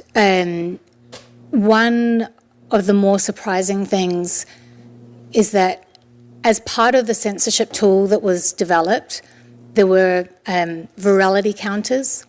So anytime a piece of content got over 10,000 views, that would automatically trigger it being reviewed by what they called the chief editor. And what was particularly surprising, the counters were not just installed, but activated in Hong Kong and also in Taiwan. Let me ask you, I raised in my remarks, and I know that a number of other colleagues did as well, the record of misrepresentation and deceit. One of our former colleagues, Senator Leahy, asked Mark Zuckerberg in 2018 whether Facebook would comply with Chinese censorship and surveillance demand. He even asked if Facebook had built censorship tools to enter the Chinese market, and Zuckerberg responded, I'm quoting, "Because Facebook has been blocked in China since 2009, we are not in a position to know exactly how the government would seek to apply its laws and regulations on content were we permitted to offer our service to Chinese users." Ms. Williams, was that accurate? That is not accurate. You know, hundreds of decisions had been made, and by 2018, they'd been in dialogue directly with the Chinese Communist Party for 4 years. The fact is, by 2018, Facebook built, it even turned on censorship and surveillance tools that it developed for Chinese security officials, correct? It developed, and those Chinese Communist Party officials tested the censorship tool and would give feedback and say, this needs to change, or we need this, or we need confidence that you can capture images and filter images we don't want seen. You know, we talk a lot about 1984. Facebook developed a virility counter tool that directed any posts of over 10,000 views to be reviewed by an Orwellian-named, quote-unquote, chief editor. Is that correct? That's correct. And was the chief editor's geographic reach limited to mainland China, or did they plan to cover other locations? They plan to cover Hong Kong and Taiwan, is my understanding. So their surveillance operation was directed at Taiwan? That's my understanding, Senator. And Hong Kong? That's my understanding. Was the editor-in-chief's or the chief editor's power limited to reviewing viral posts? Oh, no, it's extensive power. The chief editor would be able to turn off the entire service in specific regions, for example, Xinjiang, or would also be able to turn off or manage the service on significant anniversaries like the anniversary of Tiananmen Square. So the chief editor, a creation of Facebook, was an Orwellian censor that applied to locations outside mainland China, to Taiwan and Hong Kong, to people not within the legal jurisdiction of China, but also obviously the Chinese themselves. And it was designed and implemented by Meta and Mark Zuckerberg. Correct, Senator. Even though its very existence was denied before this committee in 2018. That's correct, Senator. Silicon Valley companies are famous, as you know, for their moonshot programs, such as Google X. In recent years, Mark Zuckerberg spent billions of dollars on the metaverse and AI. He even named or renamed the company as part of a pivot to focus on that technology. Did Facebook engage in any moonshot efforts in China? And were these efforts walled off or protected from the Communist Party? They did, Senator, and I'd be happy to follow up with the committee on this point. You'd prefer to follow up privately? Yeah. Just one last question. I'm interested in how much of a national champion Meta actually is for the United States. Did Facebook share information about its facial recognition, artificial intelligence models, and other sensitive technologies to Chinese security officials? In other words, did it share that significant technology regarding facial recognition and other surveillance methods? Look, the greatest trick Mark Zuckerberg ever pulled was wrapping the American flag around himself and calling himself a patriot and saying he didn't offer services in China while he spent the last decade building an $18 billion business there. And he wrapped the flag around himself even as he disclosed sensitive technologies that enabled the Chinese to gain the upper hand on surveilling its citizens, but also the upper hand in engaging with us. And he continues to wrap the flag around himself as we move into the next era of artificial intelligence. Thank you, Mr. Chairman. Thank you, Senator. Senator Blackburn. Thank you, Mr. Chairman. I am delighted that we are having this hearing today. I thank you for this. And Ms. Wynne Williams, I want to thank you for stepping forward and for speaking. Senator Blumenthal and I last year brought forward the Kids Online Safety Act, and this is a piece of legislation we have worked on for years. It came through the Senate on a 91-3 vote.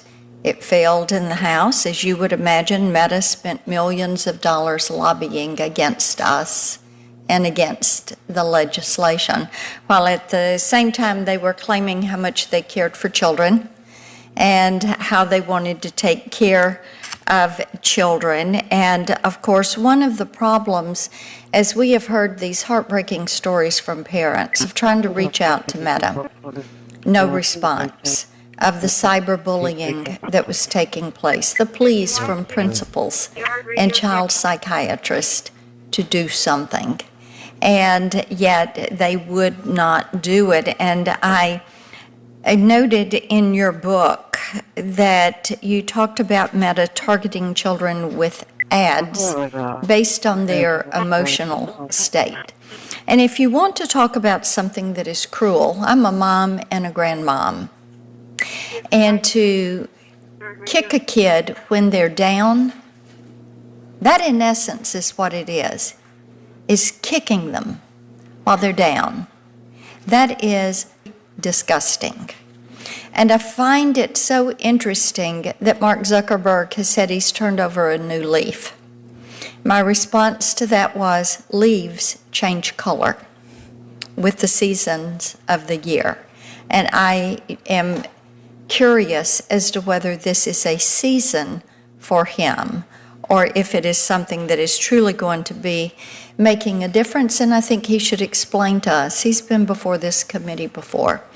It truly is. Now, one of the things we found out from other whistleblowers, and you mentioned in your book, that Meta's statement denying it engaged in targeting children was a flat-out lie, and the company had refused to audit these activities. We've heard that from other whistleblowers, that they were doing research and they knew what was happening, but they were so given to the dollar and having children as the product that themselves, children were addicted, but also Facebook and their leadership team had become addicted to the power that they held and to the money that they were making.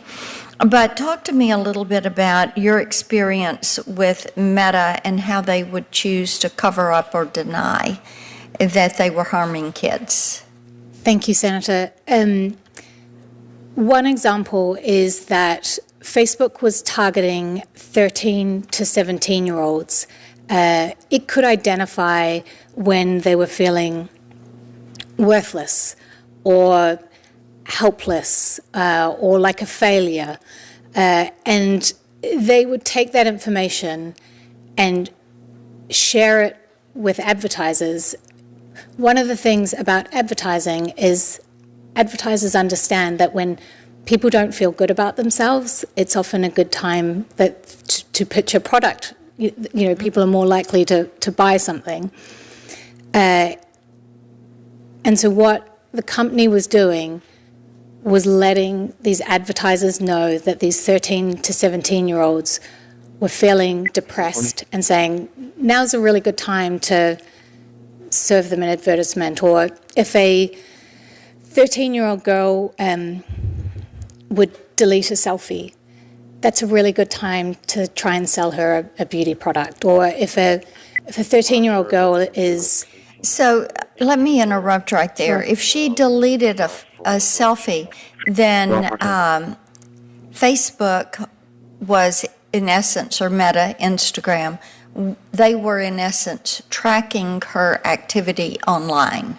And that was then shared with advertisers. So they didn't stay given specifically to their app. They traveled in the child's phone. Absolutely, sir. Okay.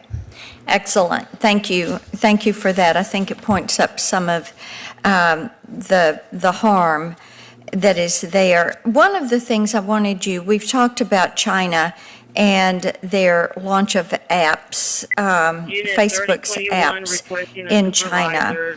I wanted to see if you could elaborate on the type data that would be found on Facebook servers located in China and the broader implications of allowing the CCP to have access to that data.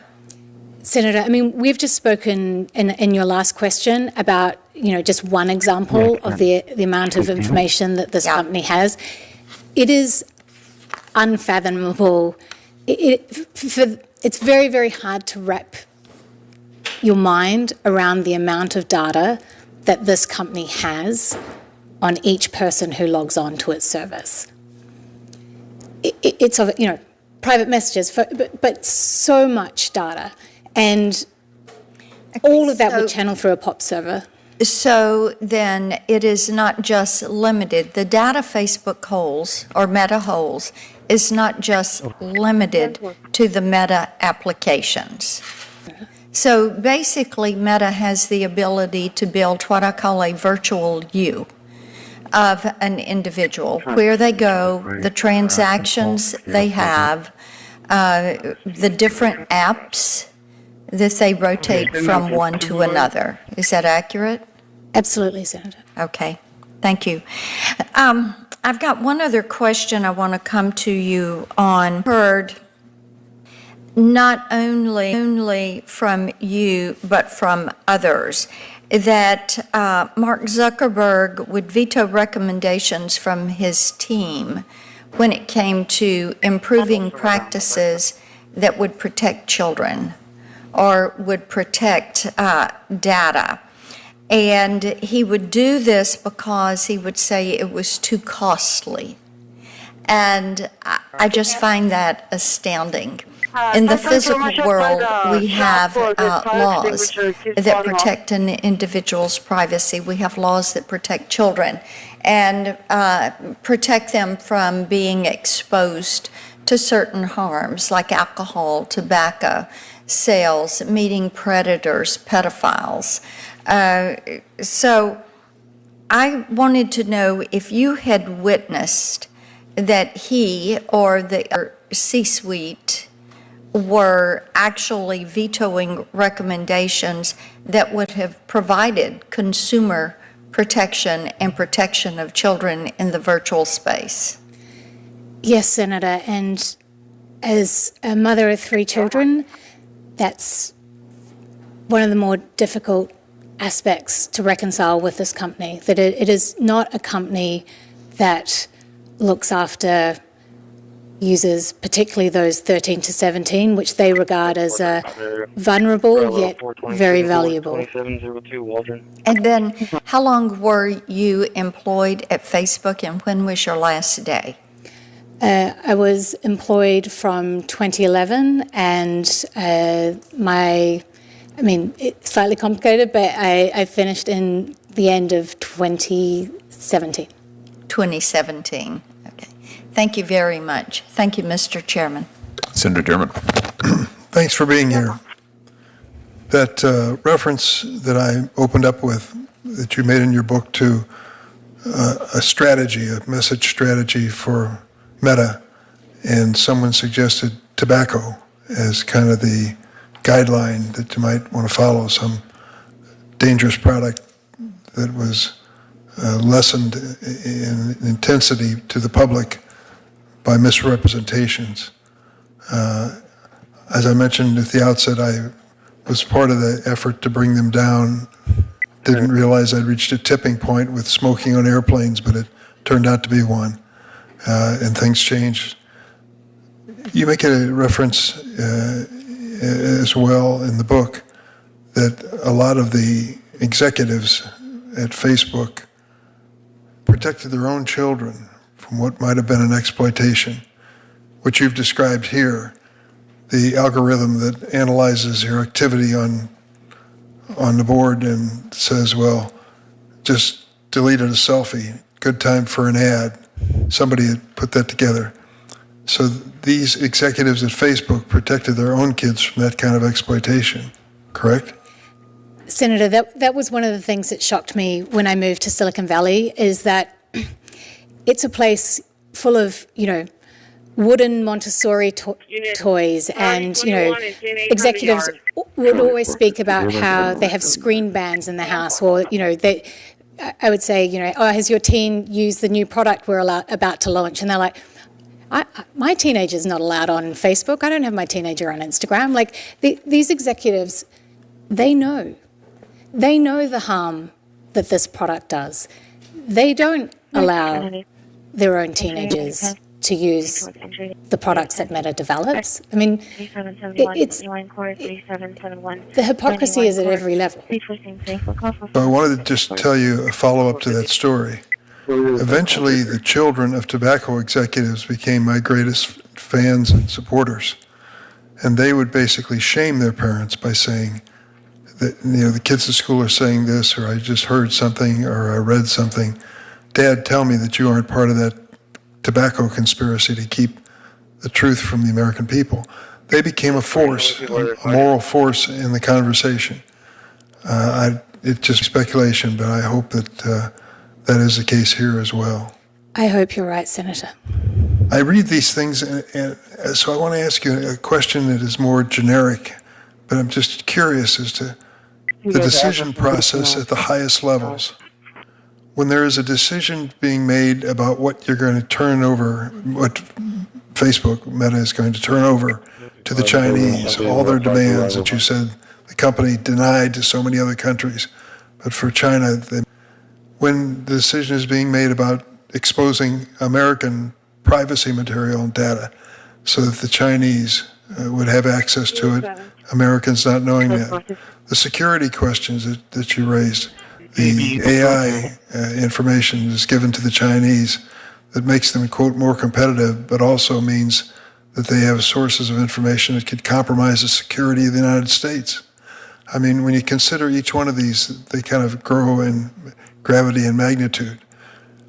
Are these decisions being made strictly by Zuckerberg himself, or by boards, or by open discussion? How much sensitivity was there to the fact that the decisions were historic in nature and maybe even criminal? It's a really interesting question. I mean, you asked me in part about China. You know, to give you just one example, at the governance level, which is what you're asking me, the lead independent director on Meta's board was also on the payroll for the China project. So that they had dual loyalty? I think the question around accountability and governance of this company and of tech companies more generally, there needs to be a lot more accountability. I don't think governance structures are anywhere close to being sufficient. Tell me that there were people at that company that you worked with that didn't sell out. Absolutely. There are, you know, there were amazing people, and there are people who were horrified and had very strong moral conscience. And there are many of these people who've been in touch who, since these revelations have come out, who said, you know, I was in those meetings, I remember this. You know, there were people who spoke up, there were people, I regret to say that many of the people who spoke up are no longer at the company, but there are good people there, and there are people who have moral beliefs, and there certainly were, but that wasn't happening at the top of the company. That wasn't happening at the executive level, and what was striking was the absence of those types of discussions at the top of the company compared to what was happening with your average people who are working at the company. And you say Mr. Zuckerberg himself prides himself on being a loyal American? I think Mr. Zuckerberg would say he does. Yes. But I don't want to speak for him. No, of course not. But I think the evidence that you've given us points in the other direction. Lying to Congress may be in the realm of a mortal sin, depending on your faith conviction, but certainly selling out the security and privacy of the United States is about as low as they go when it comes to big tech. Have you been in any conversations involving Section 230? No, Senator. All right, well, that's certainly a law that we're taking a close look at here, which shields companies like this from personal civil liability. Many of us believe the committee has voted accordingly to be held accountable for their decisions in a court of law and find damages, money to money, that this would have more impact than some of the best speeches we could put together as members of Congress. So we're going to work on that. But Mr. Chairman, I thank you for this hearing, but I particularly thank you because you've referred to in your testimony what you call in the book 3 pistols, which I think is your reference to your 3 children. You've done a great thing for them and for kids all across the world. Thank you for testifying today. Thank you, Senator. Ms. Wynne-Williams, let me ask you a little bit more about the censorship tools that you've been asked about today, you've testified about, that were actually deployed in Hong Kong and Taiwan. And let's just, if we can, let's just look again at the privacy team email. Not that one. That one. Yeah, so this is, and just so members of the press understand, the committee's in possession of this document. We have blacked out, as you can see, we've blacked out the names of individuals here, but in the documents, we have those names. Of course, we'll follow all appropriate legal procedures, but just so the press understands, the committee is committed to doing a full investigation. We do understand and know who the people are on this chain. We can see who they are, and we can see the full course of the discussion. But I just want to emphasize something here. The update is they spoke with the China team. They flagged a potential course of potential complication of course of negotiations with the Chinese government. Let's just stop there for a second. Someone pointed out to you that Mark Zuckerberg testified under oath that he didn't know what the Chinese government's terms would be to operate Facebook in China because they were banned, quote unquote, in China. So he just had no idea. He was saying this as late as 2017, 2018. He just had no idea what the terms would be. That's just categorically false, isn't it? Absolutely, Senator. And this email shows that it is false, correct? Correct. In fact, what this email shows is Facebook is in very regularly close contact with members of the Chinese government, down to specifying how they want the censorship tools to work. They're giving feedback on it, back and forth and back and forth. And here they've agreed on a set of censorship tools to deploy in Hong Kong, down to the fact that they say we're going to have to actually re-TOS. Does that mean terms of service? Correct. So in other words, they're going to have to push out to Hong Kong users a new click thing for them to click on, which they won't, of course, really understand or know because it's almost impossible to decipher. But in fact, what they're doing is it's allowing Facebook to stand up new censorship tools on behalf of the Chinese government. Is that correct? That's correct. Now, here's another interesting point. Back in 2012, the FTC here in this country, entered a consent decree with Facebook about privacy. Do you remember, Ms. Wynne-Williams, this would have been early on in your time with the company, but do you remember roughly any of the terms of that FTC consent decree? Because they are relevant here. I do, Senator. They were intended to prevent Meta from deceiving people about the extent to which they collect and share their data. Yes, so the part of the order is, and let me just quote, Facebook shall not misrepresent in any manner, expressly or by implication, the extent to which it maintains the privacy or security of covered information, end quote, which is user data. Now, Facebook is under a consent decree with the FTC on this basis, and yet they are deliberately misrepresenting across the world the security of user data. They are negotiating with the Chinese government to turn over user data, grant the Chinese government access to Chinese user data, including the Hong Kongese, including Taiwan, and yet they're representing to American government officials, no, we don't do that. We don't do that. In fact, they testified under oath. We don't make user data available. All of that was just lies. Is that fair to say, Ms. Wynne-Williams? Senator, many decisions have been made, and they were all premised on the basis that Meta would hand over Chinese user data. So in addition to lying to Congress on what seems like a fairly regular basis, lying about suppressing dissidents, lying about setting up censorship tools, they've also arguably violated FTC consent decrees. And we have the documentation. This isn't just Ms. Wynne-Williams' opinion. This isn't just her recollection. We have the documentation with the Facebook employees, who I might add are high-level, executive-level employees, who are planning this and doing this. It's quite extraordinary. This was a pattern of operations at Facebook over and over and over. We'll come back to that, Ms. Wynne-Williams, but if you're ready, Senator Klobuchar, I'll turn it over to you. Thank you. Thank you very much. And I just again appreciate that you have come forward. In your book, you wrote that Facebook remade American news media by inserting Facebook at the center of it, driving down ad rates for newspapers, and distributing their stories using their content to boost time spent on Facebook.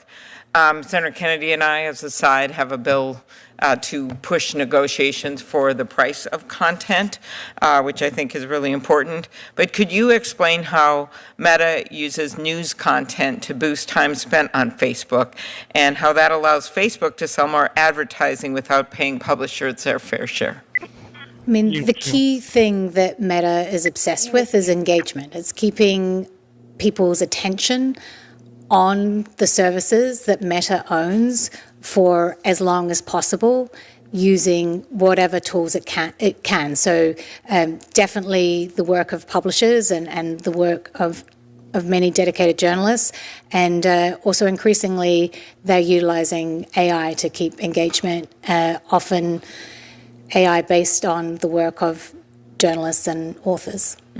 Exactly. And when discussing ways to promote a healthy news market, you quoted Mr. Zuckerberg as saying, quote, "You're compromising with the dying industry rather than dominating it, crushing it." What do you see with your experience as a consequence of Facebook is allowed to dominate and crush an independent news media? I think every citizen has seen the consequences of these actions, and I think we're all the poorer for it. Thank you. When discussing the role that political ads play in Facebook's business, you observed that peddling outrage and stretching the truth were just part of the game, and that outrage is a lucrative business for Facebook. I care about this a lot, just being in this business of politics and how we know how negativity is awarded online, not just Facebook, in all of the algorithms in these companies, and it's actually completely changed the ecosystem that we. Can you elaborate more on how stoking political outrage is profitable for Facebook and ramifications for democracy? I think we're all living with the consequences of this every day. As I said before, what this company wants is to dominate as much time and attention as it can of every, not just in this country, as many billions as they can. And what they've learned is that outrage is a really good way to do that, but it doesn't, whatever it takes to have people glued to these services in their power, in their thrall, they'll do it. The major focus of this hearing, of course, on China, and I have to say that I found that whole piece of this ironic, because when Senator Grassley and I were trying to pass our bill about the self-preferencing, which was also, of course, got the ire of Google and Amazon, these other companies. You remember that day well when we had the hearing, Senator Hawley, the markup on this bill. Well, one of the things that kept being thrown in my face and in those of others that work on this is China. You're actually going to destroy us, and then China will dominate. And the senator actually said that was what national security officials said. And anticipating that, I'd actually gone around to the then head of the FBI, the head of the CIA. I'd called them all or seen them at things. And while they were getting in the business of endorsing, they said, no, this idea of doing something about putting consumer protections in and saying you can't put your own product all the time at the top of the search engine, that did not hurt our national security vis-a-vis China. But that is what they claim. And that's what's so interesting about your experience and your testimony. And your book actually reveals the extent to which Facebook was willing to put growth over the U.S. national interest to gain favor with the Chinese Communist Party, as you point out in your testimony today. In fact, and I know Senator Grassley asked you about this, you wrote, Meta started briefing the Communist Party as early as 2015. You talked about this today. The explicit goal being to help China outcompete American companies. Could you elaborate on that?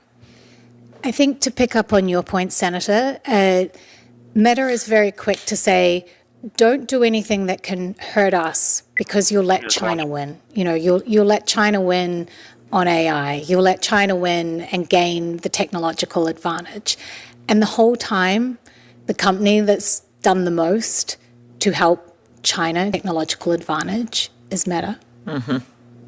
So do you believe Facebook is an honest broker? This is called a softball. When it claims competition reforms would harm the U.S. ability to compete with China? Because I'm telling you, we hear this all the time. So every time we try to bring up any of these bills. I hope what we've discussed today, Senator, helps you push back very firmly and gives you something to create some real accountability. And then finally, Senator Cruz and I mentioned we have this bill, Take It Down, that's passed the Senate. And just your view that if Meta puts its considerable engineering expertise toward the problem of removing non-consensual intimate images that have the power to ruin lives, or even the selling of fentanyl or some of these other things, do you think they could do it? Senator, they've shown to the Chinese Communist Party that when they're motivated to get something, to remove something, they can be absolutely expert in it very fast. All right. Thank you very much. Thank you, Senator. Senator Blumenthal. Thank you. Thank you, Mr. Chairman.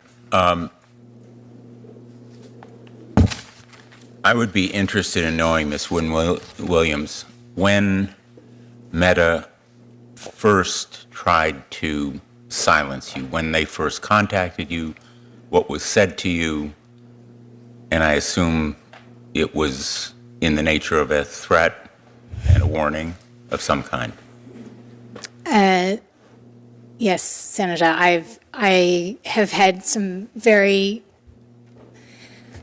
I'm trying to find the right word, aggressive threats from this company, and the last 4 weeks have been very difficult. Apart from the threats in a judicial setting, have there been others?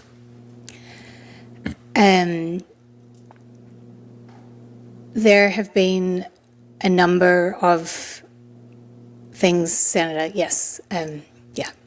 Would you prefer to tell us about that in private? No, it's okay, I can, sorry, it's hard, but I can talk about it, yeah. So Meta has said, even the choice to come to speak to Congress was incredibly difficult. Maybe it's helpful if I read what they told me. Please do. They said, the purpose of, they said if the respondent, well, with me, if I were permitted to communicate with legislators, that's you, such actions would create an exception to non-disparagement, that it would eat the rule. In such circumstance, nothing would limit or prevent those legislators or their aides from parroting to the public any disparaging statements. And I just want to pause here because a disparaging statement is a true statement. So it's telling you the truth. Respondent is barred from disclosing. So they were very clear that even coming to speak to you about the truth and about the concerns of national security and protecting our children and sharing these truths with you, that would have not only $50,000 for each truthful statement, actual damages for breach of confidentiality, actual and punitive damages for fraud and other claims. So let me just be clear.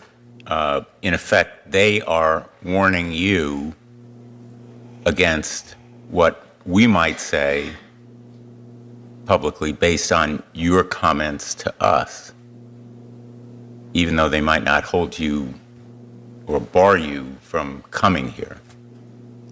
They have said that is a potential consequence. That is the order they have secured. That, in effect, you'd be held responsible for what we might say as a result of your truthful testimony. Not just you, Senators, something your aide might say. I mean, they frame it as something your aide might parrot. In other words, what these folks in back of us might say, as well as what we might say.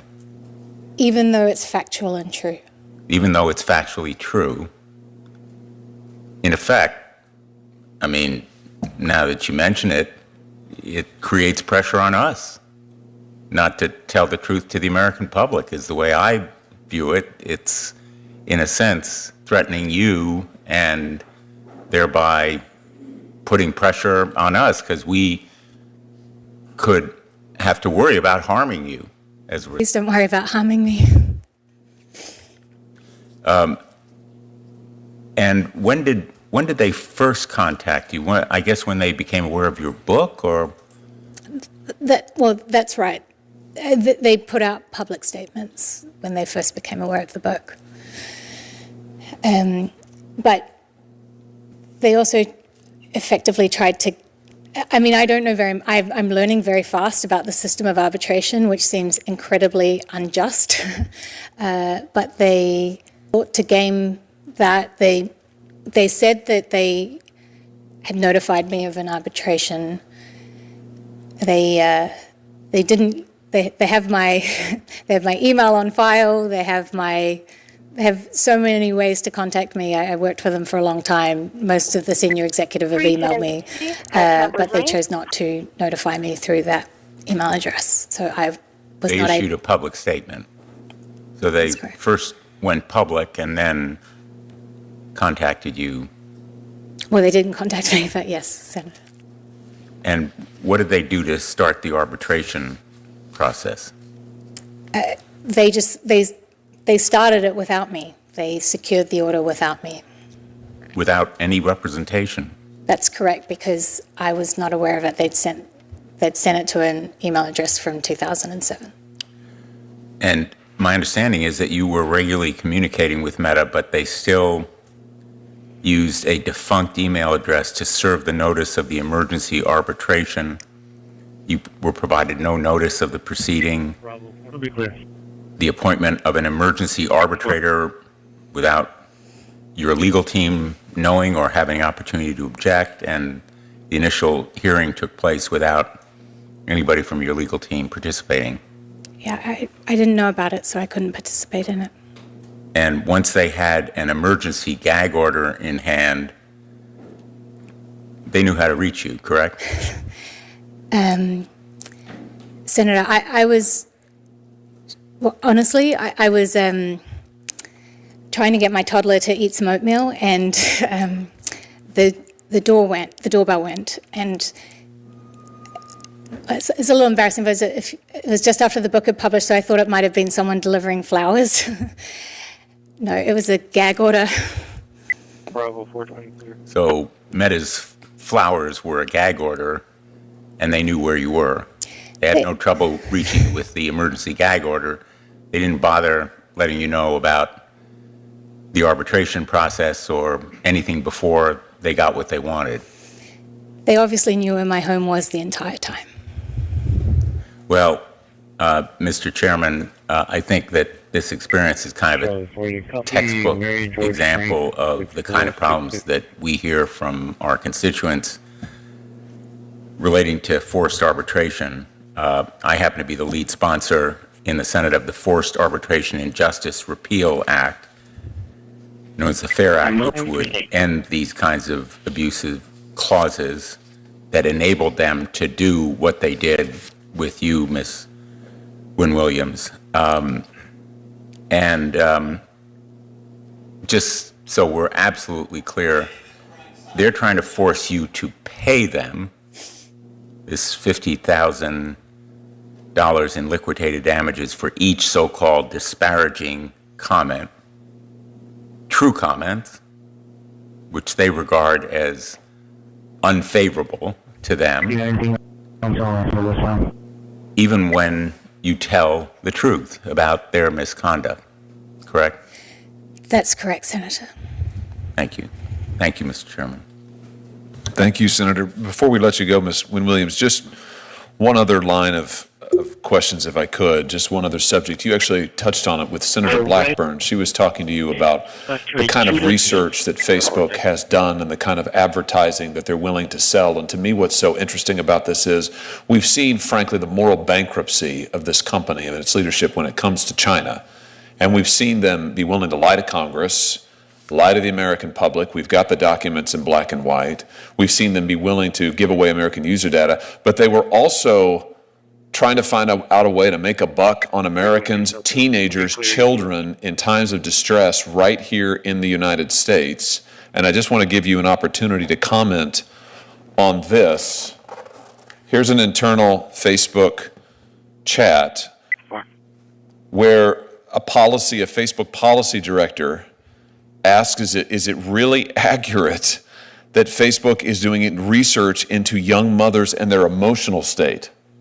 Is it your understanding if there's other research related to young mothers? Answer, yes. I looked at one list of research topics and saw one about young mothers and their emotional state. Coming down, the person says, I'm wondering about asking my apparently morally bankrupt colleagues if they are aware of any more.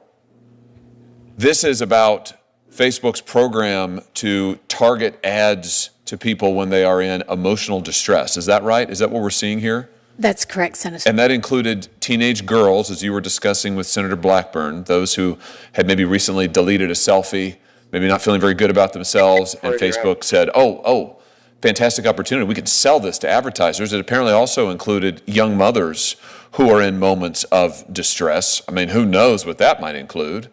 Everything from the spilled oatmeal you were trying to put into your toddler's mouth. I have 3 children, so I understand. Or who knows what, much, much worse things. So Facebook is constantly looking for opportunities to sell to advertisers, to make a buck, even on their own users, and they're doing it by tracking their users all over the place, tracking their emotional state. I mean, have I got that accurate?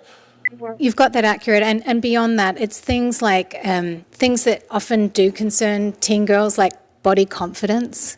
You know, that's something else that they use to target, you know, or other things on you know, children, really, 13 to 17-year-olds. So, to your knowledge, did Facebook, after this email exchange, you know, where another user says, I think it's a slippery slope here, and then there's the admission, there is a level of behavioral targeting. I mean, just to be clear, I want everybody to see this.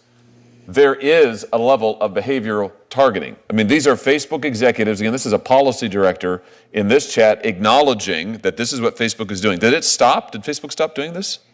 Not to my knowledge, Senator. Yeah, in fact, we know they didn't because other whistleblowers came forward to show that at Instagram, owned by Facebook, there was explicit targeting that goes on. There was explicit knowledge that the Instagram product was causing, in some cases, severe emotional distress, particularly to young girls. Facebook kept right on doing it anyway. Is that just because it made them a bunch of money?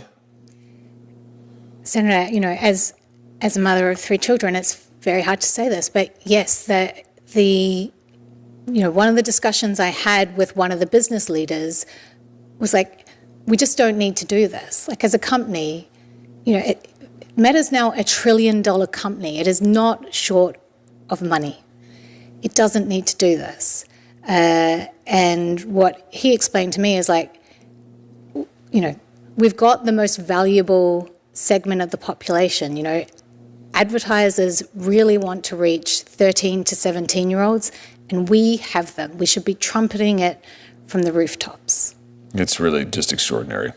I think what we've seen here is the evidence that you presented, the evidence that we have in black and white is a company and leadership that is willing to do anything, work with America's chief competitor, work with our chief adversary, sell out other American businesses, sell out American user data, lie to Congress, lie to the public, anything in order to amass more power and make a buck. Can I just ask you, you know Mark Zuckerberg very well, you spent a lot of time with him. He's recently tried a reinvention in which he is now a great advocate of free speech after being an advocate of censorship in China and in this country for years, after suppressing the Hunter Biden laptop story, after working hand in glove with the Biden administration to suppress content on COVID, to suppress content on masks, to suppress content on election, all of that, now that's all wiped away. Now he's on Joe Rogan and says that he is Mr. Free Speech, he is Mr. MAGA, he's a whole new man, and his company they're a whole new company. Do you buy this latest reinvention of Mark Zuckerberg? Senator, there are 2 things. If he is such a fan of freedom of speech, why is he trying to silence me? And the other thing is that this is a man who wears many different costumes. When I was there, he, you know, wanted the president of China to name his first child. He was learning Mandarin. That was, you know, he was censoring to his heart's content. Now his new costume is MMA fighting or whatever, you know, free speech. We don't know what the next costume's going to be, but it'll be something different. It's whatever gets him closest to power. If he were... Senator, I have a lot of questions for Mark Zuckerberg, but he has proven time and time again that you cannot believe his answers. He's lied to members of Congress, he's lied to his employees, and he's lied to Americans. And that's why I'm asking this committee to hold him accountable. Well, we're going to do that. And I just have to say, I don't trust his latest reinvention at all. He sat where you have sat in front of this committee multiple times in my short time in the Senate. Every time it's a different answer. Every time it's a different facade. But every time, the one consistent through line is every time it's something misleading. Every time it's something other than the truth. Every time it's about Mark Zuckerberg, not the American people. It's about Mark Zuckerberg, not what's good for this country, not what's good for his user, the truth. And I, for one, am very tired of it. So I have a message to Mark Zuckerberg as well, which is that it's time for you to tell the truth. You should come to this committee and take an oath and sit where Ms. Wynne Williams is sitting now and answer this evidence. Stop trying to silence her. Stop trying to gag her. Stop trying to hide behind your lawyers and millions of dollars in legal fees you're trying to impose on her. Stop threatening other whistleblowers. Come to this committee, take the oath, sit there, let us question you, and give the American people the truth. We will be waiting for you. Senator, anything further? Well said, Mr. Chairman. I associate myself with your remarks, and what I would say to him is stop silencing Ms. Wynne Williams, for starters. And I go along with you that he ought to come here and tell the truth. I just want to clarify that the statement on speaking to Congress was from the arbitrator. Is that right? The arbitrator that Meta obtained, and the gag order is still in effect. That's right, Senator. This may be the last time I'm allowed to speak. Well, it's not going to be the last time you're allowed to speak if we have anything to do with it. What I would say to Mark Zuckerberg is stop gagging Ms. Wynne Williams. Let her speak the truth. And you come here and tell us your version of the truth if you have the guts to do it. Thanks, Mr. Chairman. I can promise you, Ms. Wynne Williams, that this will not be the end. This is just the beginning. We are going to get the truth, and you have done a great service to the American people by telling the truth here today. Thank you for being willing to do it. With that, this committee is adjourned.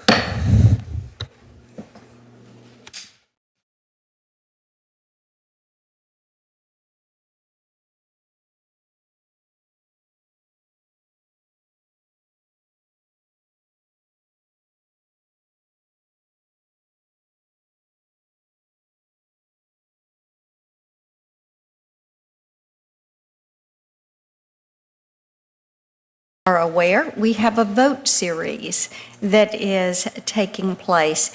But I do want to say thank you so much for our witnesses being here and for each of you being here today. We will hear from Dr. Jason Satazan and Ms. Casey Savage.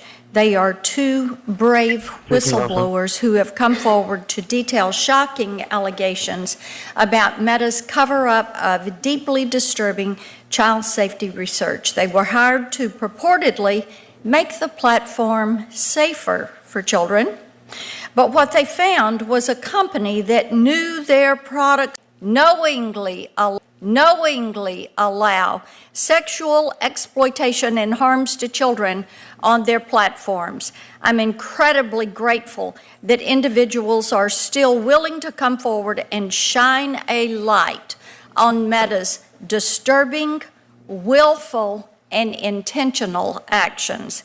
Mark Zuckerberg has promised that, and I'm quoting him, in the metaverse, you'll be able to do almost anything you can imagine, end quote. And for once, Mr. Zuckerberg's statement rings true. That is, for predators, for pedophiles, for groomers, for traffickers, and all kinds of disgusting bad actors.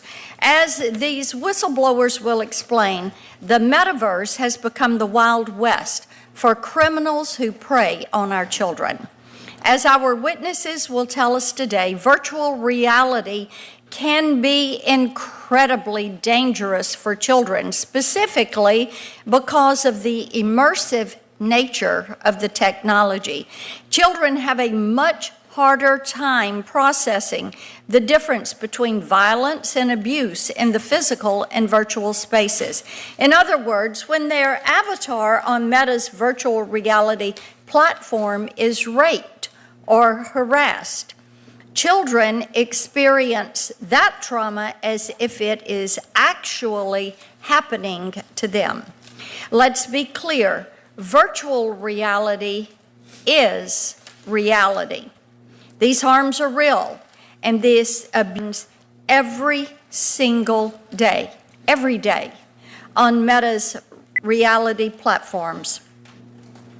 One employee stated on an internal message board in 2017, and again, I quote, "We have a child problem, and it's probably time to talk about it," end quote. That was 2017. One of their employees stating, "We have a child problem." But years later, Meta's C-suite has zero interest in these findings. According to these whistleblowers, Meta executives decided they didn't want to see research detailing how harmful their products are to children. So they unleashed their attack dogs within Meta Legal on the research teams, intent on creating a rosy picture of their products. Meta Legal manipulated research methods and buried negative data. Meta instructed researchers to avoid asking teen survey participants questions which might lead them to discuss harms they've experienced because of Meta's design. And when their suppression didn't work, they just simply deleted evidence. They erased it, so no one would know. In one user review, Meta's Horizon Worlds was dubbed, and I quote, "the pedophile kingdom," end quote. This makes clear what we have known for years, that Meta profits from the sexualization and abuse of children. If you need another example, look at the recent report that Meta's own internal guidelines allowed AI chatbots to engage in sensual conversations with children. Their refusal to protect children and to instead profit at the expense of kids' safety, this is revolting. It is heinous conduct. Again, I want to thank the two whistleblowers that are here with us today and the other whistleblowers who have come forward here. I know that this was not an easy decision for either of you, but what you're doing brings us one step closer to holding these big tech platforms accountable. We have parents in the room today. Parents all across the nation are speaking out, and we thank you. And to Maureen, Brian, Mia, Christine, those parents that have lost their children to social media harms, we're grateful that you're here and grateful for your passion to make sure that no parent ever has to experience the trauma that you have experienced. With your help, we will get the Kids Online Safety Act passed, and we will get it to the President's desk, and we will hold big tech accountable. Now, I turn to Senator Klobuchar. Well, thank you very much, Chair Blackburn, and thank you for your longtime leadership of this, as well as the very important bill that you and Senator Blumenthal have been proud to support it and be co-sponsor are pushing through, and I've already passed the Senate one, so we're close. I have worked in this area for a long time myself, and have known the frustration of no matter what you seem to do, you get lobbied against and millions of dollars against you. And I just think we're reaching a moment where the time is up, and there are too many families and too many parents that are affected by this. I want to thank our two whistleblowers that are here. I'm sure you never in your wildest dreams imagined that you were going to be in front of a Senate panel in this way, but I want to thank you for doing the right thing. For too long, these companies have work to attract kids to their platforms. They do so knowing that their platforms use algorithms that increase the risk of sexual exploitation, push harmful content, facilitate bullying, and provide venues, sadly, for dealers to sell deadly drugs like fentanyl. Meta cannot continue to turn a blind eye to these harms. It was in this very room with this very committee, maybe it was in a different room, but the same committee, where Mark Zuckerberg actually turned to some families who had lost children to drugs, who said, I'm sorry this happened. Well, sorry is not enough anymore on the road to stop this from happening. This is not the first time whistleblowers from Meta have come forward. In 2021, another whistleblower, Frances Haugen, testified that Meta knew that its products took a significant psychological toll on users. In that case, it was eating disorders. That testimony should have been a wake-up call for Meta to right the ship. Meta did make changes after her testimony, but not to protect kids. Instead, the company took steps to establish plausible deniability. Meta blocked, manipulated, hid, and deleted research that showed that its virtual reality products were frequently used by underage kids who were exposed to real and significant harm. I want to underscore that the entire appeal of the metaverse is that it's supposed to feel like real life. And that can be fun. It's communication, it's entertainment, there's bells and whistles. But the problem is that the virtual reality, as it has been created, also allows adults to form relationships with unwitting children that can be exploited. As the Washington Post pointed out in their lengthy investigative piece yesterday, a 25-year-old man was convicted of kidnapping a 13-year-old after interacting with her through Meta's virtual reality products. Despite this, Meta forged ahead, pushing new features to attract younger users and allowing younger and younger kids onto its virtual reality. One employee from Meta estimated that more than 80% of users were underage in one of the virtual rooms. Adult users frequently complained virtual reality spaces were overrun by children. I don't know what else you need to hear to know there's a problem. Gleaning their presence by the sound of their voices. Yet Meta, using the codename Project Salsa, because allegedly they knew it would be a spicy topic, moved to lower the official age minimum for its virtual reality headsets from 13 to 10. In Meta's ongoing tradition of moving fast and breaking things, it broke its repeated promise to parents and Congress to protect kids on their platforms. That's why a bipartisan coalition of 42 state attorney generals with wildly different political views on a number of things decided to take this on. And that included my attorney general in Minnesota, Keith Ellison, forms the more money it makes.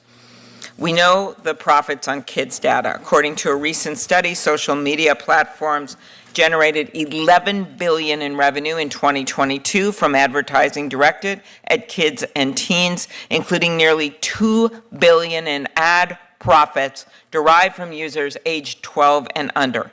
And while the company, before its current push to catch up in the generative AI space race, their testimony raises serious questions about whether Meta is ignoring child safety issues related to AI products, especially in light of the recent reports that Meta allowed its chatbots to engage children in, to quote internal documents, romantic or sensual conversations.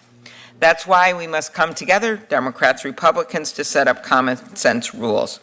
We have worked on both the Judiciary and Commerce committees to do this. Senator Cruz and I basically, through a lot of hard work over many years, passed our Take It Down Act when the president signed it into law that would hold platforms accountable for taking down pornographic images of kids or adults that are either the actual images or AI created within 48 hours. We must pass Senator Blackburn and Blumenthal's Kids Online Safety Act to ensure that platforms design their products to prevent and mitigate harm to kids. We also know that other industries do not enjoy this similar level of protection. If they have an appliance that blows up, or they have a tire that blows up on the road, there's accountability. They get sued, and that's a major incentive to fix it. We don't have that with these social media platforms, and that is why I have long supported repealing Section 230, which was basically set up while these were little companies in the garage. That's not true anymore. They're the biggest companies the world has ever known. To end with this, one parent once told me that her trying to get her young kids 6, and 8 off of these platforms. She'd have to resort to relying on her 12-year-old, 15-year-old to try to get it down. They couldn't figure out how to do it. They'd find another platform. It's just endless, despite all her best efforts to be a mom. She said it was like a sink overflowing with a faucet she couldn't turn off, and she was just sitting out there with a mop. These parents need more than mops. They need us to pass this bill. Thank you, Madam Chair. Senator Grassley, you're recognized. And like Senator Klobuchar said, I want to compliment you on your leadership. Ever since you've been in the Senate, you've been fighting to protect children from social media abuse. During my time in the Senate, I've always fought for whistleblowers, both in the government as well as in the private sector. I've offered updates to the False Claims Act, the IRS whistleblower program, and other whistleblower laws. And just this year, I've helped almost 20 government whistleblowers get their jobs back. Whistleblowers are key to rooting out fraud, waste, and abuse. That includes the private sector, not just the government. On September 13th, 2022, ranking member of the Judiciary Committee and I, along with Senator Durbin, held a hearing on these very issues. A Twitter whistleblower at that time testified that disclosing to this committee that Twitter potentially exposed user data to foreign intelligence agencies, including the government of China. His disclosures made public that the FBI notified Twitter of at least one Chinese government agent at the company.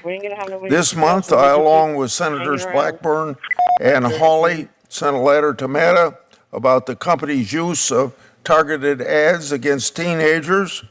Our letter highlighted concerns that Meta's potentially violating the Children's Online Privacy Protection Act. It's been alleged that Meta collected personal information from children under 13 years of age without parental consent. My oversight has also shown that these tech companies look to silence whistleblowers. Last year, I wrote to OpenAI about my concerns that they tried to silence whistleblowers, and I raised the same concerns this year with Meta. To address this, I've introduced bipartisan legislation to implement whistleblower protections in the artificial intelligence industry. Now it's been alleged that another Meta whistleblower, Jason Satishson, has suffered retaliation. For example, in March of 2023, he received a performance review stating he, quote, exceeds expectation, end of quote. Then in October 2023, he raised concerns to his leadership that Meta had been violating the Children's Online Privacy Protection Act. So what did Meta do? After spending 6 years at Meta with promotions and positive performance, they fired him 6 months after his disclosure. Ms. Savage also raised concerns about Meta's compliance with the law. Instead of addressing her concerns, Meta's lawyers reportedly told Ms. Savage to make sure that her work did not put the company, quote unquote, at risk. I often say that whistleblowers are treated like skunks at a picnic. It appears our witnesses, as well as other whistleblowers who've approached me, have unfortunately been treated like those skunks. Last year, we've been working on this for a long time, I should say, not just last year. You folks, for your courage and bravery in coming forward to Congress, I and my colleagues will continue our investigations. Thank you, Mr. Chairman. Senator Blumenthal. Thank you, Madam Chair, and I want to begin by thanking you, Senator Blackburn, for holding this hearing, but even more important, for your extraordinarily dedicated, tireless, relentless work on the Online Safety Act, which has been, for me, the opportunity of a lifetime to champion, and I have come to know some of the bravest, strongest people who are with us today, parents of children who have been lost as a result of the toxic content driven by big tech at children, purposefully and knowingly. And I want to thank as well as many, many others who couldn't be with us, and say to you, we are going to continue to fight for the Kids Online Safety Act, and we will win this fight. The whistleblowers who are with us today are part of this battle. You are the truth tellers, and you are part of a long line, I wish there were more, of people of conscience and conviction who have chosen to speak truth to power. And Senator Grassley is absolutely right that we need you, because wrongdoing in government and in private industry is exposed as a result of people having the courage to come forward as you have done, and you deserve more protection. I hope that Senator Grassley may join me in a bill that would provide more protection to whistleblowers. 4 years ago, another whistleblower, Frances Haugen, came forward to reveal how Meta knew it was fueling and aggravating a teenage health crisis, a mental health crisis that continues today, even more widespread and exacerbated. Meta's own researchers described Instagram as a, quote, perfect storm that, quote, exacerbates downward spirals, end quote, of addiction, eating disorders, and depression. They found that Instagram makes body image issues worse for 1 in 3 girls. 2 years later, another whistleblower came forward, Arturo Bejar. He testified before this committee that teens had dangerous, harmful experiences on Instagram at an alarming rate, and again, that Meta knew about it at the very top levels of leadership. We worked on a solution to this problem, the Kids Online Safety Act. Meta promised it would work on solutions, but it did the opposite. It worked to suppress research and tools to give parents better ways to protect their children. It purposefully, in effect, obstructed and blocked critical fact-finding that you both sought to do. I will never forget Mark Zuckerberg testifying before our Judiciary Committee and turning to the parents in the audience, saying he apologized and Meta would do better. Not only did he betray that promise, he knew it was false when he made it. Because at that very moment, Meta was, in fact, suppressing research and fact-finding. According to documents provided to our offices, Meta straitjacketed its staff under a social issues protocol that restricts research on key types of harm, including suicide, eating disorders, bullying, and child trafficking, by designating them, quote unquote, sensitive. Yeah, they were sensitive because they would have undermined business and the reputation of the company. What that meant in practice is Meta installed monitors from their legal department who routinely altered, blocked, and shut down work on teen safety. In one research study, those monitors even demanded the destruction of data on underage children being solicited for sex acts.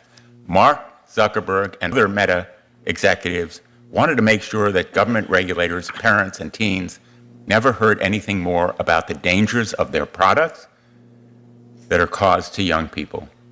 And as your disclosures show, they did so because Meta's attitude simply hasn't changed. It prioritizes profits over the well-being of children and teens. For example, Meta executives canceled proposals to more accurately identify children on its virtual reality platform and to provide them safeguards against abuse.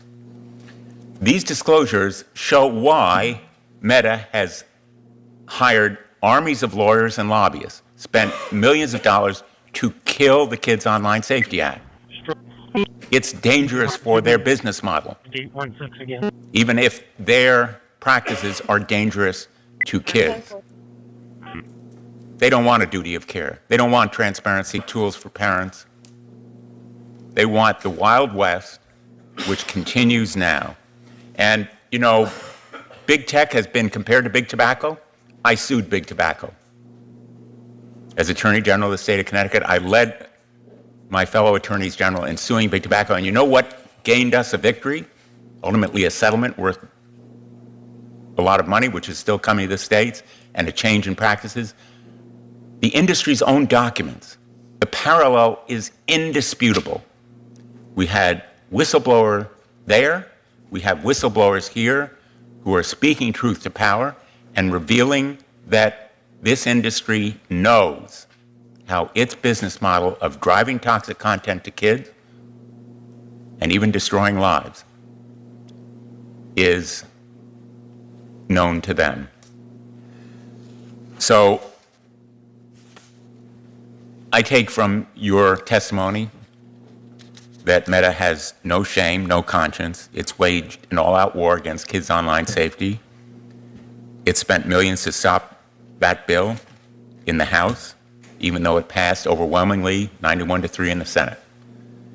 The majority of the American people, the vast majority, 91-3, bipartisan, want this measure. We're here to demand it, and we're going to keep fighting until we get it done. Thank you, Madam Chair. Senator Durbin, do you have a statement? Skip it. Okay, I will skip you for now. At this point, I want to introduce our witnesses.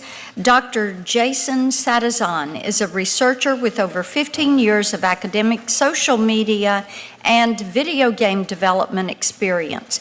Most recently, he was a staff user experience researcher at Meta, where he worked for over 6 years until 2024, leading research on marketplace integrity, virtual reality, ranking algorithms, and emotional and physical harm to vulnerable populations.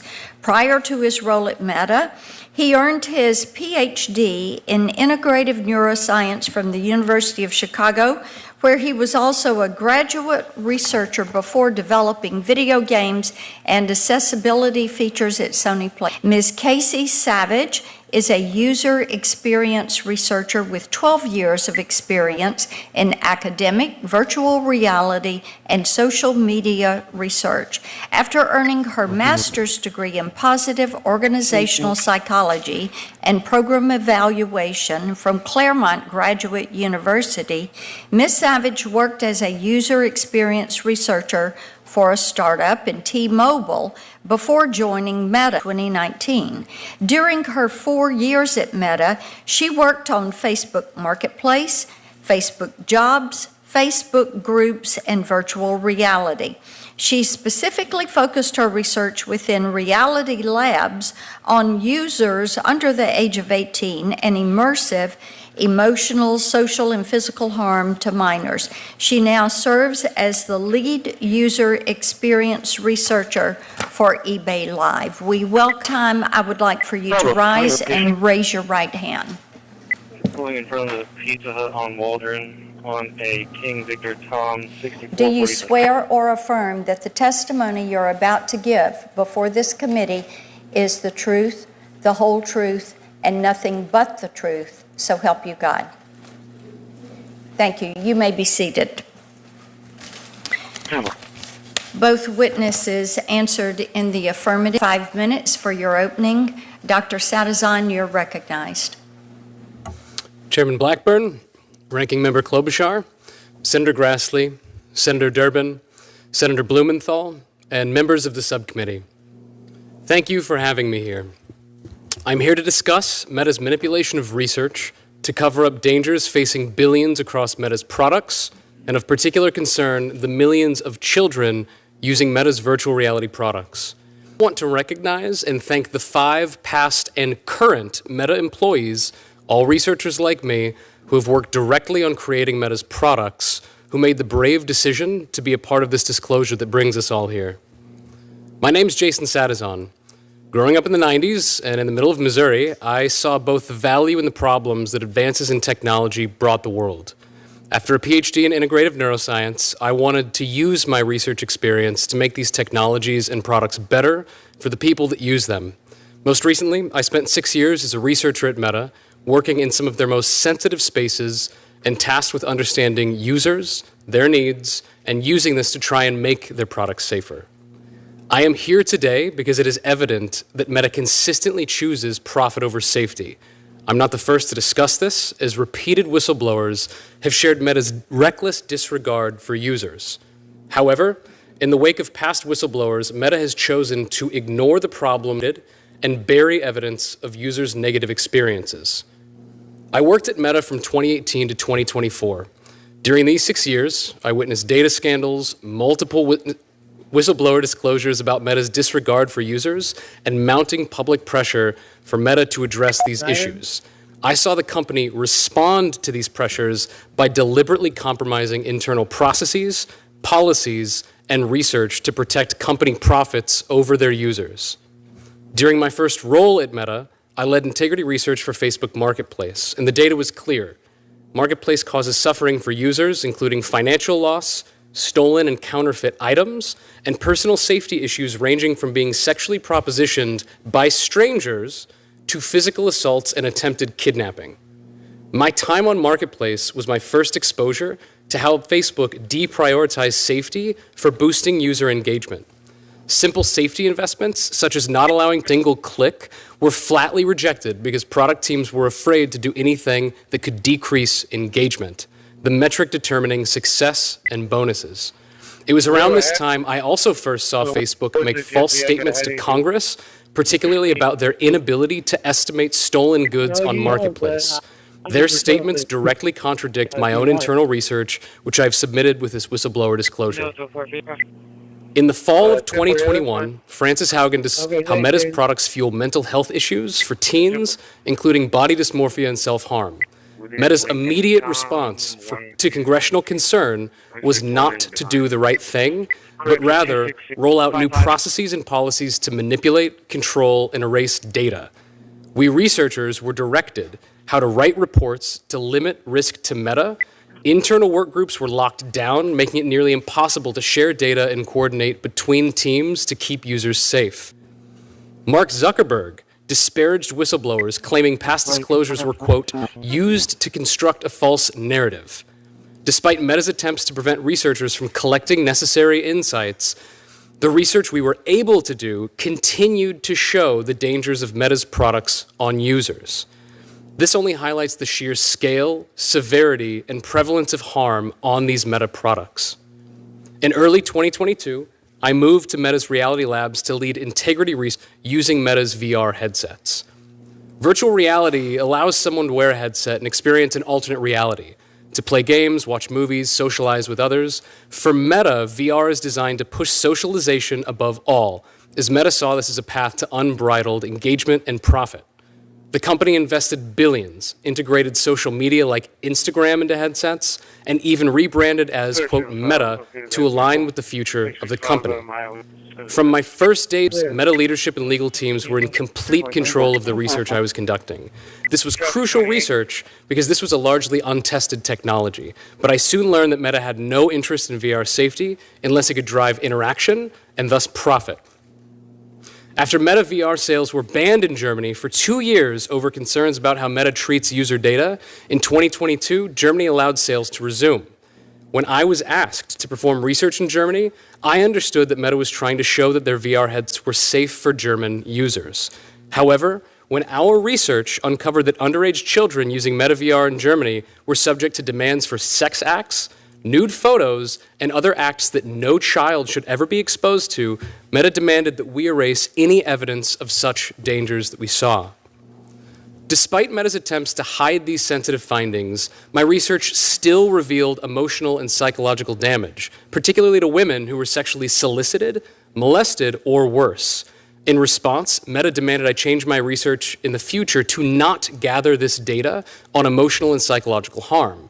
When my colleagues' research showed the emotional impact of children being threatened by physical harm by strangers online, Meta not only restricted internal sharing, but manipulated reports to obscure any emotional damage.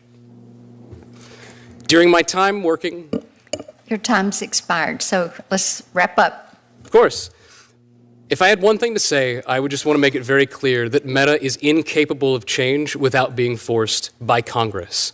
Whether it's engagement or profits at any cost, they have frankly had unearned opportunities in order to correct their behavior, and they have not. So with that, I'll say thank you again for the opportunity to be with you all today, and for your commitment to stop the deliberate harm for millions of Americans. So thank you. Well, thank you. Ms. Savage, you're recognized for 5 minutes.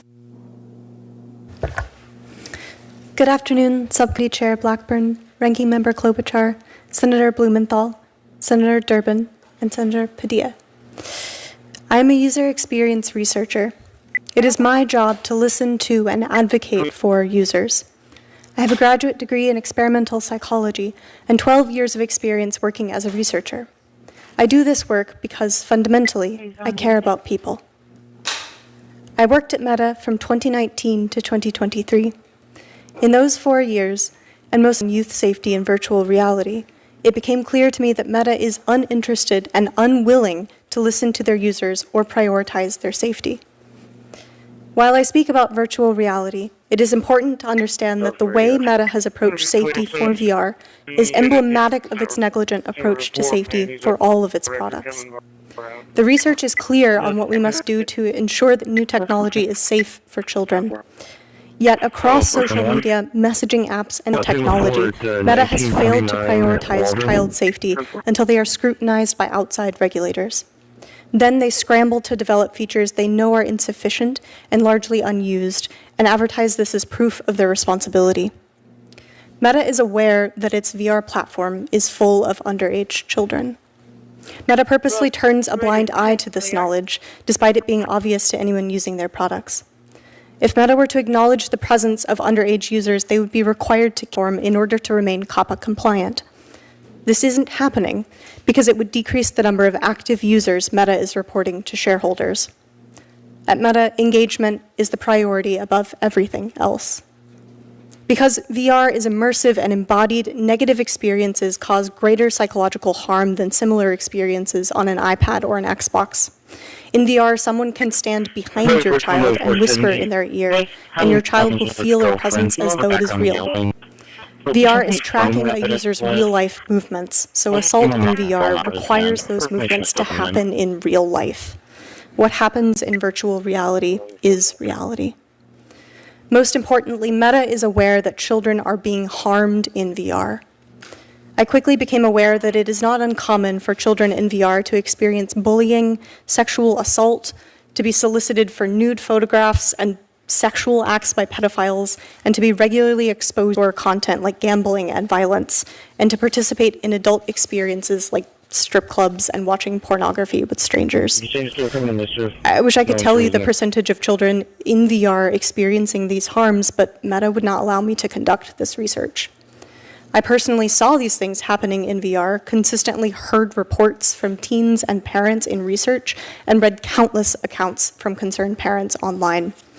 It's easy to learn that children are not safe using Meta's VR products just by reading public reviews like this one. Thanks, Meta, for making this the pedophile kingdom. They have made it so easy for us to meet and exchange information with children here. Meta first acquired Oculus, its VR technology, in 2014. I was the first and for a time the only researcher dedicated to understanding whether its VR software experiences were safe for children, and I wasn't hired until 2022. So for 8 years, as tens of millions of headsets were sold, Meta did not think about the safety of the children it relied on to achieve global market dominance. Throughout my time on Meta's VR youth team, child safety issues regularly went unresearched, despite the frequency and severity of the harm. I was given a legal counterpart to scrutinize everything that I did, to tell me what research I could and could not conduct, and to ensure my research reports would not create risk to Meta, should they be publicly disclosed.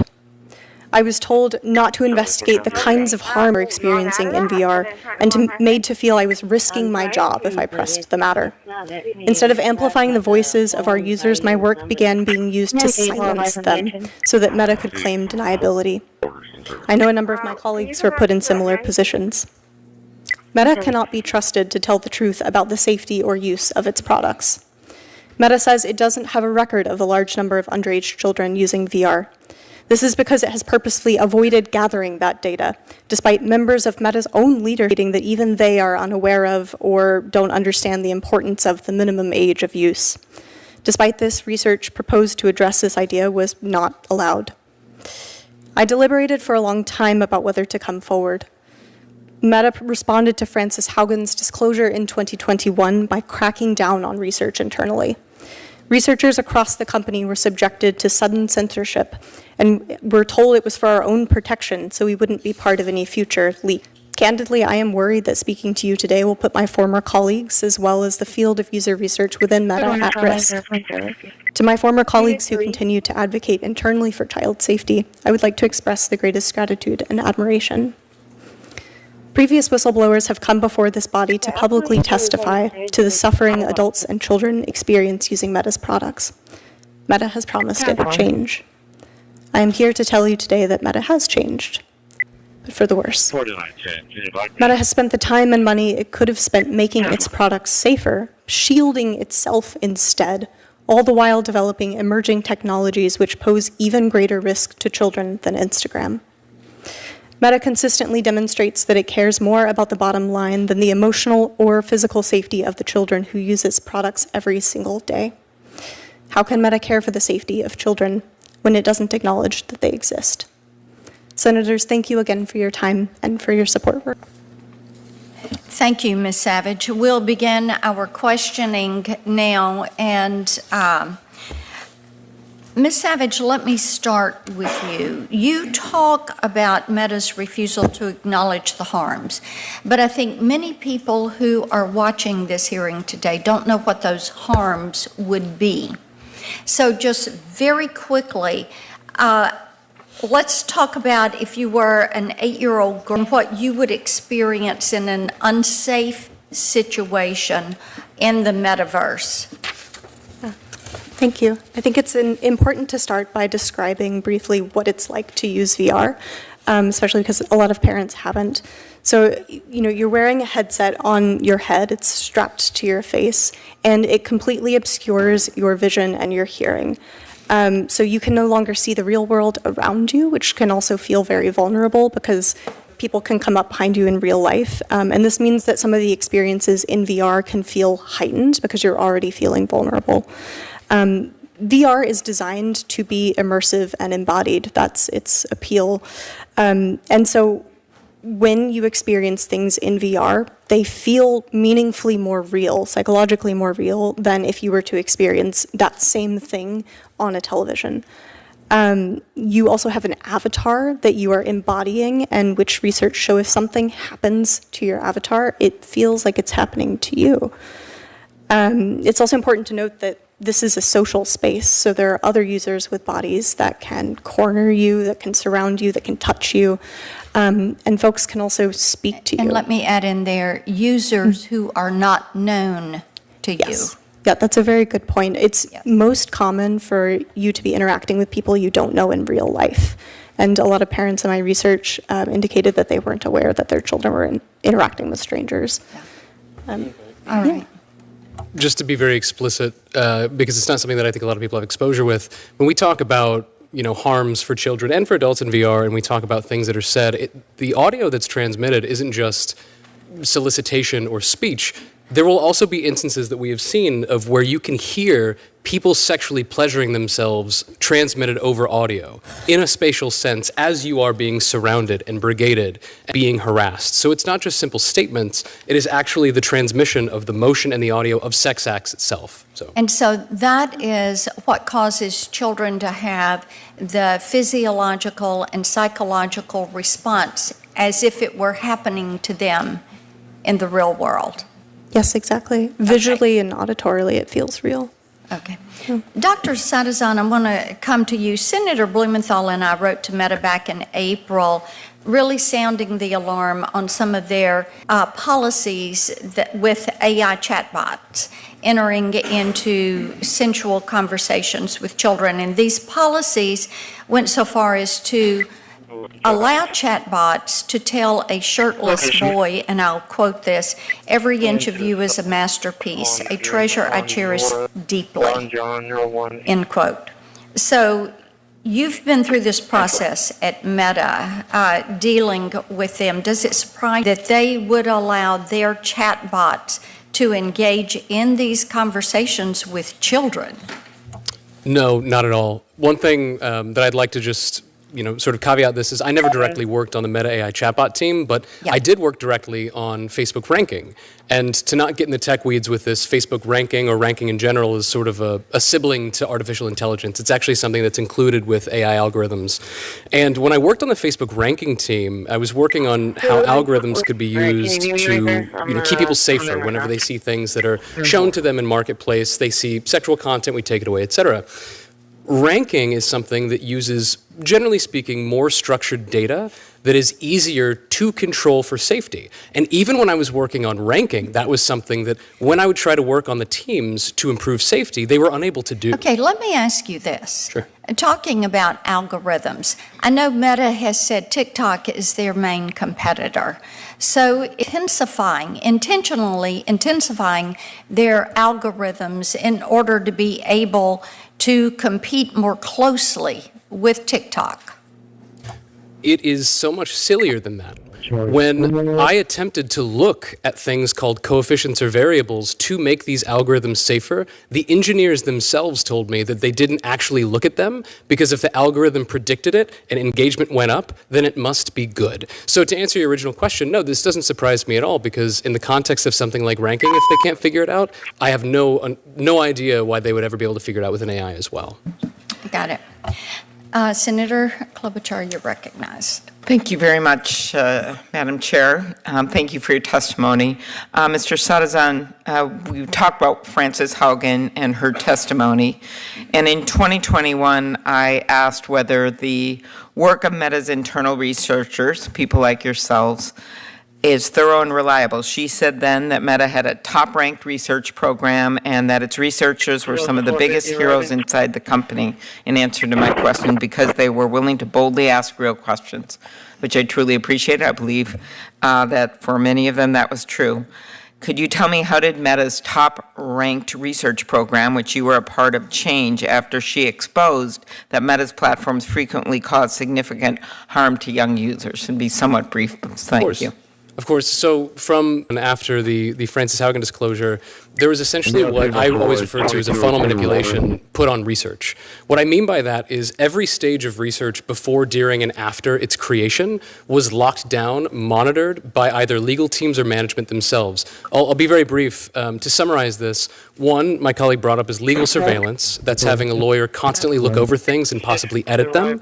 That is limiting the topics, the questions, the methods that you can use before you even collect data. Monitoring of research, so you might have legal actually watching the data you collect, and you are told to erase it proactively if they believe it is too sensitive. And it's even going as far to once reports are written, legal will go in and directly alter the findings themselves or demand that you take them out before publishing them. Generally speaking, there was this increase after 2021 to also silo the research into sort of closed off areas. And so my ability to go to my colleagues and talk about safety and say, hey, here's some data that you need on Facebook groups, et cetera. Let me just do that was very helpful, some quick yes, no questions. Because for one of the things that I think really bothers these parents who've lost children or have children who are just simply addicted to these platforms is that it appears, and there's good proof, that they are more interested, the company, in their bottom line than protecting these kids. So did Meta stop, just yes, no, did Meta stop research projects into child safety, do you believe, because it didn't want to know the result? Yes. And did Meta restrict the information researchers could collect about child safety to preserve plausible deniability? Yes. And did Meta alter research designs to avoid collecting certain information? Yes. And did Meta modify research reports and results? Yes. And did Meta require researchers to delete data that showed harm to kids that was occurring on its platforms? Yes. Okay, I think that says it all. Thank you, Ms. Savage. While at Meta, you proposed research to better understand the age of children using virtual reality. So now we're now phasing into our current state. This project, called Project Horton, right? Horton the Who, it was named after a Dr. Seuss thing, because these kids are that young, was initially approved by Meta's chief technology officer and funded for more than $1 million. Is that right? That's correct. So what happened to that research project? It was canceled with no explanation, which at Meta is very unusual. Approved by the company's chief technology officer, who at Meta could have overruled that decision and shut the project down? To my knowledge, the only other person is Mark Zuckerberg. Why do you think Meta's top leadership canceled the research? If Meta were to improve the quality of its ability to identify the true age of its users, it would be required to shut down such a large number of accounts that it would meaningfully drop their engagement metrics. Mm-hmm. How does turning a blind eye to the actual age of a young user in virtual reality put young users at risk? In so many ways. Part of development is that children are still developing the ability to distinguish between reality and fantasy. So particularly for very young children that are in VR, things that happen may have more significant psychological effect. The research on this is still ongoing, so we don't know the full extent of this. But of course, the most egregious harm that we're aware of currently is that VR is very social, and it's typical that that social interaction is happening between a child and a stranger. And avatars all look the same age, so whether that other person's a child or an adult, we don't know. So the Children's Online Privacy Protection Act requires parental consent for the collection of personal data of users under 13, yet we have heard testimony today that Meta knew users under 13 were on its virtual reality platforms. Instead of addressing the issue, Meta, we believe, suppressed research that could have confirmed the presence of young users. How prevalent were users under the age of 13 on Meta's virtual reality platform, and was Meta aware of the problem? It's such an issue that every single time I have used VR personally, the majority of individuals that I have observed or interacted with have been audibly under the age of 13. It is something that is the top complaint, to my knowledge, publicly for any other user that uses VR. It's something that our own, or Meta's own, leadership would frequently post and be like, hey, here's a video of my 6-year-old. And was Meta's leadership aware of the presence of kids under 13 then on this thing? Did Meta take any steps to ensure it was not collecting data from these young users without parental consent? It didn't have the ability to identify which users were under 13, so it wouldn't have had that ability. Okay, last question. Back to you and very briefly, Mr. Sadazan. Last month, I sent a letter with Senator Schatz, 7 other senators, to Meta raising significant concerns about its internal policies that allow its generative AI chatbots to have romantic or sensual conversations with kids. Given your experience, do you think Meta was aware of the potential harms to kids that could occur by letting its chatbots engage in such conversations with kids? Yes, Meta has direct and global initiatives for years now to target youth across all of their products. Do you have any reason to believe that Meta is doing more to protect kids in its AI work than its virtual reality? Thank you. Ms. Savage, let me just pick up where Senator Klobuchar just left off. You said that in your experience, a majority of VR users are under the age of 13? That's correct. And that this is apparent to Meta leadership, you said? Yes, it's apparent to anyone who uses the product. Who in particular in Meta leadership? I'm curious if you remember any particular posts, but I know it's apparent to at least C-suite. Correct. There were legal directors, for instance, who would consistently monitor employees who would pose of their own children using VR. So this was directly visible to leadership who were posting these videos and having it removed internally. Mark Zuckerberg is aware of this, yes or no? He would have to be. Oh, sorry. That's a yes, Dr. Zadis. Ms. Savage? The only way that he would not be aware is if he had never used his own headset. Well, that's extraordinary. And it's particularly extraordinary because let's take a look at actually Mark Zuckerberg. Mark Zuckerberg has testified before this committee as recently as just last year, January 31st, 2024. Let's put it up so we can see it. He says, this is Zuckerberg testifying, we don't allow people under the age of 13 on our service. So if anyone who's under the age of 13 rather, if we find them, we remove them from our service. And then in response to another question, he says, we don't want users under the age of 13. We don't want users under the age of 13. Ms. Savage, is this true? It's an interesting quote. I mean, it would require the user to be honest about their age, in which case before Meta acquired the Oculus technology. We know that children are usually not using an account that accurately reflects their age for several reasons.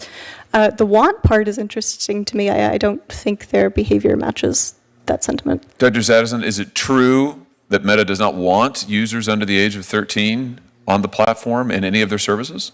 I'd like to go back to the point that you made in response to this, is that if they did, their value, their engagement, their profits would go through the floor. In this quote, If is doing a lot of work because they have taken no substantive efforts to make sure that they're understanding that there are kids under 13. It's a lie by avoidance, and Meta knows it. It's a lie by avoidance. So in other words, Mark Zuckerberg, when he tested, this is last year, I want to emphasize. This wasn't 10 years ago. This is barely 10 months ago. This was just last year when Mark Zuckerberg says, we don't want people who are under age 13. They're not on our platform. And your testimony here today is, in fact, they're rampant on the platform, and Meta is specifically targeting them. Is that your testimony? Yes, that's correct. So Mark Zuckerberg has, once again, deliberately misled and lied to the American people. I mean, this is really, really extraordinary. Let me just make sure that I understand the full import of what you're testifying to. Dr. Zadison, if I could just come back to you. You have testified that Meta erases evidence of sexual abuse on its VR platform. Is that correct? Correct. That Meta changes research to not gather data on emotional and sexual harm once it became aware that it was rampant. Is that correct? That is correct. That Meta manipulates results of data to obscure any harm or other damage, shall we say, to users. Is that correct? That is correct. Why do the research at all? That's a great question. You have to do research. Actually, going back to my earlier point, the siloing of research helps explain this. When you put the most sensitive research into sort of bucket where no one else sees it, all of the other research that's done is phenomenal. And other researchers at the company are great at their job. They help make the product look better, play better, and experience better, but they're not thinking about safety or integrity because they're told not to. Well, why not? My question is, why do any research at all on harms? You've testified that you were doing research on harms. Other people did research on harms, but Meta and its various entities, legal, et cetera, the C-suite would intervene and say, not that, change this, scrub that. Why do any of it to begin with then? It comes down to the fact that some research is necessary to create a paper trail in order to show that you are doing it. Yeah, exactly. For instance, privacy work, you have to show you are abiding by some sort of general data privacy, whether you're in one country or another, and you have to have that on record. But there are some things that are too sensitive to be done, et cetera, et cetera. Isn't it precisely so that you can come before bodies like this one and go before the public and go before your shareholders and say, we're doing research on harm. We're doing gobs of research on harm. What they don't tell you is they're altering the research on harm. The whole point of doing it is so you can lie about it and create the impression that, in fact, as Zuckerberg testified to this committee, we're tracking it closely, when, in fact, they're lying about it through their teeth. I mean, isn't that, in fact, what's going on? If I may? Please. Yesterday, Andy Stone, spokesperson for Meta, actually used this exact same excuse, a tweet about 12 hours ago, where his response to the Washington Post article, which, as we predicted a year ago, was, we have done over 180 studies, including topics such as youth, harm, etc. That response, again, is a lie by avoidance because it's pointing out some rote number that means nothing. The whole point of this test research they're doing is being pruned and manipulated, yet now they're going before yourself, a government body, the public, and saying, but look, we did some research. Why are children, why is having children under the age of 13, why is it so important to Meta? You both testified to this, your declarations testify to it. Why is it so important to Meta? Go ahead, Ms. Sapp. Children drive product adoption in the household, and VR is a gaming device. So they drive product adoption, which means what for Meta? Just cash it out for us. That means the reason that families buy VR headsets is for kids. Which means more money for Meta. Yes. So this is about profits at the end of the day. Yes. Let's just be really clear. Meta's number one bottom line is money. It is profits, bar nothing. That's it. And what you're testifying to is they will do anything, including exposing our children to the most vile sexual abuse, if more profits for Meta. Have I got that right? Yes. If I may. Please. When I was doing research to identify the facing in VR, which I had to be sneaky about because legal wouldn't actually let me do it. I identified that Roblox, the app in VR, was being used by coordinated pedophile rings. They set up strip clubs and they pay children to strip, and that Robux can be converted into real money. So, and I flagged this to Meta. I said, under no circumstances should we host the app Roblox on their headset. You can now download it in their app store. I'm going to turn this back over to the chairwoman because my time has expired. I just want to end by saying this. It is abundantly clear to me that it is time to allow parents and victims to sue this company. They have got to be able to get into court and to get in front of a jury and hold this company accountable. And that begins with Mark Zuckerberg. There has to be accountability. We need to open the courtroom doors and allow victims to have their day in court. Thank you, Madam Chair. Senator Padilla, you're recognized. Thank you, Madam Chair, and thank you to the witnesses for being here. Mr. Satizan. In your written testimony, you shared that in January of 2023, you launched a survey of Meta virtual reality users, including minors and adults. That survey revealed that nearly half of Meta's VR users experienced harm, and 1 in 10 users experienced severe harm such as racism or sexual inappropriateness. These aren't isolated incidents. They reflect a systematic problem across the platform. Correct me if you disagree. Not at all. Okay, so your survey also showed that Meta VR users, including minors, didn't know enough about the tools that exist intended to keep them safe. And yet, after your study revealed this, Meta denied multiple requests to invest in user education. Is that true? This is correct. Okay. Like I asked, not just as a senator, but as a parent, to think that Meta would have resources available to better keep kids safe, but not implement them, is beyond troubling. Just as we don't allow car companies to sell vehicles without seatbelts anymore, or drug companies to market medicines without clear safety labels, Meta's VR system should be no different. So my first question to you is, what resources would have been helpful? Who denied these requests and why? The resourcing that would be helpful is staffing, is money. I mentioned in my disclosure, over my 6 years at Meta, I was always in this exact space, integrity and safety. One constant over my 6 years was not having enough money to build for safety. Our engineering staff was always understaffed. You might have noticed, but I was the only researcher for integrity across virtual reality software. That still gives me goosebumps when I think about it, because I think I'm a good researcher. No researcher is good enough to cover that whole space by themselves.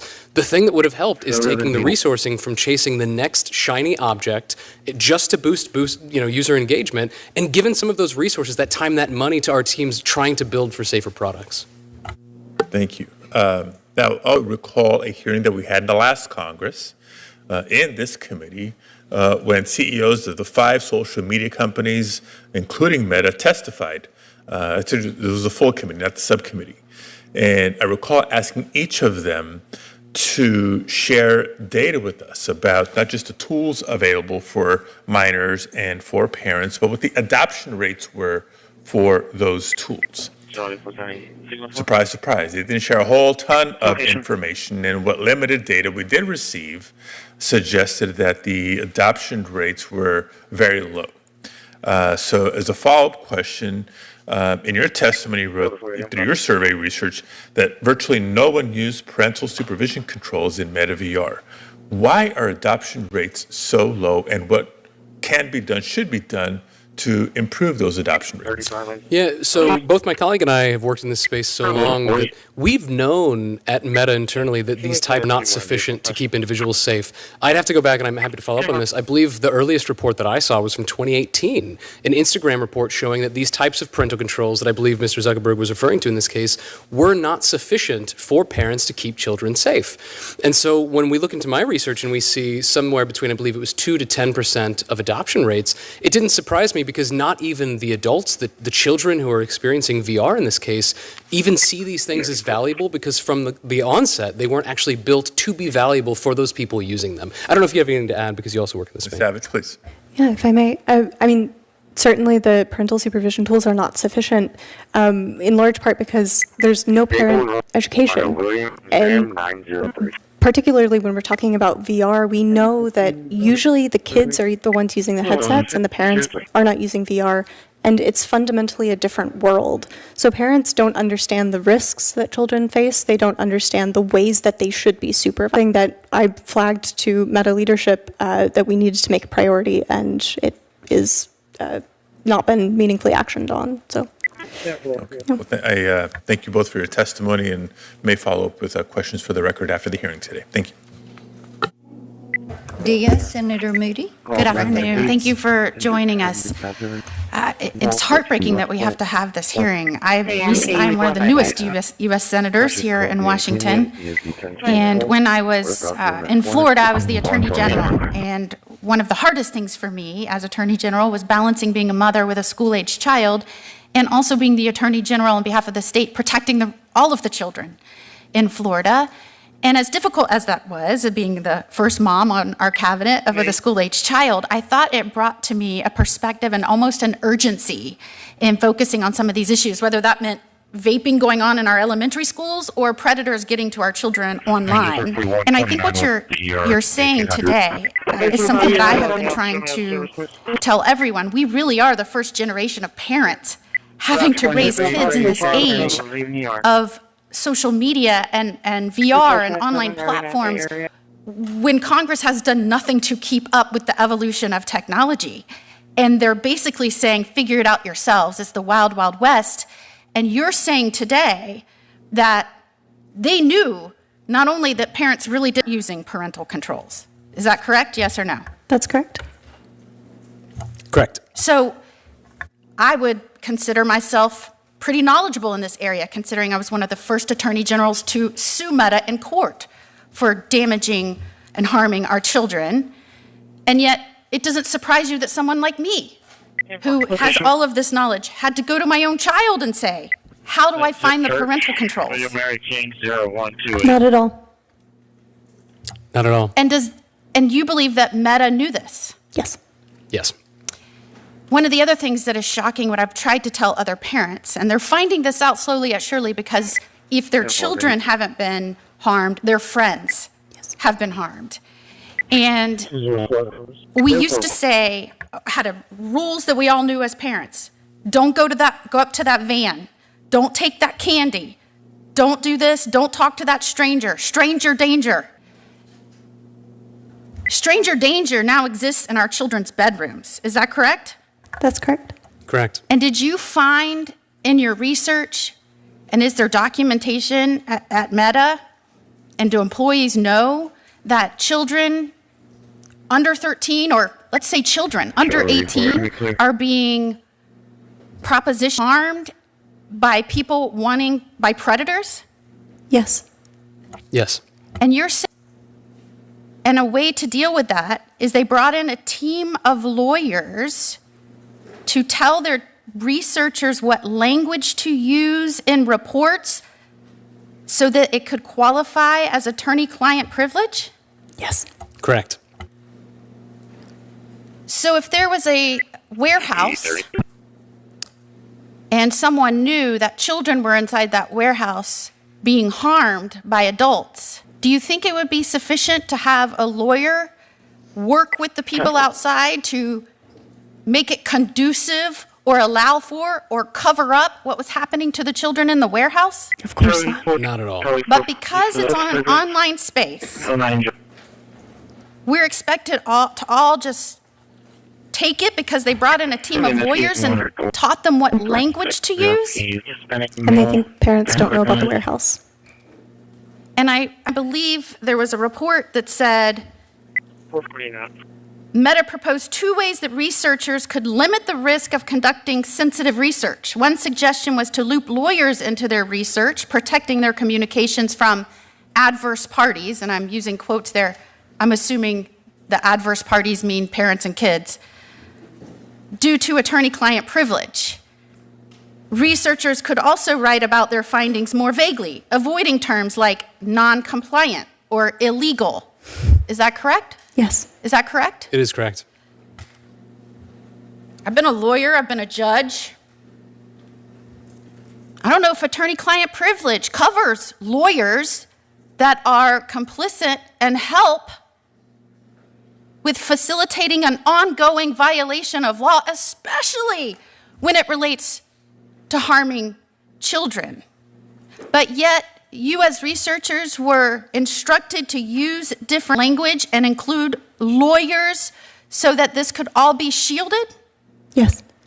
May I add something to this? Please. We were also threatened by lawyers. I want to make that clear. It wasn't a suggestion. It wasn't research guidance. Meta's already claimed that in the Washington Post. It wasn't legal being able to make the research better. We, both of us, had met with legal, and they threatened our own jobs if we did not do this.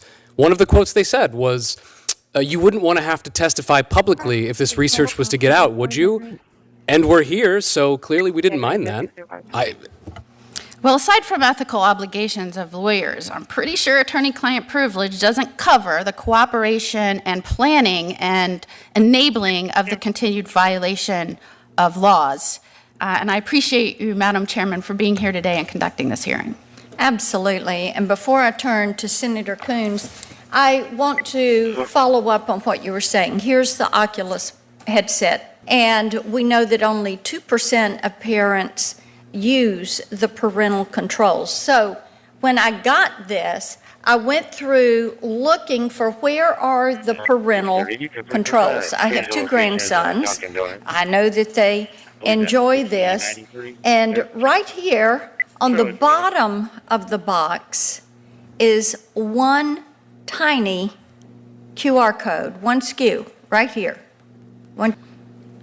And that is what a parent would have to go to after they put their glasses on to try to find this thing and then find that that is something that they can scan and then pull this up.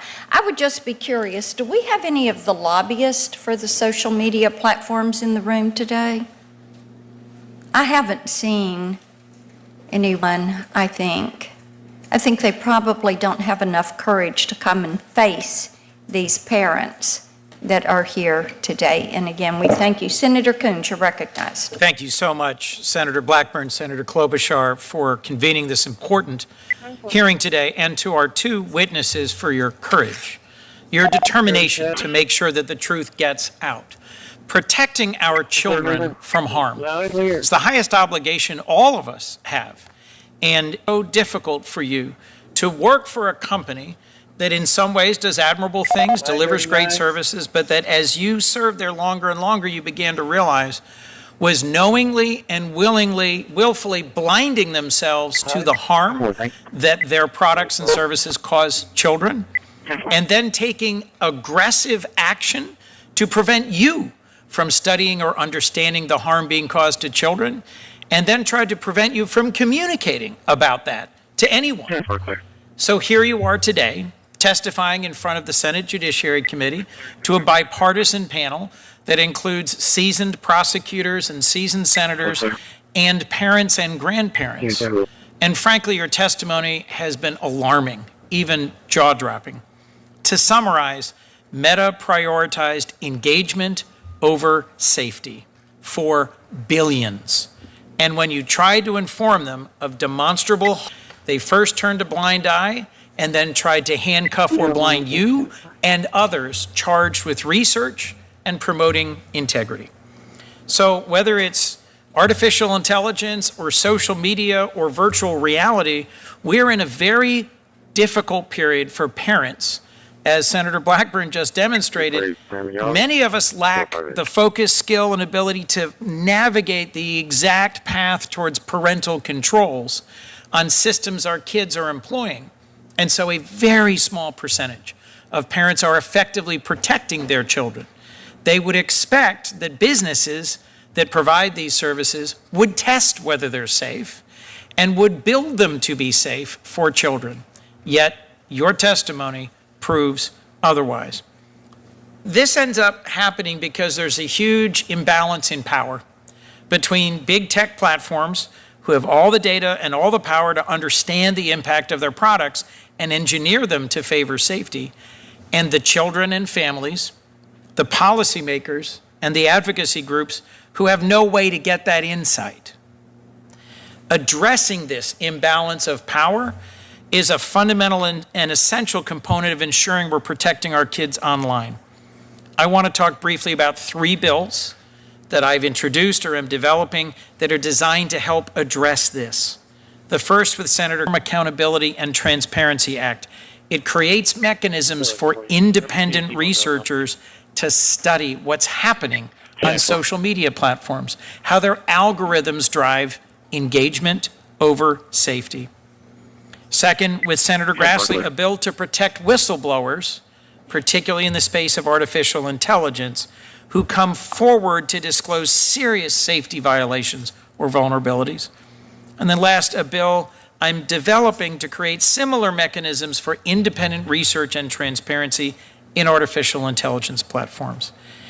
If we don't move forward bills like these, and some of the bills my colleagues have championed, we are continuing to allow big tech to grade their own homework, to build their own platforms, and to continue to cruise forward towards profitability through engagement, blinded or uncaring about the harm to our children. So, Mr. Sadison, if I might, your testimony about all the ways that Meta buried or hindered internal research is just stunning. Given what you saw on the inside, could you just say a few words about the value and importance of ensuring there's mechanisms for independent researchers to actually study what's happening, whether it's in virtual reality, social media platforms, or AI? Yeah, thank you so much for going over those 3 different initiatives as well. Thank you. I'd say, over the last 6 years, it was very clear to me that they will not change from the inside out. Meta will not change from the inside out. And during my long tenure there, the only things that actually led to professionalism or doing the right thing was Meta's fear of losing control, whether that was losing control over their own finances or losing control from some regulation or oversight coming in from the outside. So all I have to say is, I love that phrase, they cannot grade their own homework, because the only thing that will change the company is initiatives like that, vying for independence, because as I've also testified, is if we rely on their own research, it will just be altered, changed, or even just erased. So thank you. I don't know if you had anything to add. And Dr. Sadison, Ms. Savage, if you would, what's most important for us to get right in legislation that ensures access for independent researchers? Partially starting at collection, starting with the methods that are being used to gather the data, the populations that we're looking at, et cetera, but also having access to the data before it's analyzed. That's very critical.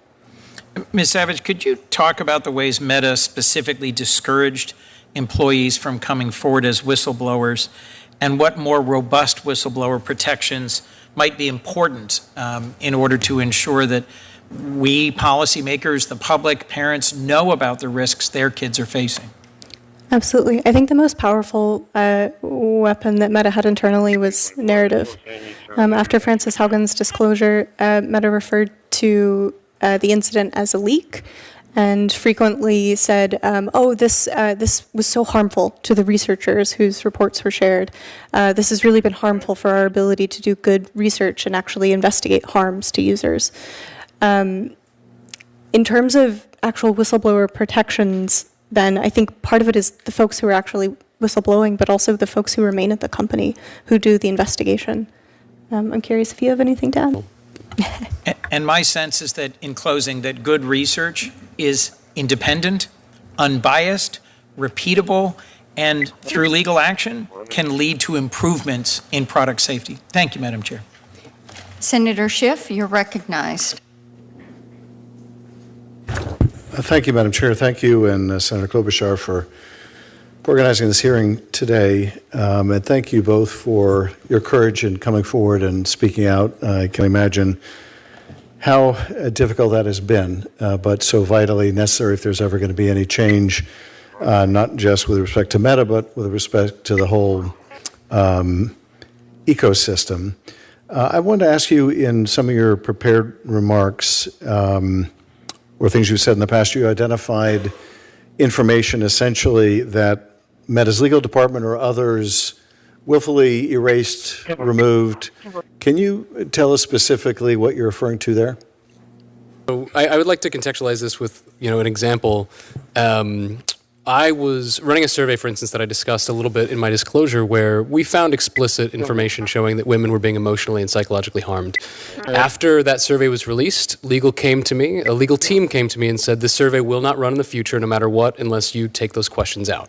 That would be something along the funnel that they are preventing any additional data from being collected around that topic. In other instances where I saw emotional or psychological harm as one example, and I had already written the report, legal actually opened the report with me and said, you have to take out these slides, you have to take out these lines. And for context, in research, all data on the back end needs to be deleted in 90 days. So if legal is going into a report and taking out lines or slides, they're effectively simply erasing the data anyway, because it's our ethical duty as researchers to erase everyone's other private data before we analyze it as well. So those are just a couple examples of ways that they would remove that information. And what kind of justification, if any, did they give you for deleting that data, or instructing you not to ask those questions? How overt were they about concerns that this would expand their exposure, or these were answers they didn't want to know, or they just wanted to purge the record of anything that didn't reflect well? I mean, what's the point of doing research if you're going to so bias the result? But what did they articulate as their justification? Legal's repeated explicit statements to me was that we did not want this data because it was too risky for us to have, because if there was an outside audit, it would be discovered that Meta knew about these harms. That was said to me dozens of times by my direct legal partners that I was forced to work with from Meta. And was there any pushback to that idea within Meta? That is, were there others at Meta who were saying, we're seeing real harms here? And whether you minimize your legal exposure or not, the harms are taking place. Something has to be done about this. Was there any kind of pushback like that? There was. I know myself. I went to both management and leadership over years with this, and it was entirely denigrated and pushed aside. Other researchers that I knew who shared similar concerns either left the company or were in direct fear of losing their role and decided to stop speaking up about it out of retaliation and losing their job. And the management that rejected these concerns out of hand, how did they reject them? What was their argument?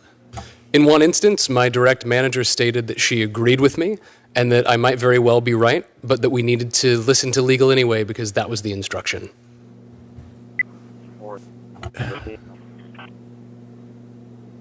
And did that kind of instruction, in your view, reflect the top leadership at the company essentially was legal, following what they believed to be the culture of the very top leadership at Meta? When this entire change after Haugen happened, leading to what we're discussing now, it went as high as Meta's own CTO, Andrew Bosworth, arguing with people one-on-one in comment sections about researchers speaking out about these problems. The CTO of the company was arguing with researchers like us who were speaking up, saying that this lockdown on research was inappropriate. And do you have any sense from your colleagues who are or were within similar positions in other of the tech companies, whether what you were experiencing was an anomaly or whether what you're experiencing is really the rule within the industry? That is, see no evil, hear no evil, don't want to have to address any evil or any ill result, no matter how dire it might be on young people. Yeah, after working at Sony PlayStation, at Meta, and working directly with individuals who worked at Google, et cetera, I can say that this is pure Meta. So this is, you think this particular culture is unique, harmfully unique to Meta? Correct. Every tech company has issues with schedules and the fast pace leading to certain trade-offs, but this culture of kowtowing to legal blindly, I have not heard of it anywhere else. Thank you, Madam Chair. Thank you so much. I think there's interest in the second round of questions, and if you all don't mind, we will proceed to that. I want to stay right with this funnel of manipulation and look at that. I know that Francis Haugen had talked about the risk. Meta became paranoid, and then they talked about not the risk to kids and to people that were on their platform, but the risk to their bottom line. Is that accurate? Okay, y'all are nodding yes. That's correct. Okay, so in order to get legal protection so they couldn't be hauled into court, they went to third-party vendors, correct? And Dr. Sadazan, you want to talk about that for a moment?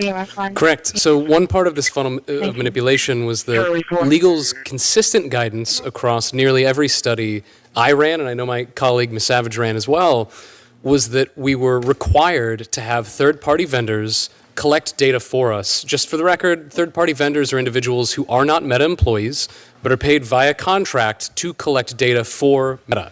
The explicit expressed reason that legal was telling us to have third-party vendors collect the data was so that the data could be erased if they found anything that was, quote, too sensitive. So therefore, before they being would have passed some on. protection Correct. and some distance and would not have that liability. Correct. Okay. Did you find it odd? You worked at PlayStation, and PlayStation has recommended ages for PlayStation. That's correct. Movies have recommendations and ratings. Video games, likewise. Did you find it odd that Oculus did not have an age rating, that they had escaped that? I did. I found it very odd indeed. Did you raise that with Meta? I did, mainly through attempting to correct our age data so that we even knew what types of experiences would be exposed to different individuals. Okay. Ms. Savage, I want to talk with you about the content of the research that Meta was fearful of. And much of this, we think, is because they were looking for some way to escape liability. But the documents that I've reviewed, and I thank you all for submitting documents to us, I think have some really great insight into the pervasive abuse occurring on these VR products. And one example, Ms. Savage, that you gave us raised questions about how children were sidestepping age requirements and that Meta didn't care about that. So talk to me about the research that you presented to Meta on that and how they pushed back. The first study that I did for the VR youth space was on parental supervision, and that research very clearly showed that parents were most involved during the setup of the headset, and then after that, really it was just the child using it. So firstly, we saw that parents were often making accounts under their own information on behalf of the child, partially because they thought that that would give them supervisory access, but also partially because they didn't want Meta to have their child's data. So of course, then the child is using an adult-aged account because Meta has not educated parents about the importance of children using appropriately aged accounts. But also, we saw that children are the ones who are driving headset buying in the household. Children are the ones using it. So often, children are making their own accounts because they want access to restricted games, they want access to adult content and things like that. That's part of development. Children seek mature experiences. And parents are often not aware that children are doing this because, again, Meta hasn't educated them. Okay. And let's talk briefly about the Germany case. I want to get that on the record, and you have talked about that when we visited, and I think that incident really, there's a lot of that resistance that coalesces in this. So outline the Germany case for us. Yeah, so after when VR headsets were going back to being sold in Germany around, I believe, November of 2022, we were asked as a team to research basically what the safety was like in Germany itself. Despite asking management and leadership, we were never actually explicitly told why we were doing research in Germany, and it was to my understanding that it was because they wanted a paper trail, a research study, to show that it was, quote, safe to do research in Germany, to release again in Germany and have this headset sold to children. When we went to a German family's house to have an interview with his family, a young mother, one of her children, we were interviewing about how they use these headsets, and her son began discussing how another member of their family, an underage, I believe he was around 8 or 9 years old, his younger brother was sexually propositioned, was asked for nude photos, had all sorts of sexual harm occur to him when he was using the headset privately, and the mother was horrified. In fact, actively, even when Meta tried to in real time shut down the questioning by electing, the mom kept asking for the son to talk about it. She was giving explicit consent in order to understand what is going on with my family in this case. Despite that fact, afterwards, we were asked to delete all of our notes and recordings of it happening, and we did not discuss it again after that. Let me ask you this, and my time has expired, but has Meta been sued by the EU for any privacy violations? But you can submit that. I can submit so that I can get that on the record. Senator Klobuchar, you're recognized. Okay, Senator Blumenthal. Thank you. I apologize. We have another hearing going on, as frequently happens in this place, and votes and so forth. So I really am sorry that I haven't been here, and I especially apologize if I'm retreading some of what you've already talked about. But I think that the issue of shifting responsibility, offloading the burden of caring for kids, as Meta has done, is especially important here. Because to the parents of America, I want to say, you are not alone here. You need help. And I say that as one who has received some help from my 4 children and still regard myself as learning about how to children. But what really offends me is that Meta knew that, as you have said, Ms. Savage, and I'm quoting, parents were neither prepared to meaningfully use the VR parental controls, nor likely to use them often, and that the controls alone were insufficient to keep teens safe. End of quote. In all your disclosures, you indicate that Meta was all too happy to pass the responsibility for protecting their own children onto parents or other companies, anyone but themselves. And I want to invite you to expand on that point that you've made, Ms. Savage. I appreciate it. I think the most egregious delineation of this is on the bottom of the box. It says, not all children are ready for Meta VR. The implication there, to me, is, if something goes wrong in VR, it is the child's fault because they are not mature enough to handle the experience. Part of the reason that parental supervision tools are not sufficient is because of the lack of education about what it means to be ready for VR, what it means to use VR, but also the fact that VR usually entails interacting with strangers and what that means. Parents are often shocked. Parents whose children use VR headsets are often shocked when I describe to them what the experience of using VR actually is and what the experience of being sexually harassed in VR actually is like. And that is the reason why in our legislation, the Kids Online Safety Act, we impose a duty of care to provide parents with help, but impose a responsibility on big tech companies to provide that help, not just as a matter of their goodwill, but their responsibility when they know that there is a danger to children, and to take action to help prevent that harm.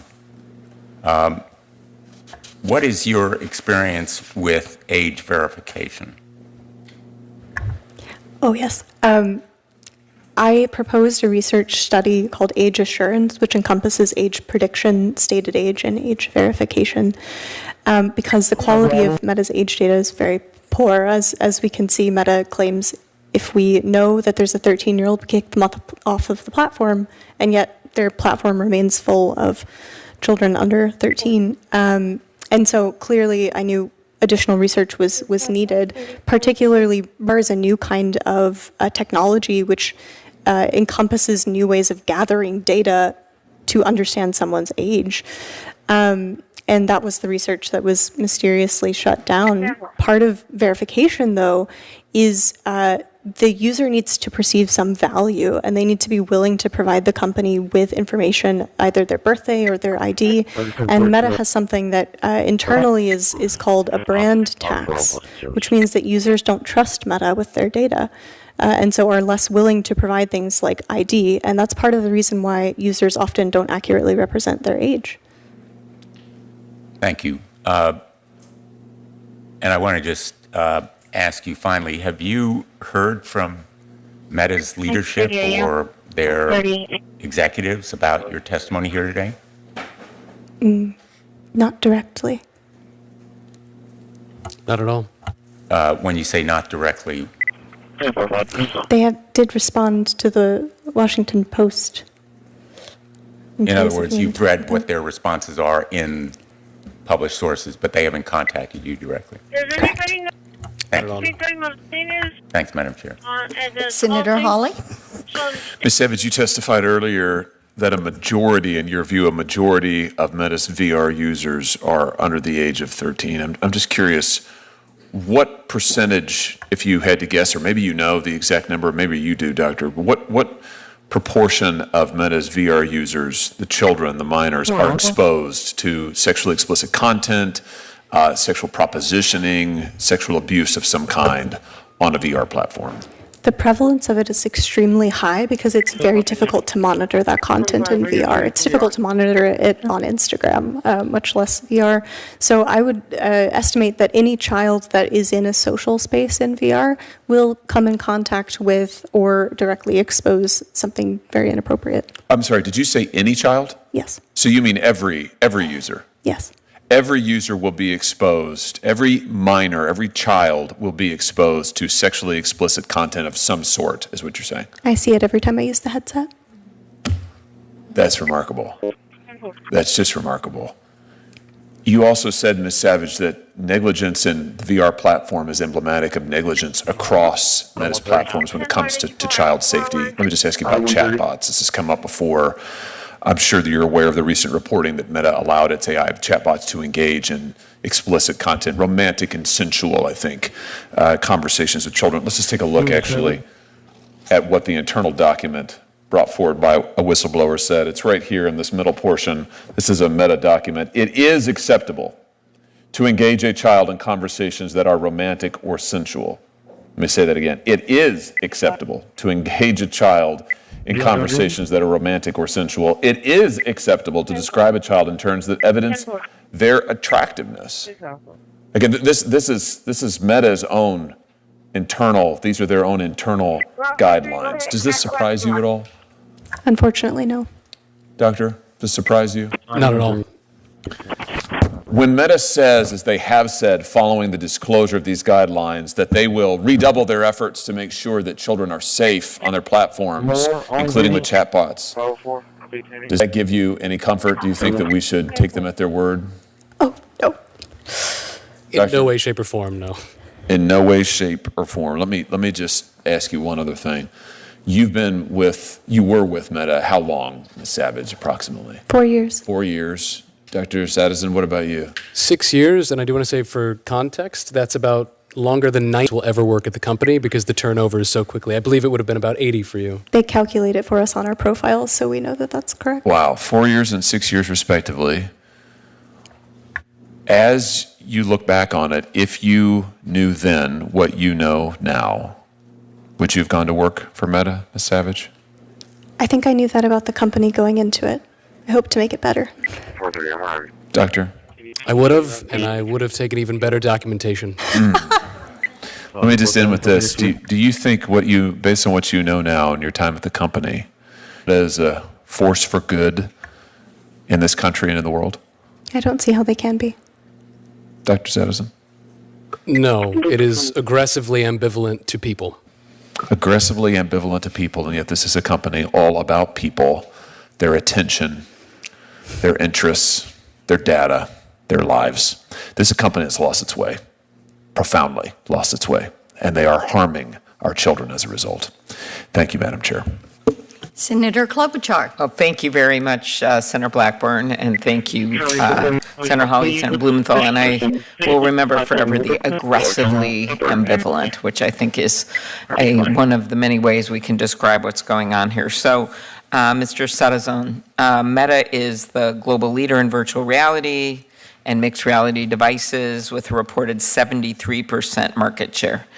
When the dominant player, and I think this is key, as you may know, I do a lot of work on antitrust, and so when the dominant player in virtual reality suppresses, alters, and deletes research into youth safety, how does that hinder the broader industry from implementing and improving safety standards for young users? Not that it would be good if anyone did it, but in my mind, it makes a difference. Could you explain your view of that? There's no incentive for the company to change at this point. Working internally at the company, there were consistent discussions about this, that we were too big to fail in this space. My own data that I've shared with you all has shown the number of individuals that are focused only on Oculus platforms for VR. And one other thing that I do want to say that you would only understand if you work inside of these companies is that when you have such a major player that is sucking up all engagement and commercialization of this thing, you end up taking a lot of the engineers and the people that build for it that then have to abide by the rules, these unethical rules that they're forcing everyone to follow. And it creates this vacuum effect where then nothing can change. Mm-hmm. So it's harder for the other companies to access that, and then as well as they create almost this completely, already to me, unfair advantage by being so big. And then they also make it harder for the little ones to do it, because then they wouldn't even be competing on this very sad playing field, where a lot of the goal has been to bring in these kids to get more advertising research. Not the only goal by far.